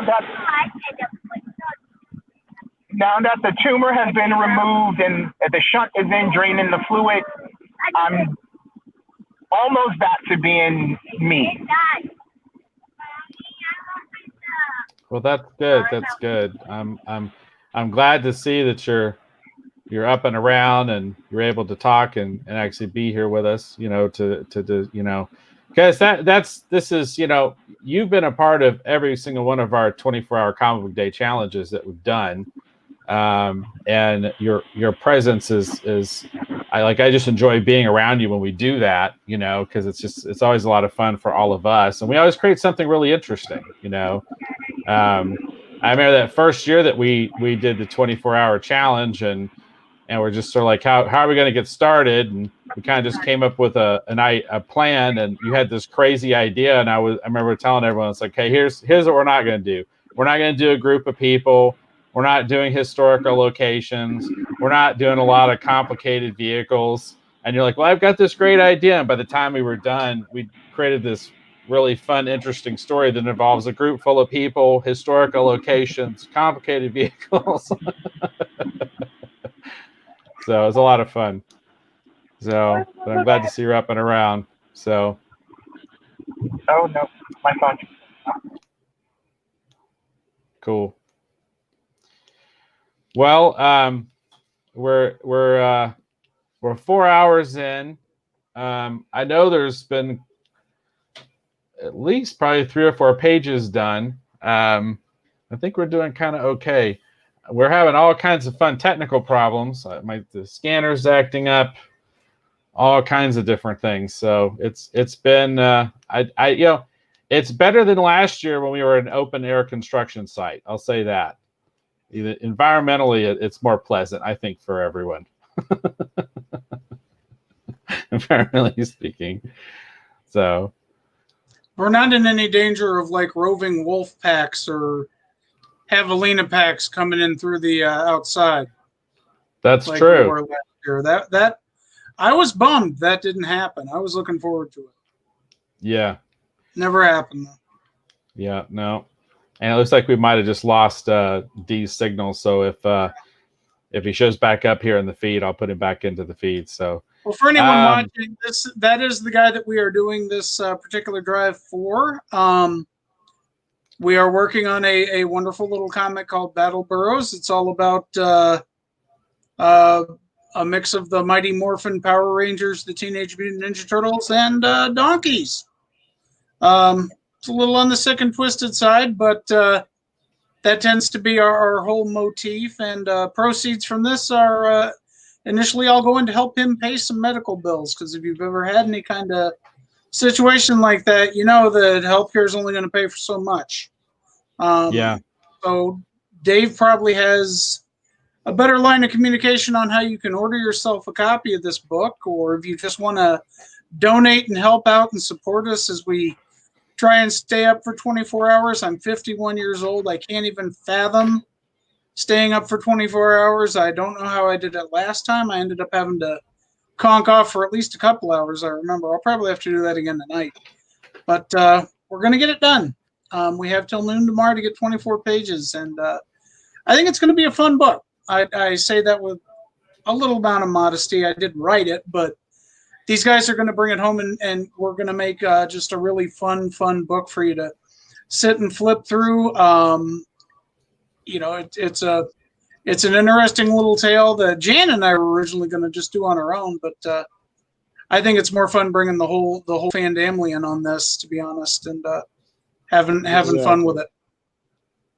And Josh hasn't even joined us yet. I think he's going to be the next half hour. I think he'll be able to help also. So we'll hit our goal. We'll get the 24 done. And we've still got Alex as well. Yeah, and Alec is actually here. Alec is actually behind me, actually there you go. here in the studio working. So yeah, Alec got here a little while ago. So yeah, we got a really good solid crew.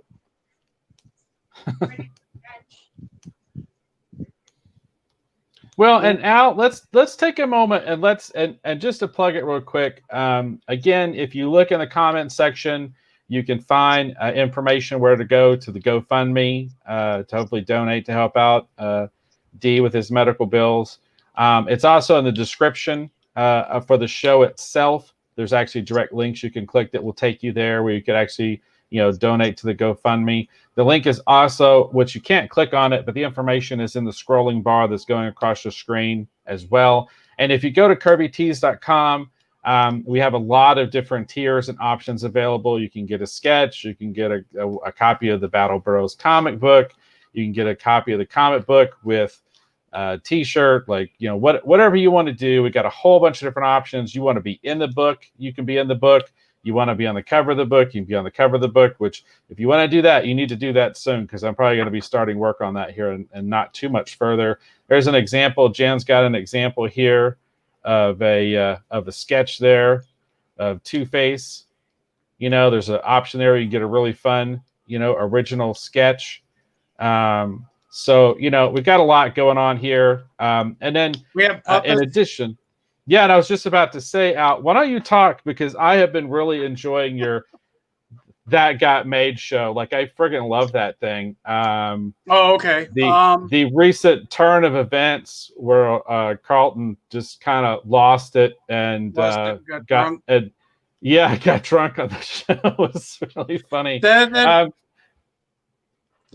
We got stuck in quarantine, my wife and I, and so we have to be around each other 24/7. And nightmare that is. We decided, hey, she's taken up building puppets. These are all homemade. This guy here, she made it. She's off to the side here. But we got it in our head, hey, let's do something with these puppets you're making.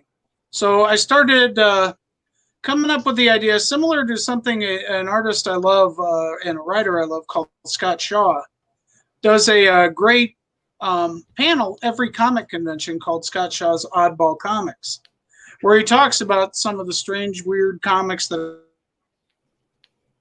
are out there, and believe me, have been made, most definitely. And so I tasked my wife to build a puppet that looks like James Lipton. This is not that puppet. She finished him right before James Lipton died, so our timing really sucked. But we went ahead and built it and went ahead with this anyway. The idea being it's kind of a masterpiece theater for bad comics. We started out the show is called This Got Made. If you look it up on YouTube, you have to kind of hunt for it. I'm not going to lie. Just look for the puppet version of This Got Made. There are variations on that whole theme, but to my knowledge, we're the only show that's called This Got Made. And we basically have them talk about an issue each time. Like the ones we've really enjoyed have been, we did Alpha Flight number 6, which for those of you who are in the know on that one, Alpha Flight number 6 is a great comic where John Byrne basically had the superhero whose costume is almost all white, and she has the ability to change into something. She changes into a polar bear to fight an earth elemental god who creates a snowstorm. So it's an all-white polar bear fighting in a snowstorm against an all-white god. So all the panels in this book are just blank panels with lettering for like 6 to 7 pages, and it's nothing but lettering. There's nothing else. And that was one of the ones I knew I wanted to hit on. But as Dave alluded to, there we go. Look at that. There we go. Nice. And look at those 21 subscribers. We're on our way. Hollywood, watch out. The fun part is if you pay attention, as the show progresses with each episode, the booze gets more and more intense that he has next to him. Like he's starting out very, very tame with like a light beer. By the end of it, he's got like full-on scotch up there. And eventually, and it shows. But we cover a lot of different fun stuff, like the episode Dave was referring to where he's flat out drunk is Supergirl number 21. And the fun part about that one is way back in the 80s, when the Daring New Adventures of Supergirl was being done, it was with the artwork by Carmine Infantino, who's one of my favorite artists. Very stylized. If you read The Flash at all back in the 70s and 80s, he was like one of the prime artists on it. And his artwork was really, really good for The Flash. I don't know about Supergirl, but they replaced him for one issue 21, with Eduardo Barreto, who was also an amazing artist. But Eduardo basically made this whole issue all about looking up Supergirl's dress. The entire issue, like no panel is wasted. And I mean, I'm just like, oh my God. As I'm reading it, it's like, it's definitely a different artist, but wow, Now, I read it when I was a teen, so I had absolutely no problem with this. But then that went back to Infantino on all the rest of the issues until it finally completed its run. And it's such a standout issue just because it's, oh my God, so wrong. We also cover the Vampirella issue where Paul Cornell took over and decided to take her out of the monokini. Vampirella's classic outfit, and put her basically in a nightshirt and leggings and just everything that you could possibly do to reverse what Vampirella was. And you could tell the motivation behind it, but at the same time, it's like it ended very quickly. So we have a lot of fun with the issues that we talk about. We're working on season 2 right now. Whole lot of Doug Munch. I mispronounce his name every time. We're doing it on purpose. But we have both Slash Maraud and Lords of the Ultra Realm on deck. Those are both great, great series that I'm looking forward to having them talk about. Thank you, Micah, for saying hello. And yeah, if you get a chance, check it out. This is another labor of love. I cannot in any way fathom a way to monetize this. I don't think we're looking to.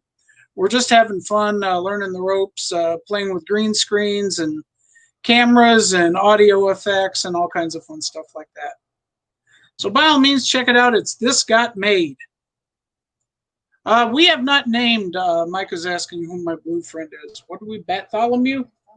Bartholomew, yes.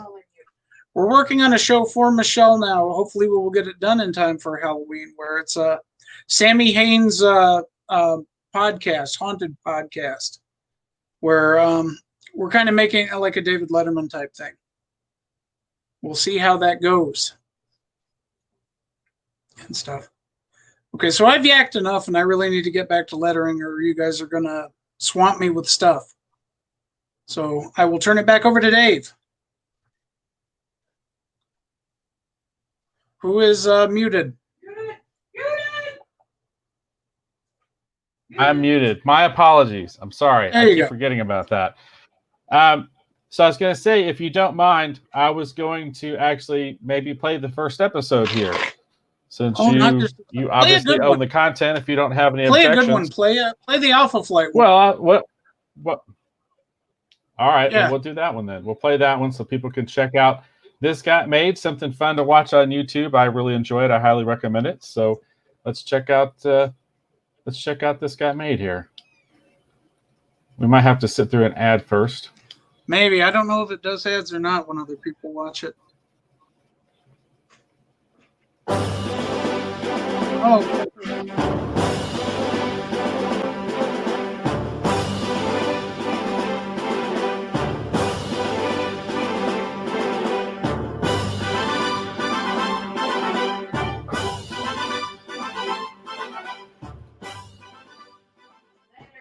We know of an area in northern Saskatchewan, a few miles from the Tazen Lake, where the tundra blankets the cold igneous rock of the Canadian Shield.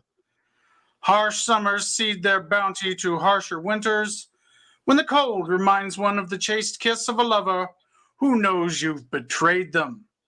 Ah, but they have not let you know. They know. John Byrne knew this area well, for he wrote of a similar place in Alpha Flight number 6 for Marvel Comics. In a bold move for this book about a team of Canadian superheroes without even its first year of publication behind it, Byrne, ever the pioneer of the sequential arts, had the audacity to challenge his readership with this, a hero, wearing a mostly white costume, fighting a snow-based monstrosity in a blizzard. When Anne Mackenzie, known to longtime comic book fans as heroine, a goddess Snowbird, confronts Colomok, one of the fabled great beasts of a mythology they don't teach in school anymore, she is immediately assaulted by his fierce ice and snow attack. Snowbird, however, is a shapeshifter and takes the form of a great white bear. And as the blizzard raged around them, the white bear did battle with the giant white monster, the snow filling every panel on the page, leaving only the letterer on the book, one Michael Higgins, to have his day in the limelight. Indeed, this book stands as a shining icon to letterers across the globe. No longer would they be relegated to the 4th or 5th name in the credit log. It is said that all professional letterers own a copy of this issue, and not a one has not been wetted with their tears at what Higgins actually achieved. Byrne was paid for his work on the book, but whether it was done as a capricious gag, part of Marvel's famed Assistant Editors Month, or merely an attempt to cut corners as deadlines loomed, depends upon who you talk to. Indeed, upon whom you choose to believe. In either event, it is a book reviled, beloved, mocked, and often sought after, but to us, it simply remains something that made us say, this got made. My name is Carlton Tetley. Good night and good reading.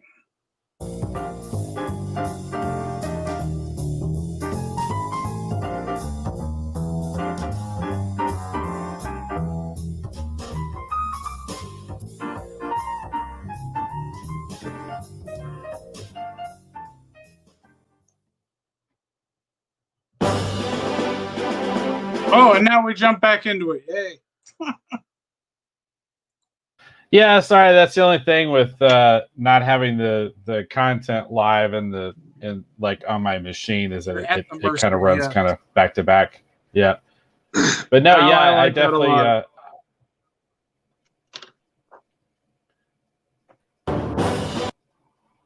right, let me see if I can. All right, well there we go. me. But no, yeah, I highly recommend people check it out. It's really fun. So this got made on YouTube. That's part of the reason it's part of the reason we were discussing this, Al. I was trying to push for you to run the control room, is because I feel like that's really fun stuff to have running. You know what I mean? When people are working, because they're really funny. So you can always throw more up while we're doing stuff. Okay. Feel free. There's like 11 episodes out right now. We have one more in this season where Carlton comes over, and that'll round out season 1. Then we'll probably take a month off while I work on getting season 2 put together, and then we'll put that one back into it. But that one's going to feature such great ones like Archie versus Sharknado. I mentioned Lords of the Ultra Realm is in there. Lords of the Ultra Realm. I love that. I love that book. And I do too. Thing. So it's not that we're making fun of all these. Some of them, yes, we are. Some of them, it's how the hell did this get made? But a lot of them are books that I absolutely love. Again, that Supergirl book is low grade porn, but the artwork's amazing. Eduardo Barreto is a great artist. I mean, he did Justice League for, I think, a good long run. If I'm not mistaken, I think that was his big claim to fame. It's just his artwork stands out so differently from the way Infantino did the rest of the book that you're just kind of like, whoa, okay, geez. And then there's one where we cover the Ocelot, which Jan was there when I bought that one. We were at Tucson. Yes. We were at Tucson, and I came back and I was like, look at this book I found. This is great. We start flipping through it, and I'm like, this is porn. And I was reluctant to do it. That was a weird book. I found a good angle. Well, it turns out there's 2 more issues.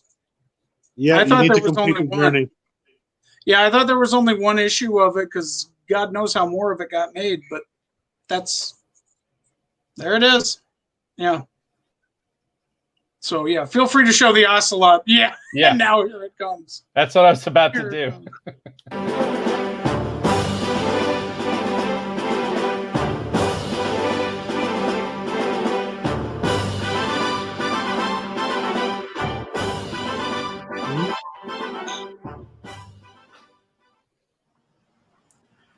Selena Kyle has much to answer for. Cat-themed heroes and villains are a comic book mainstay. Catwoman, Catman, Tigra, Panther, Black Panther, the Cheetah, Jaguar, the Black Cat. The list goes on to the point where it seems we might be running out of cat-based names for our superpowered feline characters. Surely the people at Eros Comics were scraping the bottom of the barrel when they gave us, brace yourselves, the Ocelot. Yes, the Ocelot. Named for one of the smallest of the so-called great cats, this heroine is a lab experiment gone wrong. Her fellow victims become horrid catmen or catwomen, while our curvaceous feline protagonist seems to have maintained most of her feminine appearance. Massive rending claws and a fur bikini covering only the barest essentials and, wait a minute. What the hell? Is this porn? Well, what the devil are we doing reviewing pornography? I don't care if it was a quarter or if the artwork is really good. No, I don't care that there's a plot either. Seriously, we need to have some standards on this show. Oh, that's fine talk coming from a Presbyterian, Wilbur. Okay. Just get through this, Carlton. There's a scotch in your dressing room with your name on it. Just do the bit. Anyhow, this book is intended for an adult audience, as it does contain some nudity and adult themes. To be honest, for its time, it might have been somewhat shocking. But by today's standards, it probably wouldn't measure up to what passes for titillation in the funny book marketplace. That said, it has really good artwork and an engaging plot that, to be honest, we were not expecting when we first encountered it. I'm not sure if the intended audience stuck around long enough to give it a second issue or not, as the great poet Walt Whitman once said, with porno, you really only need one. But there was certainly a story there. Either way, it got made. And for that, we are grateful. I'm Carlton Tetley. Good day and good reading. Wait through the credits.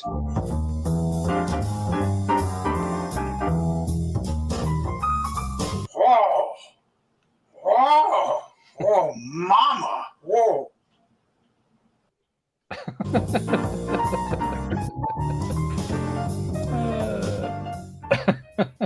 That one was a lot of fun to make. All right, so let's see if I can. Whoa, wrong button. No, stop. There we go. So that's This Got Made. Check it out. It's 3 minutes out of your day. Hopefully it'll bring a smile to it. That's the intended goal. We have a lot of fun. I'm saving all the outtakes. You really have to hear me and Michelle, yelling at each other in the background while the whole thing's going on. It's two divas trying to, there's my wife, trying to hide behind me. I'm not the diva. Yeah, I'm totally the diva in the whole thing. It's great. If you actually listen to it, it's Tell them what pony you are, Al. Stop stepping on my cues. I accuse her of being Lucy Ricardo trying to get into the act. That's always the thing, but yeah. Hey, Josh, are you ready to play or not yet? All right, I'm back to lettering, guys. Enough of my face. All right, cool deal. Well, thanks, Al. That was fun. No, I'll still be lurking. Don't worry, I'll still be listening. But this is gonna catch up on me if I'm not careful. So that's true. And I'm gonna probably run another episode of In the Studio Retro Retrospective, and disappear from the stream here for just a little bit and run around and see how everybody's doing. So, and then try to get this scanner fixed. So, good times. But thanks, Al. That was a fun break. And like I said, I highly recommend This Got Made on YouTube. It's really funny, and it's a lot of fun. So.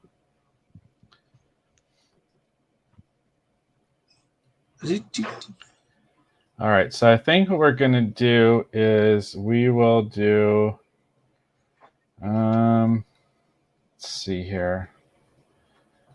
I'm trying to figure out which one to run. I haven't copied that over yet. Let's do something newer. We'll do a. Didn't we do the thing?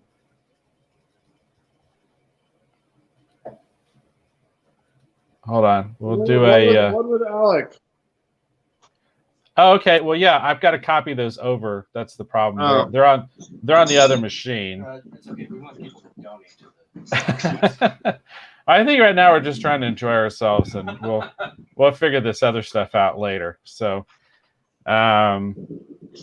let's see here. We're gonna run episode 6 of In the Studio, which was our Suicide Squad, which was our first or second after hours episode. I don't remember. So do the Batman versus Superman one. Well, we'll work up to that one. We'll do this one first.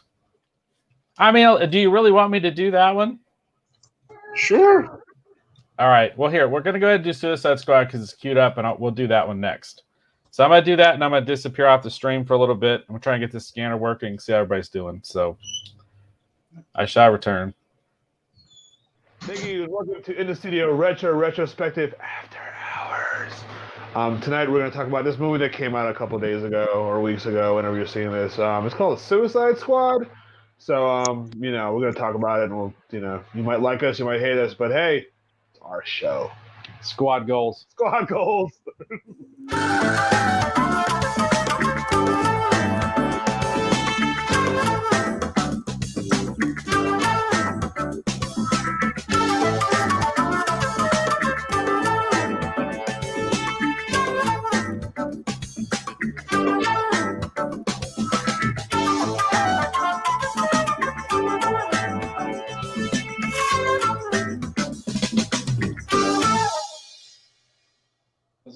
in here. Okay. Yeah, so close. Thank you, and thanks for joining us again, friends and family. I am the Janimal, and this is my host, I'm Dave Beatty. and we're going to talk about Suicide Squad. So, as a DC man, how did you like the story of Suicide Squad? The movie, not the comic, tell the movie. Well, I have to first have a disclaimer. Okay. Suicide Squad did show up in Grifter, which I used to work for DC Comics, so I am a little attached to Suicide Squad. So just put that out there. In terms of the story, I thought the story was fine. To me, it kind of played a lot of times like a comic book. Yeah. You know, with the way they handled a lot of the backstory and stuff. We probably should avoid spoilers on this one too. Oh yeah, the dinosaur part. Wow. Oh yeah, the dinosaur thing was amazing. I had have to the glue his dinosaur glasses back on. That was amazing. Wait, was that when they went back in time with the DeLorean? No, that was after. That was don't you remember the Joker had the dinosaurs on the motorcycles? That's right. That's right. So, I don't know is how that in the movie? I don't know. You have to go give the money to find out. So I'm thinking it's not. T-Rex have tiny little hands. I don't know how they'd ride a motorcycle. What's this? Then maybe they were on scooters. Or segways. Dinosaurs on segways. That does sound like squad goals. All right. But the story-wise, I enjoyed the story. I mean, it got a little convoluted. I think they're kind of towards the end. But overall, I mean, I don't know what I would have done too terribly different. So, I think the best way to describe it, you would sell me on this movie just by saying it's the supervillain Dirty Dozen, which is exactly what that story is. I liked it. I am not a full DC fan, but I enjoy watching comic book movies. So to watch a comic movie, you know, hey, look, I really don't know the Suicide Squad that well beyond that. Oh, I guess there's the Harley Quinn, the Joker, Deadshot. I knew who Deadshot was because that's a Batman villain, you know. But so I had nothing invested beyond the fact that hey, it's a superhero movie. Hey, it's a DC Comics superhero movie. Hey, maybe it won't be so bad because you know they've had some missteps. I'm looking at you, Green Lantern, for now. But I like the story. I thought it was great. Way too much haterade on that movie before it came out. You are those people who hate it. You are not the audience. The audience is Dave and I. I can't wait to see his battle, bro. Well, I'm trying. You know. I just have this blank space that's ready to be drawn. Value-wise, what did you think? Right. Values were really good. Overall, I don't have a lot of gripes in the production values. I mean, there was a lot of really cool things too. I wasn't expecting. You know what? They actually did that. I think I need to put a little more. Comics that actually come, from the story, like in terms of adding some costumes that showed up that I was not expecting. Or there was certain comic book color. Overall, I mean, there's a lot of deep. I'm trying to go to future. What if I just might even miss. But in terms of the production, I love your input. you're welcome. Complaining about Jared Leto's, Joker with the tattoos and everything. You don't even notice it. Yeah, it didn't really bother me at all. It's a scary Joker. Yeah, he's a very terrifying Joker. It's different from different from Nicholson. It's even different from Ledger's. It's a different kind of Joker. It's I think it's scary. It's unnerving. It's very unnerving. Well, the thing of it is Joker, you go far enough back, he was kind of like a gangland, kind of a villain. Very much kind of in the mold of a lot of the Dick Tracy kind of villains back in the day too. Is there another peanut M&M there? The thing that's interesting about this one is very much sort of a modern day gangland Joker, and I thought that was kind of neat.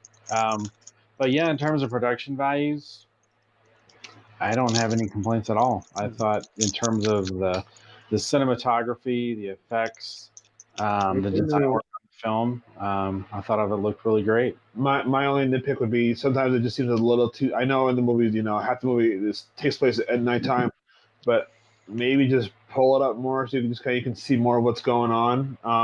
It might be now all repeat viewings. Yeah, I would gladly go watch it I again. have no food, Daddy. And I would definitely try to No own it food, on baby. DVD and Blu-ray when it comes out. I would own it more than the movie that kind of preceded it, that DC put out beforehand. I would buy this first before the other one, and that the other one's been out for a couple of months now and for purchase. And I'm like, I'm good. But this one, I'd want to own it. I thought it was, beautiful looking movie, and I like the fact that some of the effects, especially for some of the characters, like Killer Croc, practical. It's not a dude. It's a dude in a suit, and he's wearing the suit, but it's really, it adds weight, so you can actually tell they're interacting with a guy who looks like a crocodile. Yeah, I'd say, and going back to story just real quick, I might mention that there's a cameo by a certain Cape Crusader that everyone knows from seeing the trailers for the film, which the trailers were fantastic. Adam West, how he did his stunts, I am very impressed. Yeah. But if you notice, it's probably the most comic book accurate Batman. Yeah, in terms of the things that he did and the way he behaved, it was very much the comic book. It was good. I was kind of pleasantly surprised at that. So, it's you all hate on the Affleck, but he's still the new DC Universe movies. He's still probably the best part. The Batfleck is doing a good job. So I'm squad goals, Team Batfleck. Yeah, just Team Batfleck. Cast quick with the cast. I thought everybody who was in the movie long enough did a great job. So Harley Quinn, Margaret Robbie, it was good. I'd like Joel Kinnaman, the who played Rick Flag. I liked him. I thought he was really good. He should get more roles because he did a really good job. I loved him. I love Captain Boomerang. What's his name? Jack Courtney. Yeah. Finally, I'm good for you, buddy. Good movie. You finally you're not playing somebody else's character. You are Captain Boomerang. You're not stepping in Michael Bean's shoes and being, Kyle Reese. You owned it. If the rumors are true that you were dropping mushrooms while you were doing the movie, good for you. So I liked it. I like the cast. The cast was very well done. I thought the cast was fantastic. Viola Davis, is that her name? Yeah. As Amanda Waller, amazing. I will. Hopefully you get to see this, but yes. Yeah, absolutely amazing. Will Smith is Deadshot. I know a lot of people were very concerned about him portraying Deadshot. He was good. I honestly, my only complaint about it was he won't be wearing the mask, and he does wear the Deadshot mask a couple of times. The funny thing is, I was enjoying his performance so much, I hated when he put the mask on. Yeah. Because I really there's a really cool shot. Again, you'll see it in the trailer, so we're not spoiling anything, where he's on top of the squad cars and he's using the wrist guns. That was friggin' amazing. I mean, Deadshot has been brought to film and animation multiple times. Yes. He's been in both Justice League Unlimited, because they did a Task Force X episode there. That weird Batman animated thing that preceded Dark Knight. Yep, he was in that. Arrow. Yeah, he was on Arrow.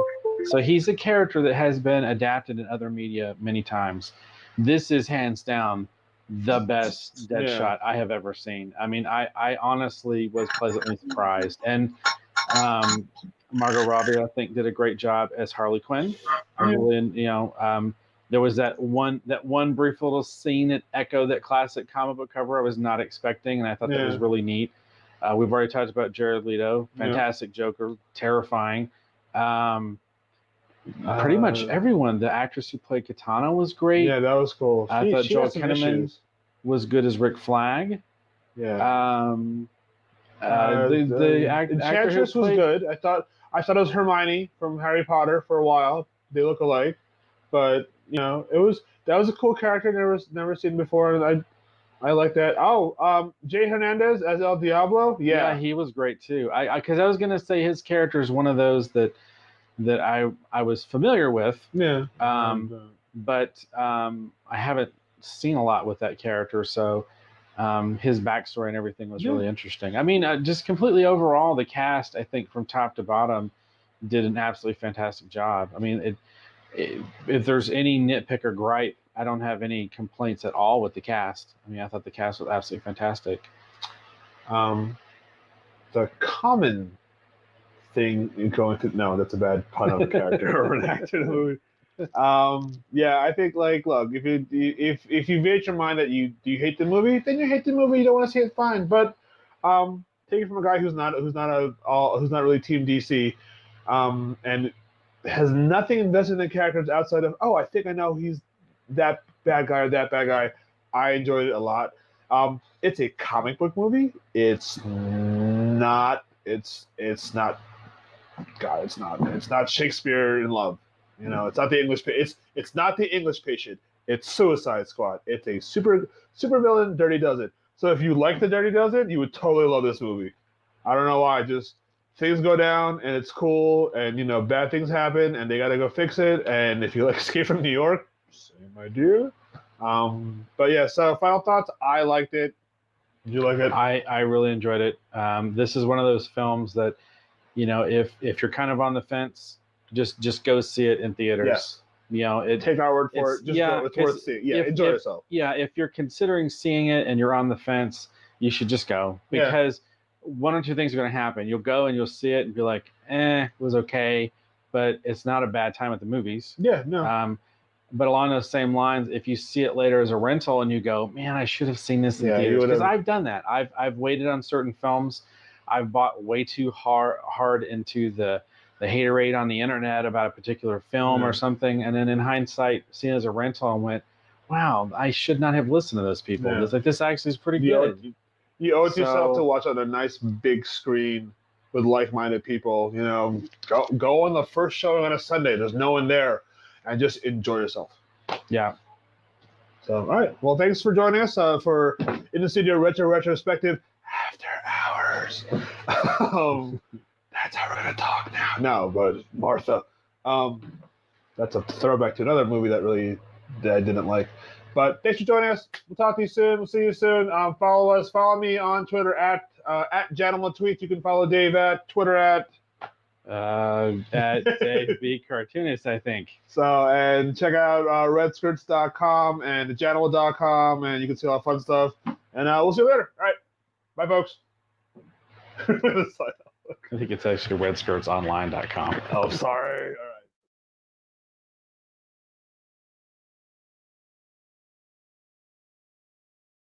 Okay, and again, as I've said before, that information for me is definitely no longer accurate. But another fun retrospective episode. So let's go ahead and keep the hits coming here. Let us do. Let's see. Let's do Batman 1989. That was a fun. Well, no, Jan wanted us to do Suicide Squad, so let's do Suicide Squad first. We did Suicide Squad. It's pretty ranty. We did Suicide Squad. No, I'm sorry. Batman versus Superman. It's not. It's on the other computer. Okay, all right. So let's go ahead. We're gonna do. Let's do Brave Star. This was episode 12, and then I'm gonna grab the Superman versus Batman episode next. And then I still can't get the scanner to work, in case anyone is taking notes. Welcome. Oh, really? Yeah, I don't know what I don't know what the deal is with it. I think it's too. I think the scanner is just the technology is too old. It's an old large format scanner, but we'll see. Welcome to In the Studio Retro Retrospective. I'm back again with our special guest, Mr. Stephen Reed. Top of the morning to you. Nobody says that. So on today's episode, we're actually going to be discussing the Filmation animated series Brave Star. So we hope that you'll join us.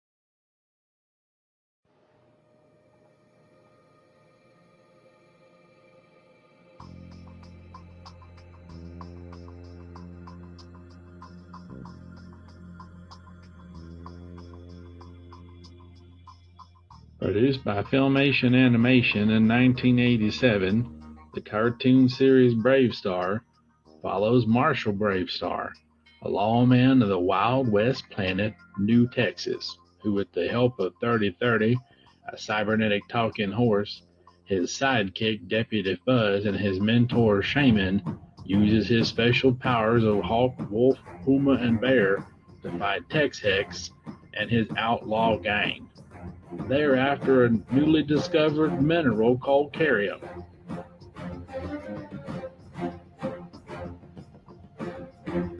Bravestar and his posse set out to set things right and enforce peace and justice on the planet of New Texas. Here now is our retrospective of the cartoon series Bravestar.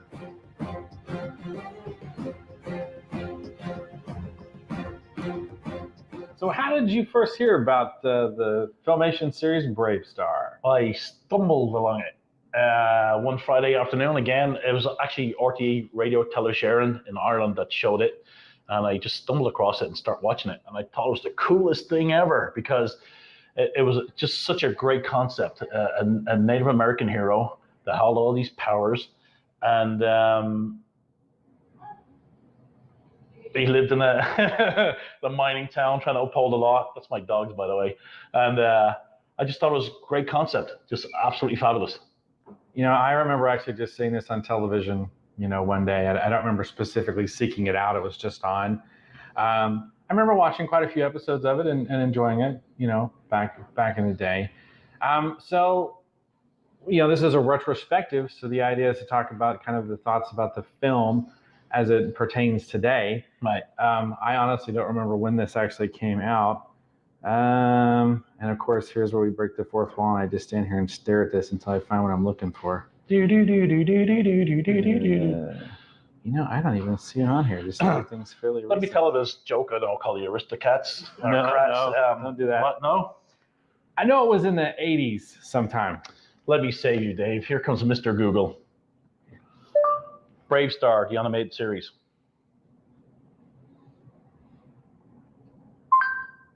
Here is some information about Bravestar. Here we go. 1988. 1988. So this came out in 1988. It's now 2016. Ironically, I did watch a lot of this. I just didn't learn about when it came out. So 1988. So what are your thoughts? I was 18. That's sad. I was watching Bravestar when I was 18. How sad is that? So what are your thoughts about the film today? My thoughts about this film today are even sadder. It sucked. The pilot episode was so bad.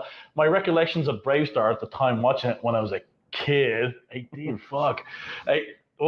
Sorry, you want to leave that one out. At 18 I remember Bravestar being really cool, but I think I liked it better than He-Man. He-Man I couldn't stand. I thought He-Man was for a little kid, terrible. I thought Bravestar was way better. And then watching it now, I'm like, what was I thinking? So I'm thinking this is bad now. He-Man must be worse, right?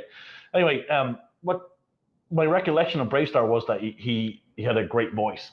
And like Tarzan. Tarzan has that, let's walk over here, that kind of thing. Bravestar sounded like a kid, his balls didn't drop yet. He's like, oh, let's go over here and do this. The voice did not match Bravestar at all. So there was incidents like that, and then the silly stuff with the judge and our Hammer, although she's probably based on the whole Tila, model. So. Yeah, because Filmation always had that certain look. Some of the animation is very, very dodgy, but even the rotoscope on it, like, let me show you this. The prospector in it that you see in the first episode of Terror, when he walks like this, kid. The animation is just not the best. That was my recollection anyway. I don't think it holds up to today. Having said that, I just watched the first episode. It might get better all the way through.